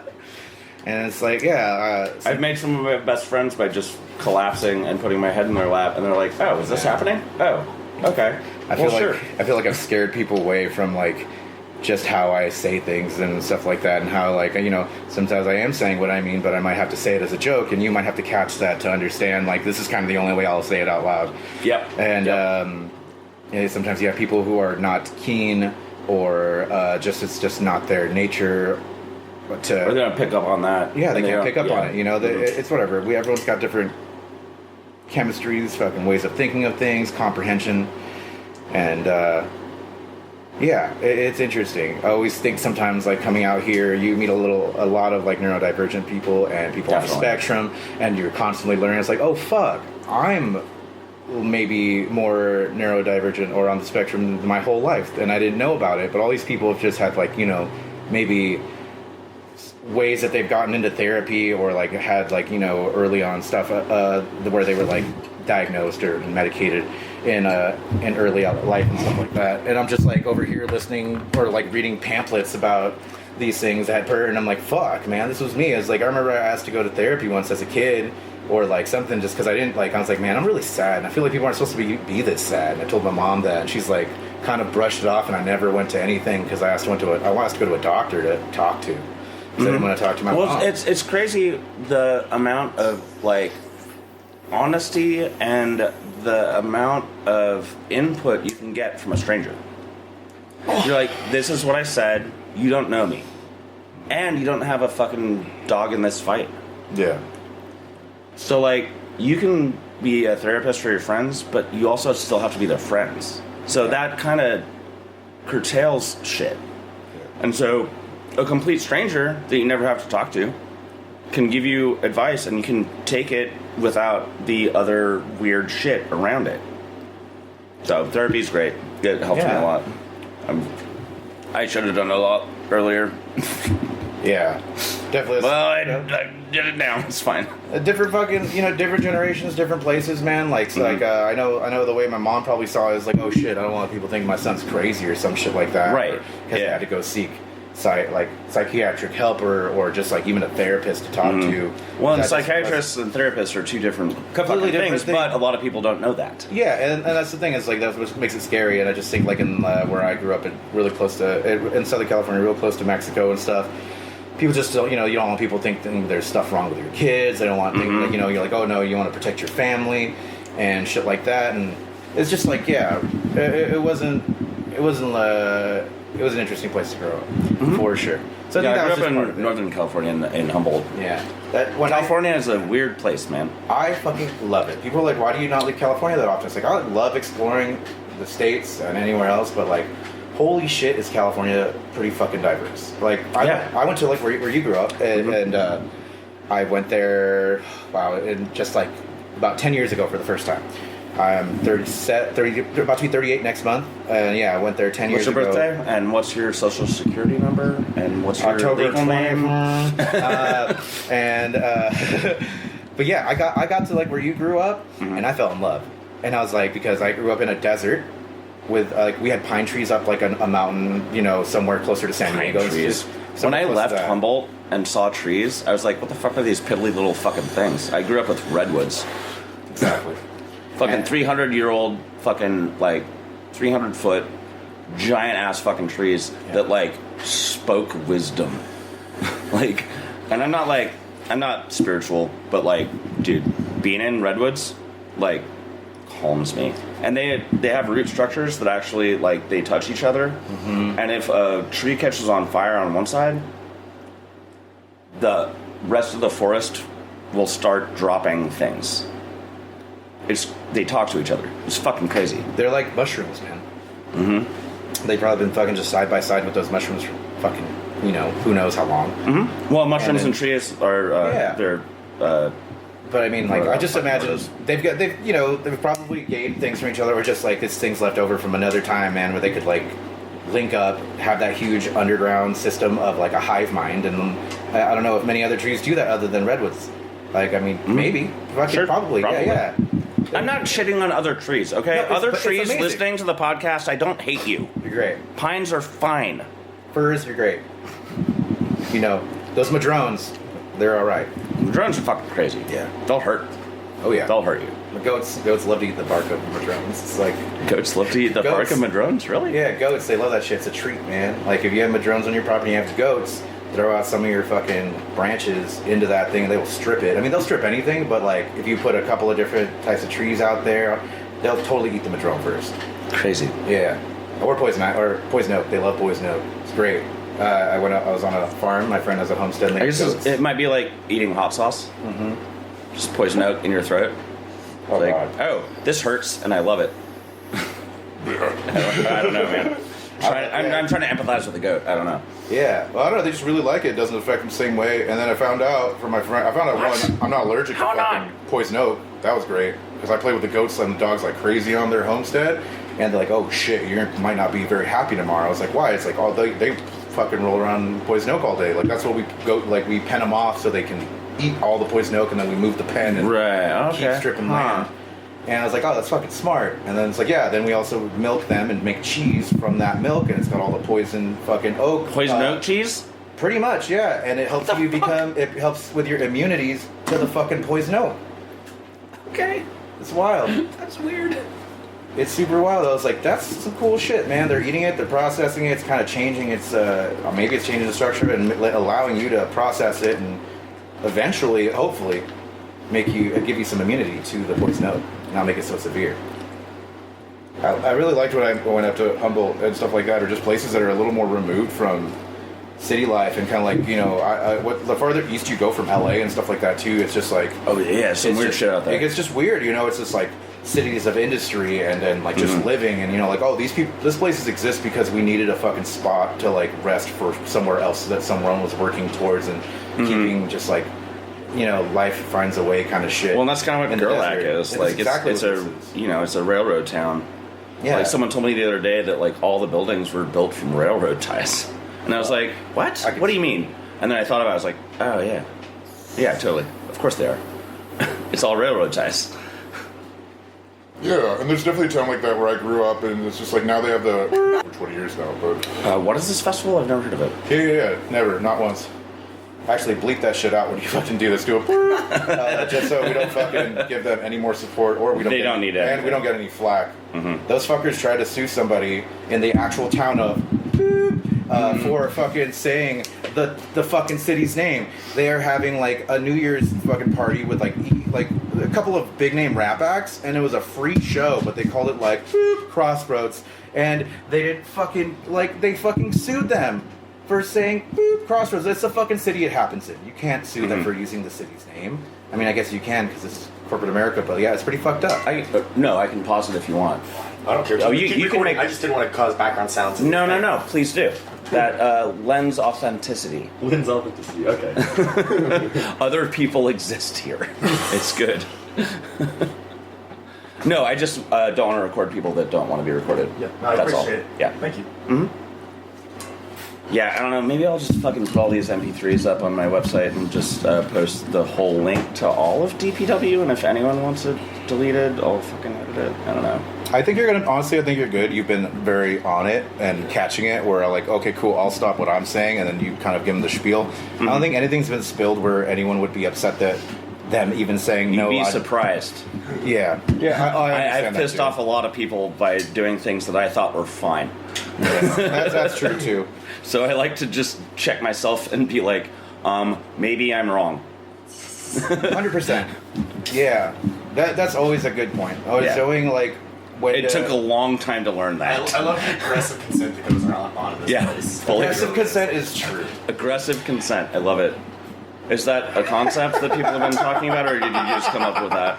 I've heard a few people use that term to describe the consent you find around here. I feel like just the descriptor, just aggressive, is very common out here, period. Just because you're like, no, but for real. Yeah. This thing. Because, let's just, I don't want this to become an HR issue. I don't want, before it was could we just get this done so I can go back to partying? Yeah, it was before it was like, oh, I don't want this to become an HR issue. It was, right. I was like, I don't want to fucking, HR I don't want to be the guy that gets kicked out of this town.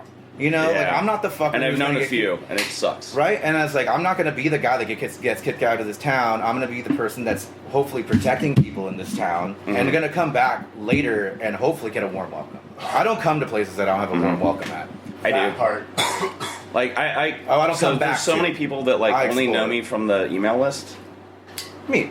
Yeah. And and I'm like, I think I need to put a face to this so that people are like, oh no, there's a guy behind the things that he posts and he cares a lot about stuff, and he's not just that dumb fuck that emails at 3 a.m. The thing about me though, the dumb fuck. Well, and I'm also the dumb fuck, but I'm more than that too. Because of your name Xeno as well, in my mind, I'm just having this amalgamation of fucking every Burning Man individual I've met, and then also it's some Futurama aliens in the mix. I was like, I have no idea what this person looks like, what they're about, and shit. It was like, but fuck yeah, who am I to yuck their yum and shit? I've had to check myself. I was like, you're in my email, dude. This is personal.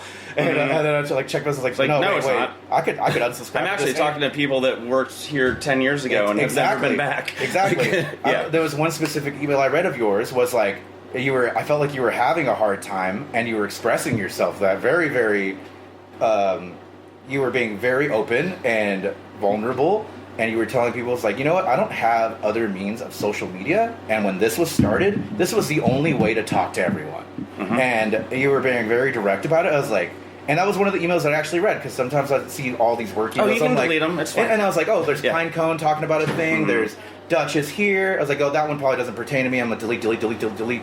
And I would look for some that I wanted to read. Not that hard to hit delete. No, it's not. It's just some fucking cleanup, And one finger. You can just... And then I read a couple of these emails from you, and like I said, I had gone through little points. It's like, I fucking hate this guy or person. They're in my email list all the time. And then I'd read some of your things okay, this is cool.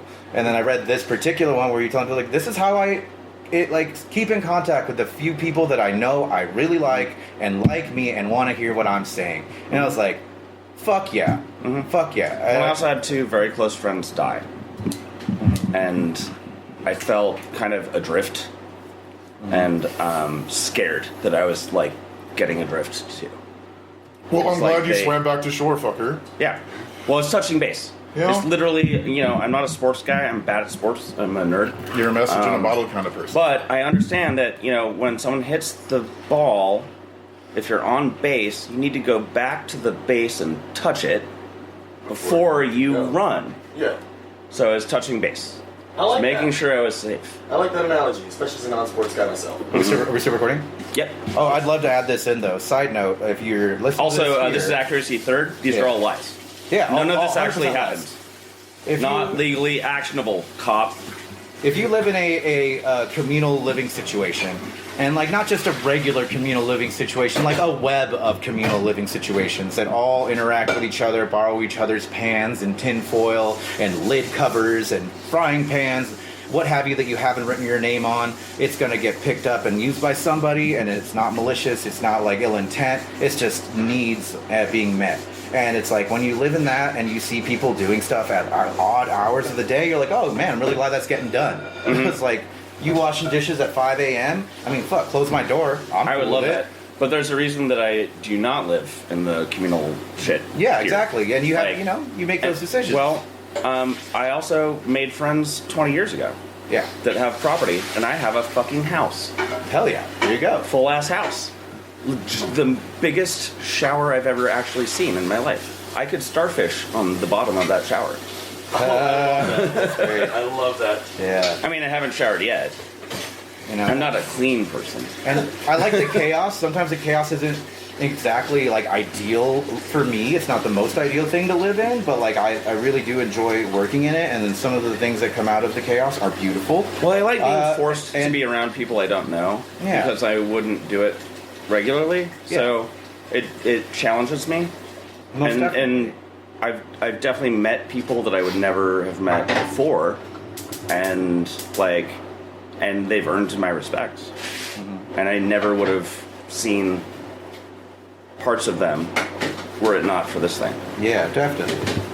So like a lot of us, again, a lot of people are, again, I agree with you, the whole like not being spiritual thing, but like finding people like the people you probably just grew up around later in my life, and seeing that you don't have to be around violence and stuff like that. Have community that is one thing I learned up like when I went up to a smaller area like up in Humboldt is that people will give you a shot, right? But and it's because people are dealing with You get one go in that time. It's like people are doing if you fuck it up, illegal then lifestyle. We're done. And it's like, okay, cool. Someone vouched for you. That's your one ticket in. Cool. And then you got to go. And then however After that, you have to earn it. After that go, well, you're earning it that whole time. People are looking at you. They're seeing how you're acting. They're seeing what you're doing, to being around all this like illegal free living. And it's like free living in not the sense of like not working and not paying or whatever, but free living as in like, wow, there isn't shit around. Also, You're not paying rent. It's still the Wild West out here. Yeah, your food is there. You're bringing it. You're surviving, and Where was it you're referring to right now? Humboldt in Northern California. Okay. Like back more so in the illegal marijuana up on the days. mountain. Exactly. That's what they say. There's many mountains and there's many different grow ops. So going to the mountain means working at a pot farm. Usually, and then people are trusting you where they live, where they make their money, their livelihood, and also most of them have guns. Yeah, it can get I scary. would fucking It can get hope really so. dark. I would hope so, and I know so. But like the thing is, like, I don't like going to places, or like I don't like leaving a place and feeling like I can't get a warm welcome when I come back. And that means it's like, what the fuck was I even doing there? Like, if I was there, that means I don't know.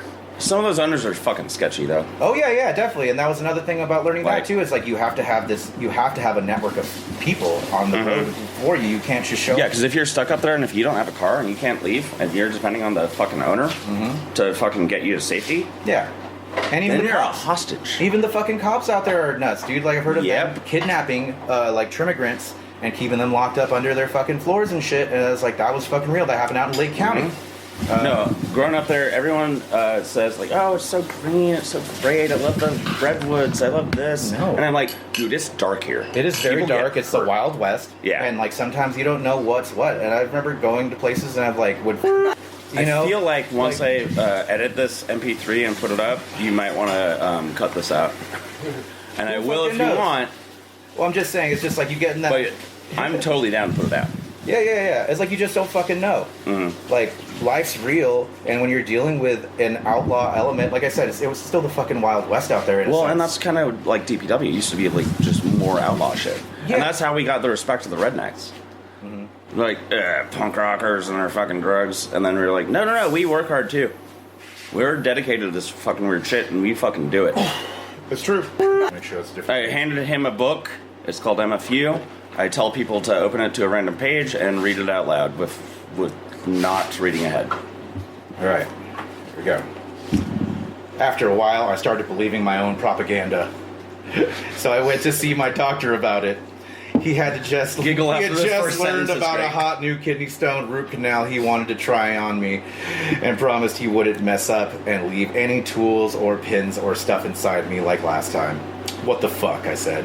Soon, we will have used up Armageddon anyway. Fuck. Okay. Fuck. that was a great blurb in there. Motherfucker. Dude, every page. Every fucking page. Gold. Just gold. Yeah, I don't know how he did it. He's paranoid and he thinks that I'm telling people that I wrote it. You know what? Fuck. Maybe I should tell people I wrote it. Yeah, start liking you again. Maybe you'll ask for your autograph. People liking me makes me uncomfortable. Yeah. Don't hug me. That's why you like to get paid to serve people. Because you don't want people thinking that they owe you anything or any of that shit. Dude, waiting tables was like such a huge learning lesson for me for just like how people work. Yeah. Like without that, I was a fucking computer nerd. I didn't have to fucking deal with people. I never would have learned how people are. Bartending was the best decision for my social life I ever made. Yeah. Like, I'm a computer nerd. Mm-hmm. I didn't know people. I mean, I knew people, but I was weird. I still am weird. I don't want to not be weird, but I gathered a lot more. But are you weird? Constructs through bartending. Could you prove it? If you can prove you're weird, I'd say that's posing. I'm posing as a weirdo. Yeah. I mean, that's a lot of Burning Man. Big old phony. Just someone with imposter syndrome trying to fit in. I spent $20,000 so I could tell people I'm weird. Oh man! Look at this art I saw that someone else made. I was there. As the years gone by, I've like noticed because when I first got into doing music festivals and stuff, I started like an Instagram, and I would post all the things I thought were cool and stuff like that. And it's like inadvertently you get some followers. You're like, oh, this is fucking weird. Like I have a friend here who's like posing and trying to do all these things like for like followers, and I'm just like posting my life, and I'm getting all these followers that I'm kind of weirded out by. And then like the more and more I worked, like the less and less I wanted to post, and I was like, fuck, man, it's been years since I posted on this stupid thing. I just post like maybe like a thing that's gonna be up for 12 hours. It's like just because like I'll let a few people see it. And it's like, I have 2 live journal accounts that I forgot the passwords for. Live journal, oh my god, yeah, date yourself. Yep. And you're like, damn, I live a somewhat clandestine life. Like on the go, I mean, I've had a fucking weird life, and I love it. Like my mom fucking made this for me. Like she gave me anarchy. She gave me zen. She gave me fucking crazy shit. She kept me away from the fucking religious bullshit. Like physically, like kept her family away from me. Like, and she went through like the hardest shit. And when she had a kid, she's like, yeah, not this one. Yeah. And I'm gonna name him after her. It's modern technology. It's not very hard to figure out. I've been pretty good. You're a computer guy. You know this. Oh, I have. If you look me up, it is actually there's very little things. You find more about me if you look at my online username than if you look at my name. Yeah. Weird noises in the background. We're doing dishes. Yeah, well, yeah, we were doing dishes. We're eating eggs Benedict with last night's fucking smoked brisket, and I had one piece of bacon. You didn't mom me right. I mean, I wasn't trying to baby want to bird fix that? There's bacon in there. Oh no. No, I just need to eat food. Wasn't trying to baby bird you. I was trying to mom you a little bit. Well, I need a fork. I mean, like, what the fuck am I supposed to do with this? Be a man. There we Grab go. it and eat it. Yikes! I could be a woman too. Triggering. Use the fork God gave you. Use the fork you were born with. I don't care if you're a man or not. I don't care what you are. But you need to be a man and eat it with your hands. No, I'm kidding. But no, I'm so cishet Like, I've tried. I've fucked around with it. And, like, no, this is just who I am. But people, need a knife for the toast. people still called me in fucking high school. I still got, like, shunned because I'm weird. But, like, no, I'm just a straight white guy. So, as a straight white man, I went through a phase where that's I also one thing I learned. experimented with everything because everyone kept calling me, everyone kept telling me I was gay. That I started to almost like believe it myself. Nothing against it. Right. I started experimenting with it. I'm like, wait, no, I'm a straight man. I like straight, but I'm so used to being called a fat computer guy to sit on my, Fully. But yeah, even now, I went and visited where I grew up, and I don't really go to bars anymore. I just don't find the people I want there or that are stimulating to, and like, that's not what's calling to. Well, you get past it. You're like, oh, I've done this. Yeah, and it's like I definitely What next? And I definitely don't want to do it in my hometown where I'm just like, what the fuck is going on here? And I did that, and I went back to that place. And I went to like a place to play Magic the Gathering, which is like something I randomly got into this year. I was just like, I don't know, I'm on the road all the time. There are tons of these fucking stores everywhere. I had something to do on a Friday night. Doesn't mean going to a bar. I almost got arrested for stealing someone's folder of like Black Lotus. Oh wow! Yeah, well, that's thousands of dollars. I know. It's like tens of thousands of dollars. I was making a joke. Yeah. And so we were hanging out at this fucking comic book shop, and I had a trench coat because it was before Columbine. Yeah. And I hopped over the table, and as I did, I just put the folder in my trench coat, and then left. Freaked the fuck out. It was like they were not okay. And I was like, no, I'm gonna give it back. I just wanted to freak you out. Yeah. But like, no, they took it so fucking serious. Oh my god, Magic the Gathering back in the day. Oof. Yeah, like I want to connect with people all the time. I don't want to feel like I'm alone when I'm traveling. And sometimes I end up in a place where I don't know a lot of people, or maybe I like I'm in. It's a way to interact. And then sometimes I'm in a state where I'm like, I know people in this town, but I don't want to be a burden to them, or like, I feel like if I did call this person, they'd be like, maybe not want to host me, but host me like, out of necessity. Have a couch or some shit, fine. So I'd be I've been that place in Oakland. I'm gonna go do this at a card shop till midnight, and then I'm just gonna go I'll probably be tired enough to just go crash somewhere in my car, or whatever may happen. Maybe I drink enough energy drinks and soda at this thing that I'm ready to go drive to my next place, or at least halfway there. Who knows? And so I started doing that, and anyway, I went to one of those things where I grew up, and hearing the way that these guys talk to each other and stuff like that, I was like, oh wow, it's like the early 2000s, late 90s here. And people are still using the words like and gay and like all this stuff to be like native and just like the way people talk, and then people talk about I like to say women things. It's like, wow, this is like so in the past, and I feel like you're so close to like Los Angeles and things like that, and it's like you're next to Palm Springs, which is like per capita per voter or whatever the second sometimes. I take that shit for granted. Yeah. So like I'll say like love is for fags. No, literally though, they should get married.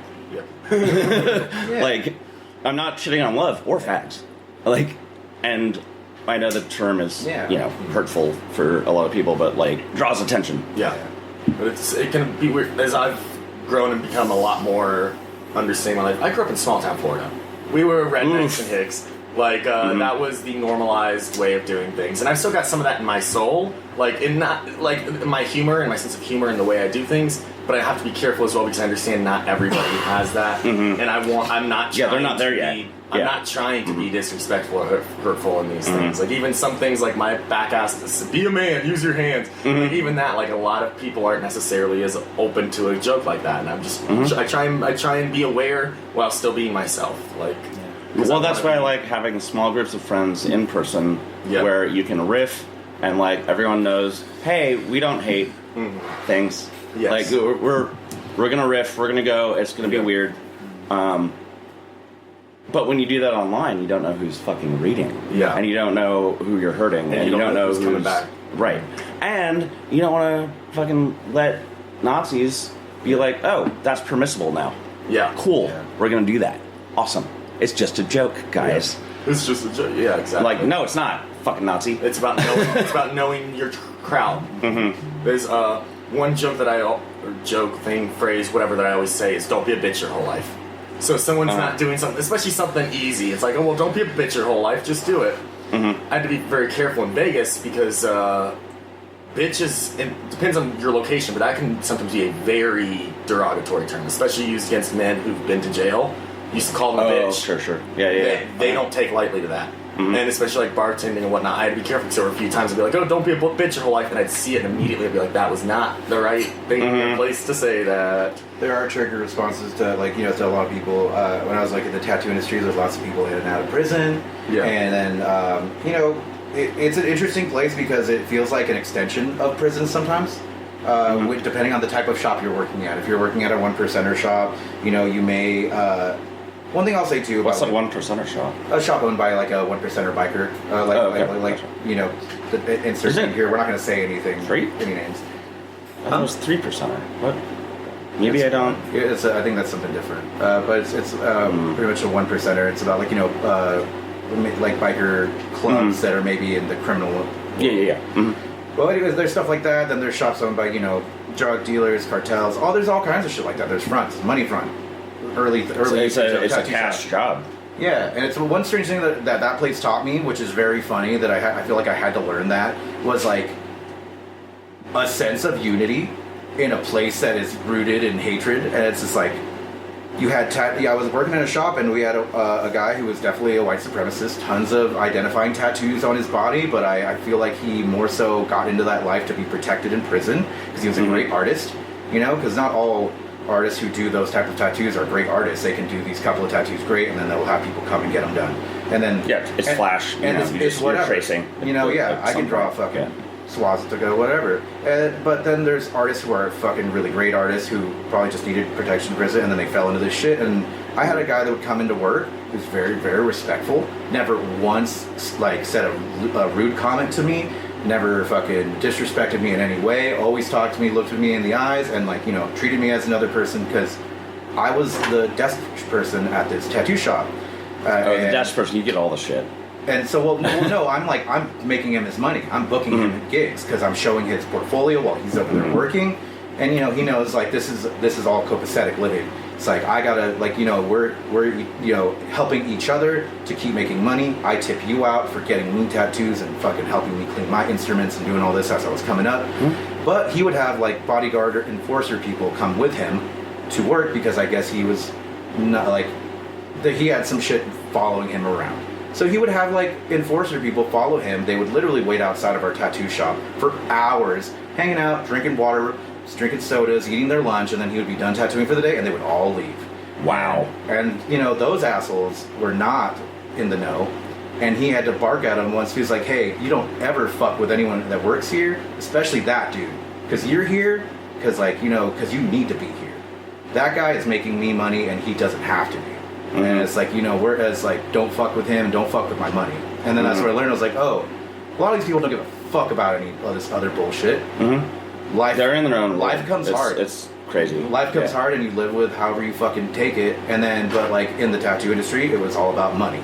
That was our one connecting force. And I was like, well, that's interesting that's how this unity happens, even outside of those realms, or what you've decided in your life. Yeah, I was gonna say waiting tables. I've connected with a lot of people that I would never have connected with. That's more intense. That is beyond. And then that was my I said I went into one counterculture right off the bat because one of my friends from high school was a body piercer, and he's like, dude, do you want to do this? It's like, yes, I would love to do this. I would love to be around art all day, and then this be interacting with people and talking about shit, and people having the self-image and then wanting to change that, bring that self-image to life. And it was that sounds. Well, I love people owning their bodies and changing them in whatever the fuck way they want. I love to see that too. As somebody with no tattoos and who only have one piercing that's gone now, I still love seeing the creativity. I only had my tongue pierced, and I took it out, and I just don't have it. I don't care. Yeah, I used to have piercings all over my face. I still have an implant in my forehead and shit, and it's just I don't want to take it out. I love it because it's a part of who I was, and I've had it for over a decade. And it's one of the only things I have left from that life. And I still talk to maybe one person who I actually really feel it was my spirit, somewhat of a spiritual advisor. in my life without really trying to be, and it's like he was. It's best when they don't try. Yeah, he was just a guy from fucking Merced, California. Used to be on the track to be a Olympic runner. Got hurt, got all his sponsors dropped, and then just left him high and dry. And he's like, I want to be a tattoo artist. Started doing that, and but he was a raver. He was like kind of a hippie, just like all over, just like whatever. He was into shit, and he just kind of showed me a whole separate kind of like life and music. And it was funny because he told me things that didn't come into play in my life till like 8-10 years later. He's like, hey, if you ever get the invite to this said party, it is, you're only going to get fucking map points. It's going to be out such and such place, and you get on the like invite list and get those coordinates. Fucking take it. And then it happened to me, and I got those exact coordinates one year, and I went, and it was amazing. There's an event, might be what you're talking about, and I'm not going to say the name because it's a secret. Yeah, sometimes it's if you're on the thing list, they only tell you where it is a week before. Oh yeah, this one's in like California. Like now it's because of email, but it's like a week long, like maybe even longer event. It's basically all the Burning Man people that hate Burning Man. Yeah, and they're like, no, let's do it the better way, the anarchy way, and let's not get permission, and let's not have bring out the original spirit of Burning Man. So the weirdos that have been fired from DPW. Well, like, if you manage to get fired from DPW, it might not be as hard as you think. Yeah, no, I have no idea. Really, it's getting easier every year. Like the best way to get fired would be like somebody who's higher up gets salty at you and just wants to cause shit because it's a small enough crowd, like they can. Yeah, but now there's so many uppers. It used to be 7, now there's 15? I don't even know. I try not to get that involved in that. Yeah, I know. That's why I'm only here for Resto. I just want to talk to DA. He's awesome. I don't want other fucking goddamn managers. There's too many. Yeah. And they all fucking think they rule the... It's my second day here, because I was still figuring it out. I was, didn't even... Second day here, Shakedown tries to shake me down. And I'm like so confused. I'm like, does this guy have authority to shake me down or is he fucking with me? I'm like, is he actually like... I don't even know what the fuck that is. Yeah. That's the thing. Like, he comes at me just fucking aggressive in the morning. Is that word again? He's like, I don't know who the fuck you think you are, but that's not how this works. You need to learn about the way we do shit around here, bitch, motherfucker. Like, coming at me hard. Whoa. And like, I'm sitting there, half of me wants to just fuck with him and like instigate, because I'm an instigator. I like causing a little bit of shit. My other part of me is like, it's my second day and I don't know if he's high up in here, so I better not be. I was like, look, I wasn't trying to. Sorry if I stepped on some toes. He ended up coming back later and apologizing. He's like, I came at you aggressive. I thought you had some ill intent. I was like, just don't do it again. Well, it's tough when you have some degree of authority. But authority comes from authorship. Yeah. It means you wrote a book. It means you know the subject. Yeah. Right? And so authority doesn't come from a title. Yes. Authority comes from... I like that. I've never heard that, but I like that. That's authority. Is I hate the word ownership, but yes. So I have some ownership over my DPW family or any of my traveling festival. I've done this family. before, and I have some wisdom to impart. Yeah, or that's hey, what it should be. Hey, I'm actually someone that I'm not saying like I'm someone that belongs here. I'm someone that is here and knows what's going on. I'd like to check in with you because you're a new person. I want to know if you know what's going on. And I might come at you different. And people are like, wow, that was a really weird way you came at me right now. It's like, hey man, this is my camp. I just want to know what the hell you're doing in it. Like, I could be way rougher about it, but this is how it came out. Yeah. Oh, my inner... You gotta take that authority, take that initiative, because otherwise people just walk all over your camp with people. Respectfully, but who the fuck are you in this area? I mean, that makes sense, and that's not a Yeah, and when someone says that, you have to empathize with that fucking person. What do they think I'm doing? How many times have they had... what fucko has broken this shit before? Exactly. Hey, I'd like to fuck off right now, but, I can't because I know that my place is safe and taken care of, and you're necessarily not part of that. I want to know if you're safe and taking care of my part of what I'm taking care of. And I've also, I've had to evict a rapist because he was a rapist. But it took all day, I didn't build any shade that day. I just ferried people to management, crying, and shoved them into management's office and said, "You need to deal with this." Right. Like, this is the person you need to talk to. You deal with Please it, talk or to we'll them. deal with it, but management will let the day deal with it. So I went to cafe, and Nico Peaches was a manager there, and I came there and I was like obviously looking a little rough, and I talked to one of the people and I was like, "Hey, if you want to, please come with me." And she started crying immediately, and Nico Peaches looked at me and was like, "What's going on? Do we need to have a boot party?" That's the best manager right there. It's like, dude, are you gonna hurt someone? Let's do it. I'm like, no, we're gonna do it this way first. When we used to, I lived in a bit of a party house. This gives me a lot of the same energy, but it was massive house, 7-acre property, big barn converted into both lofts and party space. So the reason we were able to afford all this is because we have 7 people going in on rent. It was like dirt cheap, but plus there were people on RVs in the yard, whole yada yada. But there was no management. It was our property in bumfuck Florida. So when something happened, that it thankfully only happened once or twice in the multiple years of that party house being a thing. But that was the quickest way to leave and not well state. And the cops also knew about us because we got enough noise complaints on us. So they'd show up and be like, "Hey, such and such said they got the shit beaten out of them here." We're like, "I don't know, but we did hear someone was assaulted earlier." "Oh, okay, bye." There was one time there was somebody who came on the property and refused to leave. He's like, "Well, I've got squatters' rights. You need to evict me. It's going to be 3 months." We're like, "No, you need to leave now." So we called the cops. Cops show up. They're like, "Hey, he has squatters' rights. You need to evict him. It'll be 3 months." We're like, "Are you guys going to come back here?" They're like, "Do we need to?" Like, "No." Cops left. He left an hour later. It was kind of nice in that bumfuck nowhere Florida. They're like, "You just handle it yourselves." There was no necessarily higher authority. We as a collective handled things. It was small enough to do that. It wasn't 85,000 people. And that's empowering. Yeah. Yes. Like when you handle something and it gets resolved, you're like, "Oh wait, I don't need an authority." Yes. And people that don't do that or feel that, like, fuck, I need an authority. Oh no. Yes. What can I do? And I feel for them. That sucks. And I want to. So the last 5 years that I did DPW, I only came here to talk to new people and tell them they could drive through the trash fence. This shit doesn't exist. It's okay. Break the fucking rules. Just be nice. It's true. I like that. Break the mold and be nice. It's true. Well, I saw Coyote a couple years ago, before last year when I was coming out, and he's like, "Oh, I hear you're coming back out. We could really use your energy." And that coming from Coyote was almost heartbreaking because he has yelled at me so many goddamn times. I've been this close to being fired by him.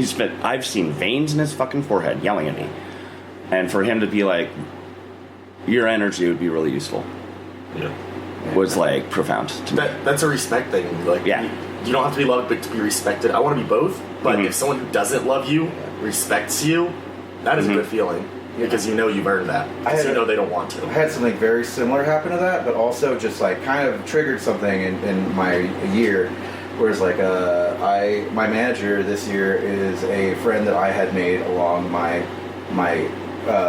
going up in the festival circuit kind of stuff. We were both volunteering on a MOOC line, very much like a Resto thing at the end of another festival 10 years ago together with friends that I still have to this day and are have moved up, and we've used the festival circuit as a stepping stone to find out what we want to do in our lives that can give us the freedom we want and the individuality that we desire and stuff like that. And they were my managers this year. They have a lot of love for me, and I definitely believe that sometimes that were too lenient on my behalf of things that I had done, but they said, and I was like, "Fuck, man!" And someone gave me a "still not fired" sticker, and I was like, "Fuck, that really hit right now." Yeah, you got one too. And I was like, "Fuck, that one hurt, hit super hard this year." But they checked in with me and they said they thanked me for being here. A couple people were like, "Wait, didn't you get fired?" I was like, "No, I quit." Yeah, I haven't been fired. But it was yeah, same thing. We what story did you hear? Shit. I gotta correct this. You need good energy on the team and stuff like that, and it's like, yeah, I'm here for that. Hell yeah, that's great. And then like I feel like, you know, you go out, you do your stuff, but you show up, and I was like, hell yeah, thank you so much for the compliment. And I'm like, you know, I was like, oh man, things are happening. Maybe I'm gonna be like, you know, getting up or closer up in management things and stuff. And I was realizing that after a conversation, they were thanking me for showing up and keeping like the team, try to keep the team together and happy and like try it's to make hard sure. to fill management roles out here because there's only a certain type of person that wants it, and sometimes they don't. They only want it for a bit. You know, you can only handle it for a year or two, and some people can handle it for longer. But then that kind of like set me off. I was like, fuck, is this my last year to like really have fun at Burning Man? Right. Is this? I was like, oh wow, that's like. Dude, when I got into assistant management, I was like, fuck, I have to keep my dick in my pants. My crew is huge and they're fucking sexy. Damn it. And you can't fuck your own crew when you're the leader. Right. Yeah, when you're the leader, true. Yeah. Especially that. Yeah, no, I did not want anyone to fucking think anything was like, like favoritism or fucking whatever. And I'm like, all right, well, I'm just going to pick one and we're just going to call each other boyfriend and girlfriend. Yeah. For now. But yeah, getting that praise kind of thing kind of fucked me up that day. And I was like, God damn it, man. I was like, I know I'm here. I've even told people, like, oh, I'm totally here for my manager, because like we had a bad year last year, and like, no, I'm gonna try to make sure that we are fucking slaying it this year. And like our team kind of fell apart and got hurt and sick, and it was we were low numbers and it was hard. But yeah, like I did that, and then once they gave me that praise, I like fell off. And that next day, I didn't show up, and I was like, "Oh fuck, dude! Like I literally just got the fucking got the compliment." Sometimes we self-sabotage. Yeah, and I think that's part of it too. And you know, it's like, I want to be doing good because I want to be doing it. Like, and then sometimes you get the praise for it, and you're like, "Oh fuck!" Now I'm like, I feel like there's a bar. Well, now I set set a standard, right? Now I set a standard of awesome, and some days I don't feel like it. And some days I'm going to be fucking terrible, and now people think I'm awesome, and now I'm going to let them down. Yeah. Like, there's so many days on Shade where I just didn't show up to work because I was just having a mental crisis, like, a lot. And people would be worried about me. And then I felt bad that they were worried about me. Yeah. Now I'm, like, impacting their fucking emotional shit. And I'm like, no, I'm just crying in my box. It's fine. Like, don't worry about it. Just go do the work. It's fine. You know, but also, like, you know, I've had the car fire. I've been stuck out, and I've needed rescue. And so they're like, is he doing that again? Oh, is he almost dead? Do we need to start search and rescue? Like, literally. Like, they have actually been this close to search and rescue. Empire rescued me from the gold mine. And they brought a backboard. They brought everything, because they didn't know what the fuck happened. I called Logan because I had his personal number. And I was like, hey, just got back to civilization after a car fire this at the gold mine, and they don't like me at all. They're giving me really angry looks. They don't like hippies here. I'm using their phone. Could you send a taxi? And he's like, yeah. We actually already have one out. And so they radioed Empire, and Empire showed up with like everything, all of anything you could possibly need to rescue someone. Tourniquets and fucking just everything. Just oh man, it's such an interesting place out here. It's just like, because of Burning Man, it has turned into like something it totally isn't. Yeah. For a very large chunk of the year, and well, DPW is the new Burning Man. Like, yeah, and I guess NVO is the new DPW. Whatever. Anyone listening who's on an NVO, you're DPW. Fuck that shit. If you want to take NVO as something like prideful, do it too. But like, yeah, just know you're fucking DPW as well, just as much as anyone fucking else. You see all these weird like bifurcating and like definitional things to separate stuff.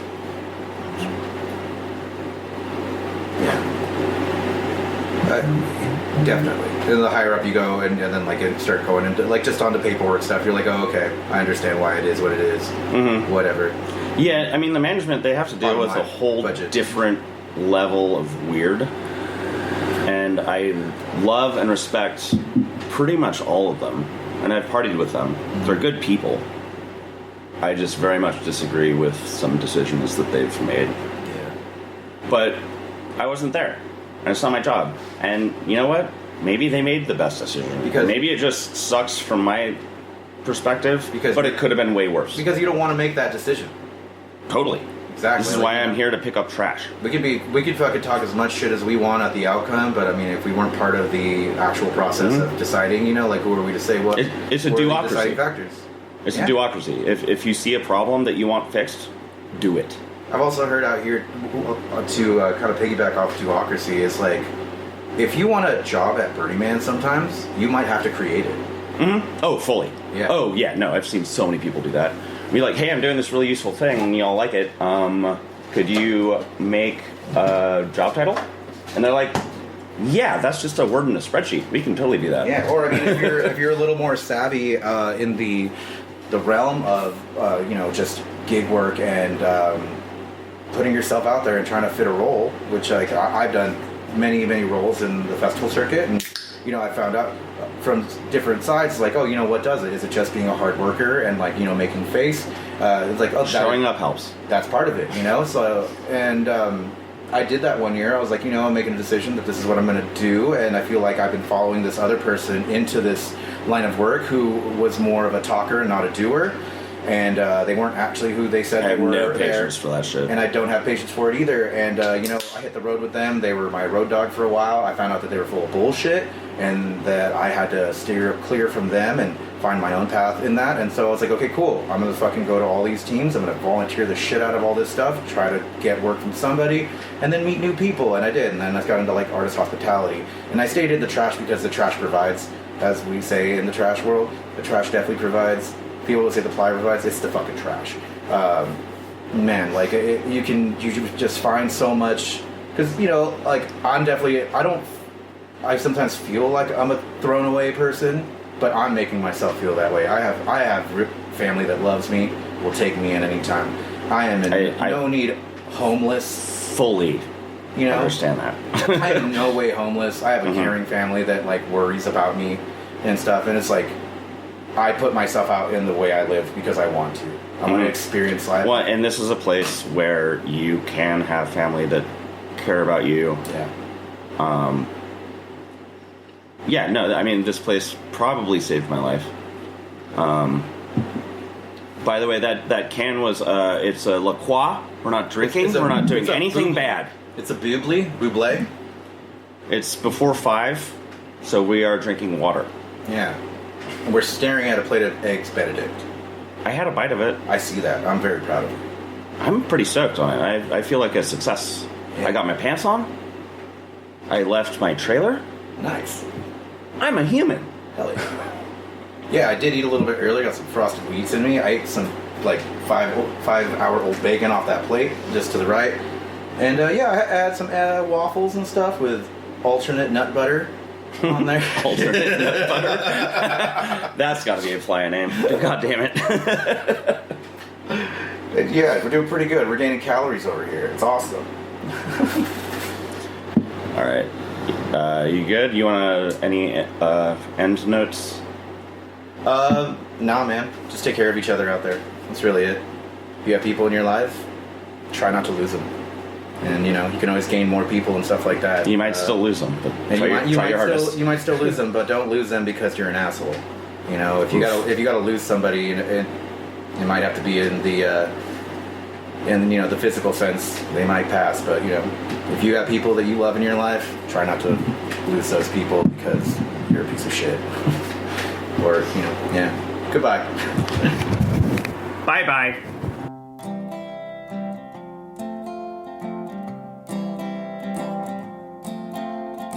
And that was Playa Restoration.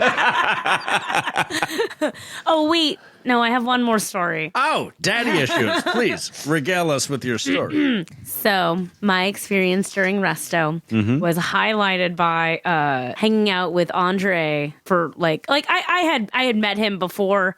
The first time I actually did meet him was after my catastrophic bike accident during the Baloney Hole Blitz in 2018, where I almost fell off a mountain and had to get stitches on acid. That was fun. And then I was in the ghetto and like bandaged from head to toe and bleeding out of my head. And I was on the couch and Xeno was DJing and I was like, that's hot. Yeah. And then Andrej like sits next to me and just start talking shit and just starts fucking roasting the fuck out of me and like calling me a fucking bitch and like all just like what, and I was like, what the fuck, like who the fuck, like fuck you, man, like who the fuck is this guy? And then I like someone came up and told him to stop and like shoot him away and like whatever, it was fine. But I was like, man, fuck that guy, like I fucking like this guy's a piece of shit, like whatever. But then yeah, this year or last year during Resto, I don't know, I walked into the saloon and he was there with some other people and we started talking and for whatever reason I ended up kind of drunk and and then at some point I just started yelling 9/11 Columbine. Wait, what was it? 9/11 No, there was more. Oh, yeah. Boop, boop. 9/11 Columbine. Yes. And I just started chanting that over and over again. And Andrej ran up to me, grabbed my hands, and we just started jumping up and down, screaming, boop, boop, 9/11 Columbine. And you can edit this out if you want. It's I understand. So we can bleep it. Whatever. Bleep, bleep, 9/11. Bleep. R slur, F slur. Yeah. Hard R, hard F, 9/11 Columbine. And yeah, it was beautiful. And in that moment, I had made a best friend. And I was like, wow, finally, someone who truly understands me. And no, but seriously. No, but like seriously. Like seriously. And but yeah, and other people left the bar. It was the most beautiful. It was so beautiful. It was a beautiful moment. And some folk don't dig on slurs. You know what? And I understand that that's their stance. Mm-hmm. And you know they're cowards, but that's okay. I forgive them. You know, I'm Buddhist. So yeah, so then we did genuinely like bond, and we hung out a lot in the saloon, and you know we sang a lot of songs together, and that was really beautiful Resto. I saw them hang out in a way that I have not seen people hang out.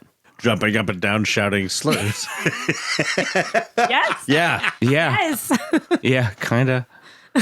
Yeah, unfortunately, I'm from rural Pennsylvania, so I've seen that a lot. I think you might get what we're saying. It's not about the slurs. Well, I mean, in Pennsylvania it was. I understand you guys were being jubilant. No, here's the thing, is that when you're actually it's funny. When you're actually queer, like it's funny. All kinds of things are funny in context. Right. Yes, exactly. And context is very important. The internet. Yeah. I just think from now on, whenever I'm criticized, I'm going to be like, you don't know how queer I am. But are you actually queer? I don't think you leaned back far enough. I that was loud. Cranking the compression over and over again all night long. Did it work? No. So Andrej, like, I don't know. Andrej was a really amazing, like, important influence. Yeah. What he interacted with Sheena. I saw that and it was like really genuine and like really amazing. I could see Sheena like be like, oh, this is my place. Oh, someone can. And I've just never fit in anywhere. Someone who used to before. think I was a bitch can jump up and down and chant slurs with me in the saloon. Well, yes. Yes. Literally. Yes. That's the fucking it's thing. It's really hard for me to Xeno is your Willy Wonka. DJing. You have the saloon. idea how funny that is. Thank you. You guys do some cosplay? No, dude, you don't know about my history with Willy Wonka. It's Fuck amazing. you, dude. It's Fuck you. Eat a dick. Incredible that you just said that. Great. Yes, he is my Willy Wonka. And I'm his Veruca Salt. Yeah, why not? He inflates you? I always damn man. In some ways, yes. I think so. We need a soundboard in here so I can have a button that goes like queef alert. Woof. Mouth queef. Oh, I love woof. That's the queef alert. And that was Resto. This is a burn barrel, Wait, no, so but you don't get then- an outro oh, no, wait. or the end of Daddy Issues' story. What? No, go ahead. Wait, so no, but then we made a new friend. Oh, and then also there was like Andrej and the girl you dated. Which one? The one that the one that has your name, Shayna. yes. Yeah. What's her Talk. Talk. Can I watch? Can I watch? Yeah. Whatever. Yeah, her and Andrej put on like a Weird Al night. It's called Al Night Long. All night long. And Well, I'll let you talk about it because you're way into Weird Al and I'm a little bit into Weird Al. No, I just don't want to talk about Weird Al. We don't get you deeper into Weird Al without allowing you to talk about Weird Al. It's okay. I'll pass. Zeno, if you He'll wouldn't just mind do it speaking better. on He behalf really of your likes wife. Weird Al. Sure. It's kind of the most important music to me. Awesome. This is why I wanted him to talk about. It's one of the things that me and Andre shared was a love of Weird Al, and we did All Night Long. So DPW used to do a fucking Weird Al night for literally 24 hours in the saloon in Gerlach, and Andre did that. Andre was a huge friend of ours. Like one of the things that like really fucking blew me over this year was how much that Andre saw my wife and accepted her, and she was excited to meet him and do more stuff with him. And he was murdered last year. So Yeah, it was like shortly after Resto. Well, the Weird Al night was really fun. Like everyone dresses up like Weird Al. It's just like a Weird Al party. Like they just play Weird Al songs and whatever. It was goofy and fun. Yeah, it was goofy. It's super goofy. Like they put up decorations. They give everyone like fake mustaches and like it's pretty fun. And we bonded with this person. And one of the Weird Al songs that they played that really stuck with me. It's like one of the only Weird Al songs I actually like, because it's like I respect Weird Al. I respect it. Kind of feel like the way I feel about Weird Al, like the same way I feel about like the Beatles, where I'm kind of I'm like You can appreciate it, but it's not your I jam. understand why it exists, and it's okay. I'm not gonna get angry if it's like on around me, but I'm like I don't put it on in the car by myself, But How anyway, about They Might Be Giants, though? sometimes certain songs, not every song. Word. It's a respectful place to be. I like They Might Be Giants more than Weird Al and the Beatles. But anyway, it was really fun. It was a lot of fun. Like I love a good party, like no matter what.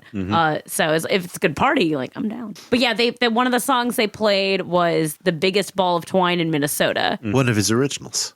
Yes. Yes. Man, I fuck with that song. That song is hella funny. It grabs you right by the nips and yanks you it's along. great. It's got a good tune. It's got a good, it's just funny. I think his originals slap. I love it. I love Yeah, totally.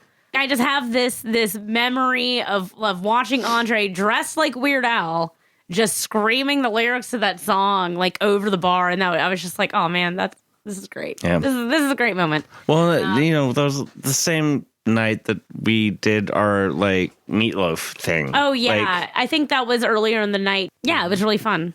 Yeah, it's like we always get to like hang out with friends we don't get to see. We see them like once a year, so it's like it's always fun. But then a few months later, we get the message that Andrej was literally murdered by white supremacists in Reno, and it was like, oh man, that sucks.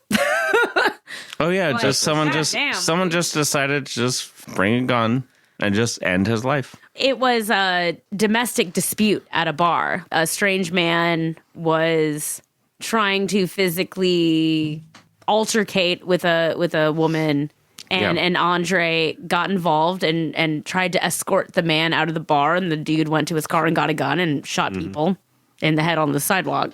Not to get TMI, but yeah, and it's just like damn. And then the guy was linked back to a tattoo shop that was confirmed white supremacist, not Nazi, not because those things all mean different things. Like they all mean very specific things, but white supremacy adjacent. I found their Instagram and saw. Yeah, I saw some tattoos that they've done. And we spent days looking at this. Yeah, I'm sorry. That sucks. Yeah, it's pretty brutal. It was really fucking terrible. I can't imagine what his actual close friends and family feel like, because I had just really hung out with him for a couple days. And so one of the things I was like, oh my God, my wife is finally here. She gets to see this thing, and then he's murdered. So that sucks. In what way are you presenting a remembrance to Andrej at Burning Man this year? So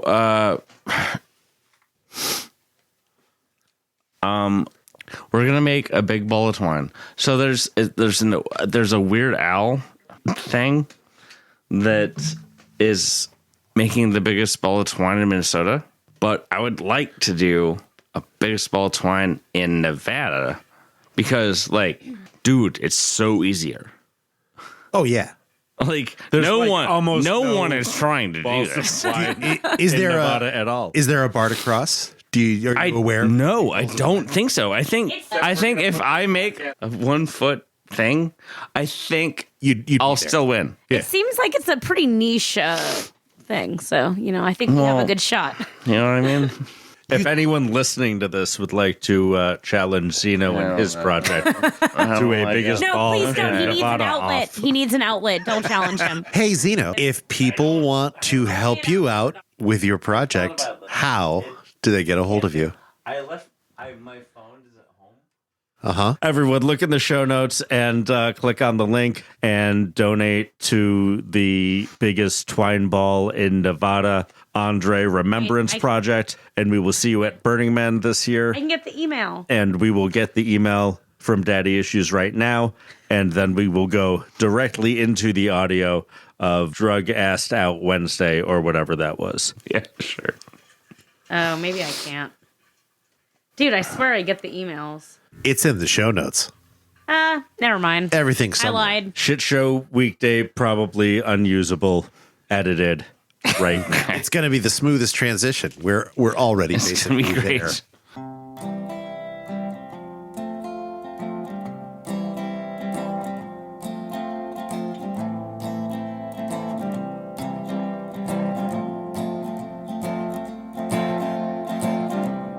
Life is excellent. The tap water tastes like excrement. The skies rain poison, but I gotta pay the rent.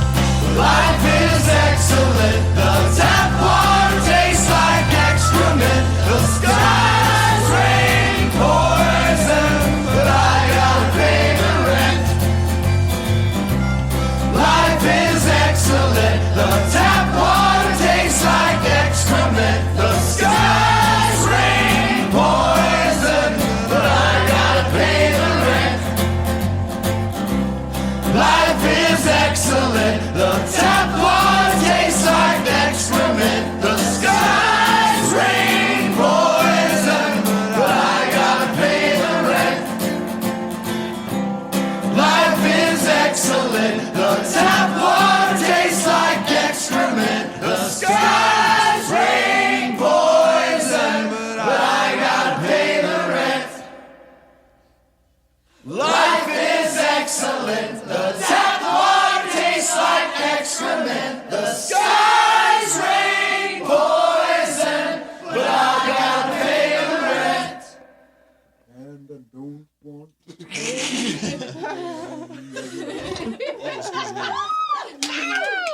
That was really fun. That better be a rap. We're all dumb. Boring people. You get enough boring people into a room. It's like the monkeys on a typewriter. Eventually, an interesting story's gonna happen. You can't say fuck on the radio. Question for the group: what's the smallest hole you've ever crawled into? Oh, that's not a thing. No, I mean your full body. Full body crawled into that hole. Okay. When I was like 6 years old, I crawled into a drainage pipe. I think we might all need to hug. I went as far as I could until the hole until the pipe got too small and we couldn't go any farther, which is probably about 20 feet into the drainage pipe. America surprises me every time. That's a great question. I got into a really weird hole, and I did not remember that for a long time. Tell us about it. In middle school, there was a weird pipe that actually drained almost a mile away. And for lunch, we would just get into it and fuck with spiders. Where I lived, there was a big kind of drainage ditch, and maybe I would guess 200 yards, 300 yards out was like the other end of this pipe or whatever. It wasn't more, I mean, it was big enough for a child to fit in, but like just barely. And one day, me and the friends like snuck in there and we're like, let's see where this goes. And made it 30 feet in or so before it like went to a smaller pipe and we could go no farther. Yeah, I got scared. I got into it a ways and I could see there's like light at the end. But dude, that light is far away. I was also scared, and I was like the lead of like 4 of us going through the thing, you know. And so I gotta back up. When it got you all need to fucking let me out. Yeah, when it got too small, I was actually kind of happy because I didn't really like want to keep on going. How long did it take people to turn around and let you out? I don't really remember. Turn around. There was no turning around. There was absolutely no turning around. We were like shoulder squeezing down the pipe, so we just kind of backed out, shimmied. Wait, do you want to run this? Pretty fun. I'll interview people for a minute. Just let them know I will delete anything that they regret later. Okay. I'll run it. Riley, you're going to be my first victim. Oh, victimize Riley, me. Whatever we do here could be deleted later if you don't approve of it, okay? Yeah. So speak freely. Speak your mind. Riley, if that is your name, where are you from? So I was born in the state of corn, and then I lived in the South for a long time. Okay. And home was New Orleans, but I live in a van. Riley, born in the state of corn, what is the weirdest thing that you've ever personally experienced with corn? Either a cob or like the plant itself in a field or whatever? Probably the corn maze, getting lost in it. And I was lost in a haunted corn maze. And the people in those haunters places, they're not supposed to touch you. But they tackled my friend, a bunch of clowns, and she was just laying in the corn screaming, and all the clowns are surrounding her and maniacally laughing. She's not the same. No, I don't think anybody would be after that. No. So you said that the corn maze was haunted. Well, it was a haunted corn maze, not a corn house maze thing. that was haunted. Are you sure that the clowns worked for the corn maze, or were they just clowns? And that's the thing, because it was in 2016. Oh, when the clown thing happened. Yeah. Which made it really fucking scary, because she didn't know whether they worked there or not either. Yeah. Was she okay? She's not okay. Well, I mean, maybe not mentally and emotionally, but like physically. She did not get physically injured permanently. That's good. Speaking of... Well, that's a weird thing that your friend encountered in a corn maze, but what's the weirdest thing that you have encountered with corn? I feel like that's it. Normally, corn's pretty normal. I don't want to took some off the side of the road and ate it immediately. And Without cooking it? It did not taste good because it tastes like pesticides. Yeah. It might have also been feed corn and not sweet corn. It's hard to It is hard to tell the difference. It wasn't for me. Because I like raw corn on the regular, but not then. Not then. In your opinion, what's the best way to prepare corn as a meal? Boil it? Not very long. No boiling. Cancel the boiling. Okay, canceled. Grilled. Real quick though, is Grilled it corn. shucked? Is this like raw corn Shucked, cob? foil coated. And like probably some spicy shake seasoning before it even gets cooked. You know? Yeah. Yeah. Also that like that corn shit that they do, and it's like cut up. It's got like that cheese in it. You know what I'm talking elotes. about? Elotes is the fucking bomb. That shit. Yeah. That's probably the best experience I've ever had with corn, personally. Yeah. I love street corn too. Oh yeah. It's good shit. Yeah. Yeah. I've never seen anyone fuck corn. I've seen people fuck a lot of other vegetables, but you'd think corn would have a good texture to it. My friend who's a sex toy reviewer did review a line of sex toys that were all shaped like fruits and vegetables, and the corn did have the best texture out of those. But I've never seen anyone fuck a live corn. Do you think it's because of the debris? I think you can rinse it off. You can get the silk off. No, I mean like potential leftover debris. That is a good point. That is a good point. Potential UTIs. That makes sense. I have to admit, Sausage Girl, that when I asked the question, I was hoping for a sexual response, and so thank you for going there. I was trying to think up a sexual response, but it just didn't happen. I have seen a gorgeous zucchini sex session. This was at one of my sex parties in Portland. And I wasn't hosting this one. My partner was hosting this one. Person comes in with a very, very large zucchini that they'd grown themselves. Organic. Organic, exactly. And we ended up having to shave the end because zucchini has those teeny little spikes on it. And it's not actually that comfortable. And it was also just really, really big. We need to whittle it down a little bit. But yeah, then this person, we fulfilled their wishes. They got fucked with this enormous fucking zucchini while they were being beaten with sunflowers. Wow. Because this is at my partner's house, and my partner has a massive field of sunflowers. And it was just a really beautiful ritualistic moment. You know, everyone at the party was able to participate in this one thing. Yeah, there's a kind of gardening wholesomeness to that. Like, it would be great for springtime. Absolutely. Yeah. And it was the fall, because that's when you get the harvest and all the sunflowers and everything. But this definitely unlocked my own ecosexuality thing. And so since then, I've taken inspiration from this woman. I've thanked this person who had the zucchini idea originally.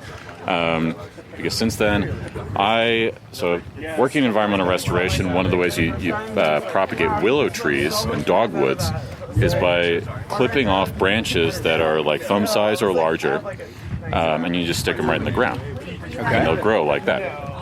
And so when we're doing this, we end up with these bundles, we end up with thousands and thousands of these just larger than thumb size, willow stakes. And I remember doing this. These are such great impact toys. And I had to come up with some bogus excuse to my coworkers to take a couple and bring them home. But once I did, fuck yeah, excellent. Use one myself, use one others, and then because they're still alive, I was just keeping them in a glass of water in between the things I was doing with them, and then I went back and planted one of them, and so now I can go back and visit this willow tree that spanked my ass. That's beautiful. Mm-hmm. That's beautiful. Absolutely. All right, Sausage Girl, you mentioned a term there that is new to me, which is ecosexuality, and I'm intrigued. Can you tell me more about that? I could. This is something I'm probably going to need to have some notes on to be able to. I did promise Xeno that I was actually going to do a full interview with him at some point, and this does tie into some of the stuff that I'm going to be talking about in this interview, because it's the whole story of why I did Orgy Dome this year and why I'm doing Resto this year and everything. There's a mic that there will goes be that way, more a of mic that this. goes that way. More of this Right. later. So you can actually, when you listen to it, you can tell who's talking. All right, thank you. All right. So yes, more of this later. More of this later in my full interview. Okay. In the meantime, I do have a question regarding the willow tree and the branches that you took. Absolutely. Did any of them, because Sausage Girl, you were working at the Orgy Dome, doing Burning Man a good service there, did any of the branches make it to the Orgy Dome this year? No, I didn't bring any. You can't bring out any plant material, any living plant material. That's part of the thing they ask you at the gate. So did they? Although, actually, at the gate they gave me the specific example of even a basil plant. I was like, this would be such a great. You just gave me a great idea that I can't do of bringing a fresh basil plant for our kitchen. Yeah. So I may be exposing my ignorance about willow trees, but if they are not fresh cut, not still alive, do they then lose their bendiness that would make them good whips? Yeah, so they become a lot less supple. Okay. You can still use them; they're still good impact toys, but it's just a different quality of How about bamboo? Bamboo. I have not tried bamboo. Other people do. There's bamboo canes in the repertoire of some people I know. It's not something I've tried before. So far, we've discussed whipping. Sorry, go ahead. So the thing is, the bamboo has the big knots on them, right? Right. And the willows do have they have the little buds on them, but they're a lot less rigid and that would be a big difference between the willow canes. And the difference would be then a willow is going to be a little more stingy. And what would the word be for that kind of knuckle or knot not on the bamboo, then that's going to be a little Well, more. usually we talk about stingy versus thuddy pain. Yeah. But not quite thuddy, right? Yeah, no, it It's wouldn't be like quite a- thuddy either. I didn't find the right adjective for What that. are the flail things that have like little claws on the end of them? Don't tell me a story, tell them a story. I don't know. I don't know either. I'm out of my element here. I was handed a microphone, and here we go. You've been doing a great job with Thank you very much. I'll You can hand it off continue. to someone else and tell them. Well, I'm having a fun time. I might, unless there's takers. Do you want to do it? Only when you're ready to let it go. I might hold it for a minute. So you Take it. take it when Power you. gets a little all-consuming. It's kind of almost fun. like the Yeah. One Ring. So if you start liking it too much, let me Okay. know, and then I'll take it. If you see me liking it too much, because I won't recognize it. Like Okay, when I'll be you're drunk on my liking it own too much, power. I'm going to take it. Okay, please help me. You're gonna be mad. No. Yes, I will. But help me though, please. Take it from me. Yeah. When it's time. My precious. You don't like it too much yet. You're still asking me to take it. Okay. But you wouldn't. Mr. Radar. Hello. Hello. How are you today? I'm okay. How are you? Very good. Good. How long have you been burning, my friend? 11 years. 11 years is a long time. I bet you've seen some shit in that. But I mean, I've seen some crazy things. What is the craziest thing that you've seen? People ask me that all the time, but I keep on. I don't know. There's so many crazy things. I don't know if there's one in particular that really stands out. What's the most normal thing you've seen at Burning Man? You've been at Burning Man, you've experienced this thing, and you go, too normal for Burning Man. That's such a good question. Too many. The most normal thing is the first timers wearing their street clothes. That's the weirdest normal thing I've seen at Burning Man is the first timers wearing their street clothes and then looking at the longtime burners funny when they're in their burner clothes. You know what I mean? I always think that's funny in Black Rock City during the event. When first timers go and they don't have any burner clothes and they're just in their regular street clothes, and then I'm in my burner costume and they look at me funny. It's like it's Burning Man. You're wearing the wrong clothes if you're in your street clothes, you know, type of thing. I don't know. Have y'all ever been to a nude beach and then seen somebody walk along in a t-shirt with jeans like kind of rolled up, or maybe even not that far? Yeah, Just you walk look at down them the funny beach when everybody Yeah. else is nude, and then there's one person in clothes. It's like, what the fuck are you doing here? Yeah. Right? Like, you're not wearing the right attire. You know. One of my favorite stickers was "My life is your vacation." Ah. Oh yeah. Yes. DPW's theme. Yeah. Yeah, I thought of a crazy thing I saw. One of the craziest things in 2015, there was Burning Man branding camp, and so they had a big fire and they had a branding iron and they had a Burning Man emblem at the end of the branding iron, and they would get it red hot and they would brand people. I heard about that. And they tried to encourage people to get branded on their ass, but they'd brand you wherever you wanted. Like I watched a guy get branded on his shoulder because he didn't want it on his ass, he wanted it on his shoulder, but they got the branding iron hot with the Burning Man emblem and stuck it on his shoulder and branded him with the Burning Man emblem, and that was in 2015. That's incredible. Was there any kind of like medical support nearby, or was that just a Wild West, let's brand everybody I didn't kind of see thing? any medical support nearby. It was a Wild West thing. I didn't see any EMTs or any medical nearby. Do you have a brand that you'd like to share with us today? I haven't been branded. No. I didn't get branded. I saw it being done, but I didn't get the brand. I think I would have made the same choice. What about a brand in the other sense of the word? What do you mean? Like another brand you'd like to share? I don't know. I mean, a brand of something. I don't know. Anything. The first thing you really want to stand behind, which I would wisely choose. A brand? I want to stand behind. Almost got you. You almost commodified. Okay. Be careful now. Riley will catch you. Okay, you've told us the craziest thing that you've seen, but Radar, in 11 years, what's the craziest thing that you've done? Does anybody have a lighter I can borrow really fast? I do have a lighter, yeah. Okay, my cigarette went out. Let's see. Hold my drink for a moment if you don't mind. It's coming up. You're next. You're next, Lost and Found. Yeah, we're coming to you. Ah, it's probably in the cigarette pack. No? Ah, here it exists. Thanks. Well, you take that. I'll finish this. I don't think I have enough brain cells still to answer. I just came here, to listen to the things. Well, be ready. Because investigative reporter Animal spares nobody. But this Burning Man, like this was my third festival. And what did you think of that? I'm not good at Oh, it's absolutely awesome. I loved it. I do have papers. Yeah, windbreaker. I do need a windbreak. Just a moment. Yeah. I always kind of bad. Not that good. Thank you. Papers, bad enough. Your third festival. We're going to give you a break real quick, Radar, on your craziest thing you've done at Burning Man. Fourth festival for Miss Lost and Found, who came all the way from Italy, but who's been traveling the world. Yeah. Citizen of the world. Tell us, what did you think of your fourth festival at the Gerlach Regional? Oh my God, it was absolutely wonderful. Like, I'm so glad I came here. But at the same time, like, again, I feel because being part of DPW, then you actually meet all these wonderful people, and then you don't really give a shit about the festival. You will just end up smashing ketamine with your favorite people in bands and stuff. Nice. I think a lot of us would agree with that sentiment. I don't know if I have. To be honest. Also, this is the first time I've heard anybody say smashing ketamine, which I fucking like and respect. Thank you, babe. Cheers. Clothing exchange. And with your first time at the Gerlach Regional, what was the thing you saw out here that sticks the most in your mind? What surprised you the most, or was the craziest thing?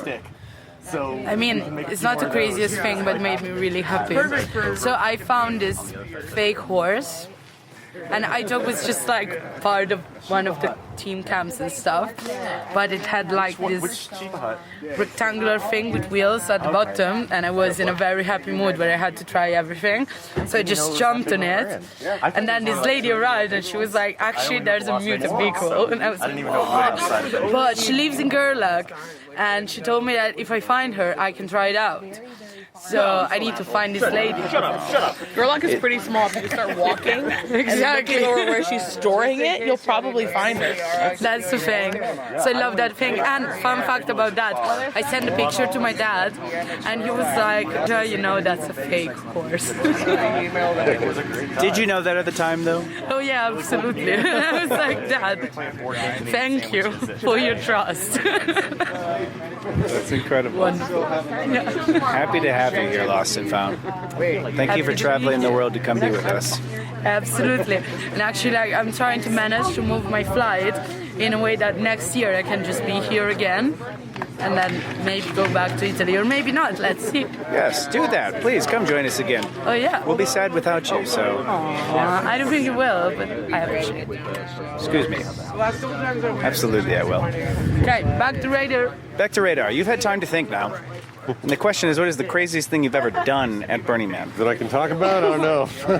You can talk about everything. Well, remember two things. One is that you'll have the right to veto anything before it hits the web. So you could say whatever, and it doesn't necessarily have to go out there. And the other thing is that you're operating under the anonymity of a name Radar, where only the people who burn and know you will ever know who that is. I don't know. Also, this is all fake, please. We're just telling stories here. Every story you hear here is fake. I don't know. If you need more time, Radar, that's okay. Yeah, I don't think that What about the craziest thing you did? The craziest thing that I did here this year was to have sex on top of an art car during a dust storm. In plain sight of a lot of people who, at the moment, in that moment, I didn't care too much about. And my favorite part about the story is that my friends who were with me, who were a little ways away, could see the people from the camp and from the art car, and they could not hear what they said, but they could see them point to me and the lady that I was with, and then make a gesture of like a kind of humping, thing, as though to say, like, do you see what's happening?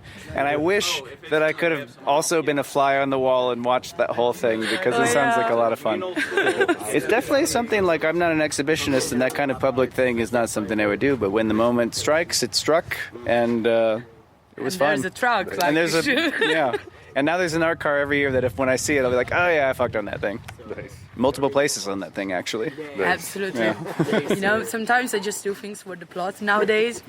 Yeah. The question is mostly like, why not?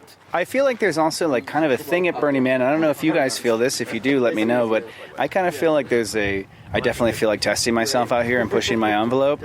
And there's a certain like, I don't know, street cred is not the right word, but there's like a thing of like, oh yeah, I did that. Yeah, absolutely. A few people here, since we've been on this Resto waiting extended, shit show week now, a few people have lit their dicks on fire using hand sanitizer. And I did that.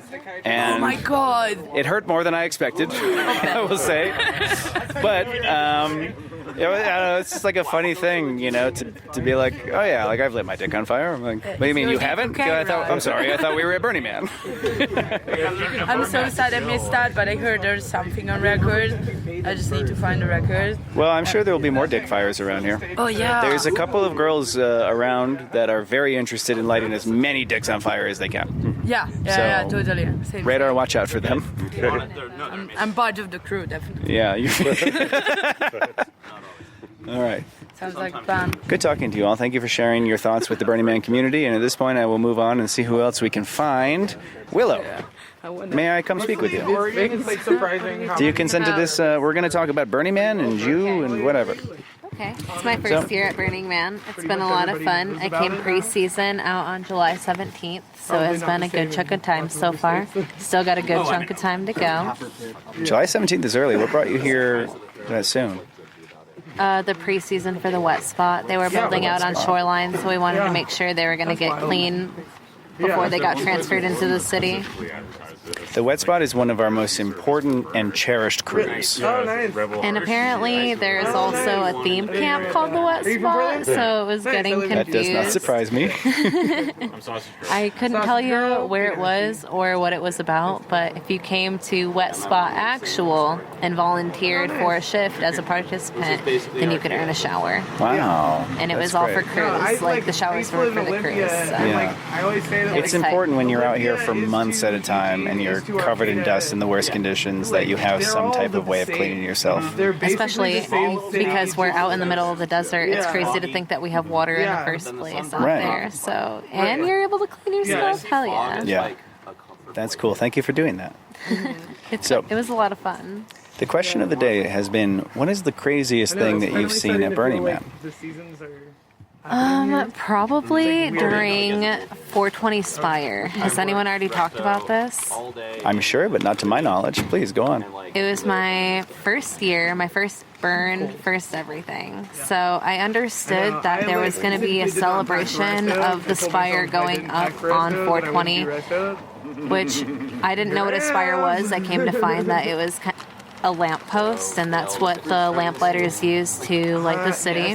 There's one out on 420, and I forget what letter, but they started as a funeral, and then it got dragged up to Esplanade, where it was broken in half, so people started building it back up and just attaching a whole bunch of shit to it.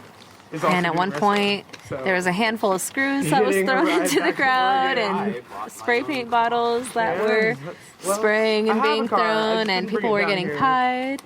And I saw someone... Pied, like in the sense of a clown with a cream pie kind of thing? Yeah, like with whipped cream in a platter, and then in the face, there was whipped cream everywhere. It's a lot of mess. But a lot of good cleanup the next day, too. Of course. There was a strike where people were walking out of the meeting being like, we need to go clean this up, and went and did that. It was really stormy that day, though, so I don't know how long it lasted. Ooh, bad idea. That's cool. What was the craziest thing that you did in your first burn? Your first I knew that I didn't have to work the next day, so I went on a solo adventure and found myself on an art car, and which was pretty awesome because I understood that I didn't know where it was going to get dropped off or when. And I remember thinking, I could probably sit down for a little while. Real quick, do you remember which car it was? I wish I did. What did it look like? It was a double-decker, and it had lights and good music, which you could hear from both floors.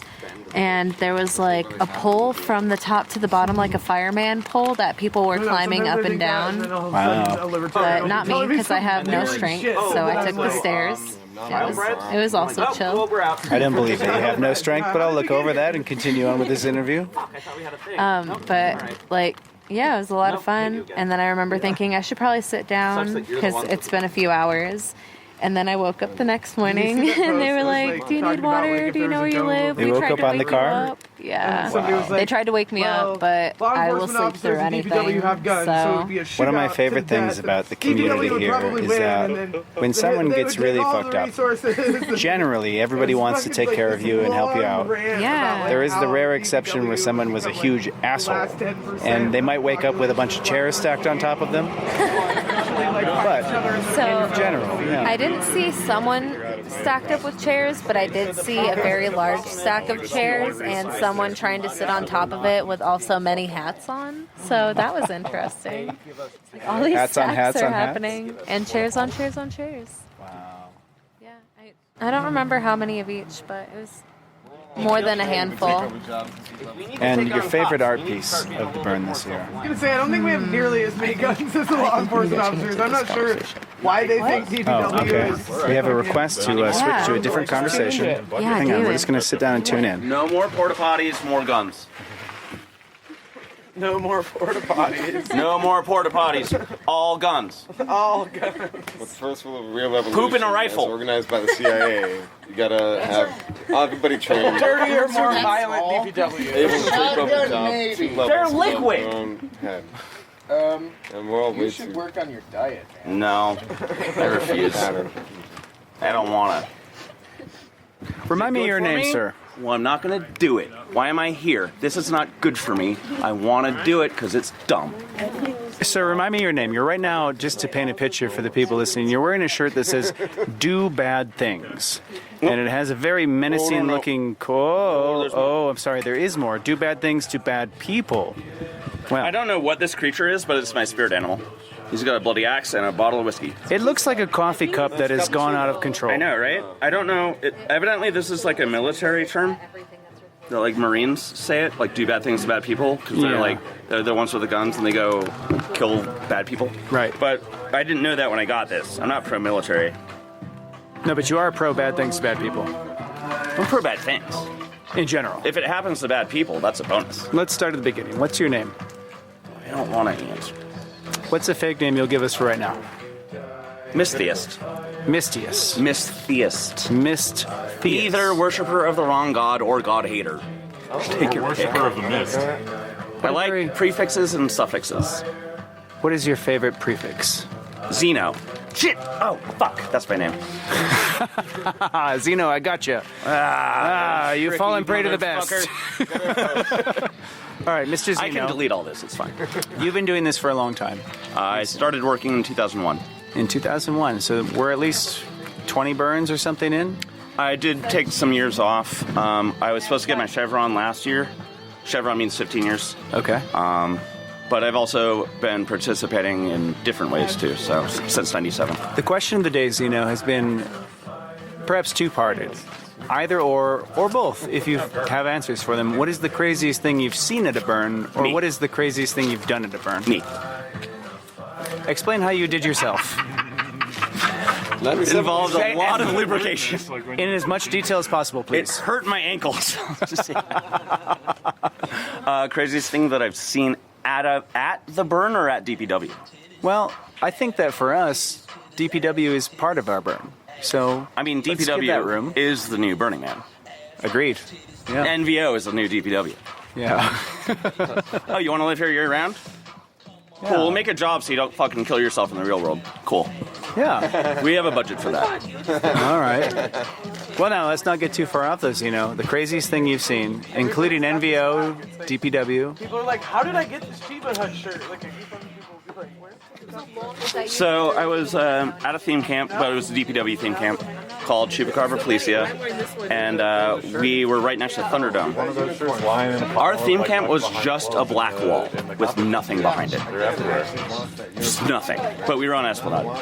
And this dude came up and he was like, hey, I heard... Real quick, just to kind of clarify and give us a picture of like where we are, what was behind that black wall?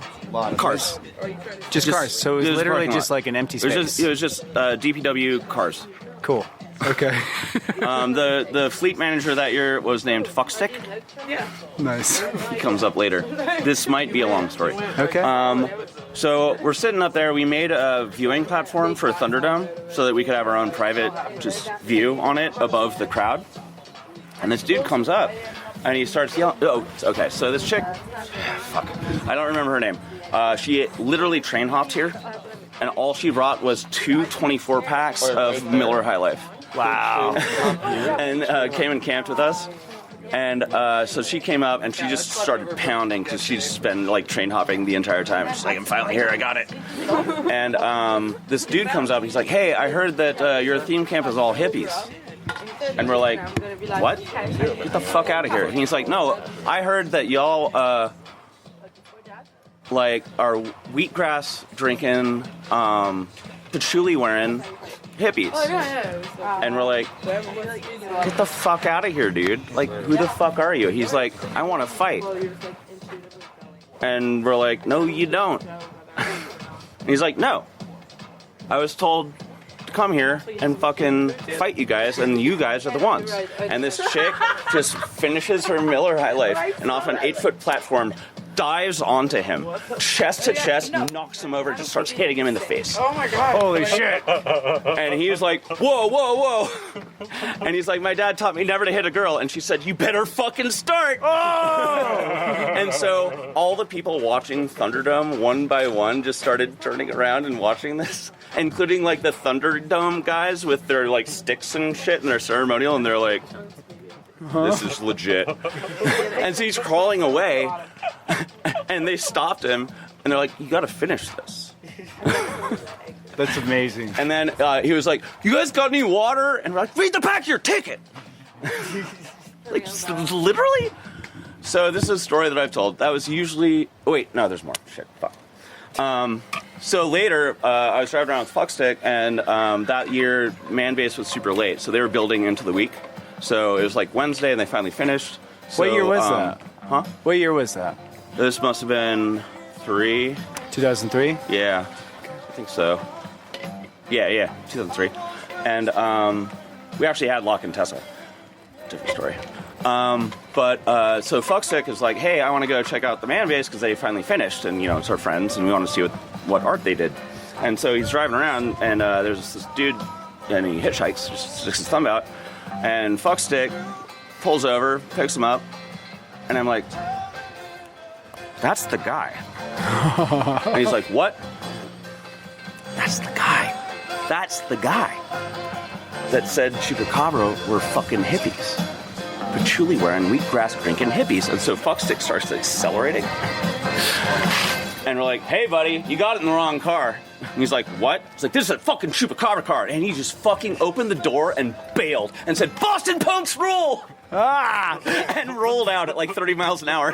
Holy shit. So that's the story that I told for years. And then I found out that this dude fucking went to one of my friend's theme camps and was like, I wanted to do Death Guild. How do I do that? And he's like this new kid, and this fucking friend of mine is like, see that camp over there? Go call them hippies. So she totally fucking set him up. Yeah. And I feel utterly bad about it. No, that's great. Did you ever see that guy again? Not that I know of. No. I have partial face blindness, though. So. Yeah. Or I see died a when lot he of my jumped out of the friends, and I'm car. like, who are you again? It'd be really interesting to find out what became of his Burning Man career. Yeah. He's probably around here somewhere. Death Guild's #1 assassin. Let's bring him out of the house. Yeah, I'm not sure if I want him here. I can respect the notion of like fucking with people's idea of themselves, like Camp Threat, for example, right? Mm-hmm. It's in the name I mean, of there was themselves. Capitalist Pigs too. Like that was bad. Huh? Capitalist Pigs, that was bad. They got evicted. Oh, I don't know Capitalist Pigs. What's the story? They abuse people, like. Well, that's no good. Verbally, like not physically, but like it was bad. Huh. Well, it must have been really bad to get him on a verbal abuse thing here, because there's a lot of that. I think it was like a 5-year-old, and they had a bullhorn in her face, and like they were saying sexual stuff. That's definitely too far. Yeah. I mean, commit to the bit, but understand what the bit is. Yeah. Like. So, I understood that Camp Threat, fashions themselves a threat, and so my first time there, I went to the bar and I said, "Hey, I heard that there was a bar here where all the bartenders are pussies," and expected a little guff and a little pushback from them and whatever, but instead they just laughed. And they were like, what do you want to drink, man? Yeah. You're kind of instantly in. No, if you come up and you're like, hey, got you. Yeah. Like, yeah, all right. Got your number. What's up? That's cool, man. So that was the craziest thing I saw. Although, actually, I was friends with a theme camp from Seattle called Church of Mez, and they just built like a big scaffolding with a diving board. And the diving board led to just the playa? Just a diving board. How high was the diving board? It was probably 40 feet. And one of their campmates got super high and jumped off of it and broke his neck. And got ambulance to Reno. Got a fucking head cage because he broke his neck. And then hitchhiked back to Burning Man. No shit. And he showed back up at camp. He's like, hey guys, I'm fine. And everyone's like, you're not fine. What are you doing here? What? Why are you here? This is bad. And he's like, no, it's cool. And they're like, just, okay, sit down. How many drugs did he do? Fucking Christ. That's incredible. Yeah, gravity is real, so they say. Yeah. Oh, even anything more than 6 feet can really fuck you up. Yep, I've had that experience. Last year we had a lot of injuries in my camp, unfortunately. This is my first year in the DPW crew. Did they deserve it? Oh, I wouldn't go that far. Although it's funny you asked that question. It's a dumb question. It's a mean question. But it leads to a funny answer, though. Allow me. I know. Hey, meanness can bring joy. Oof.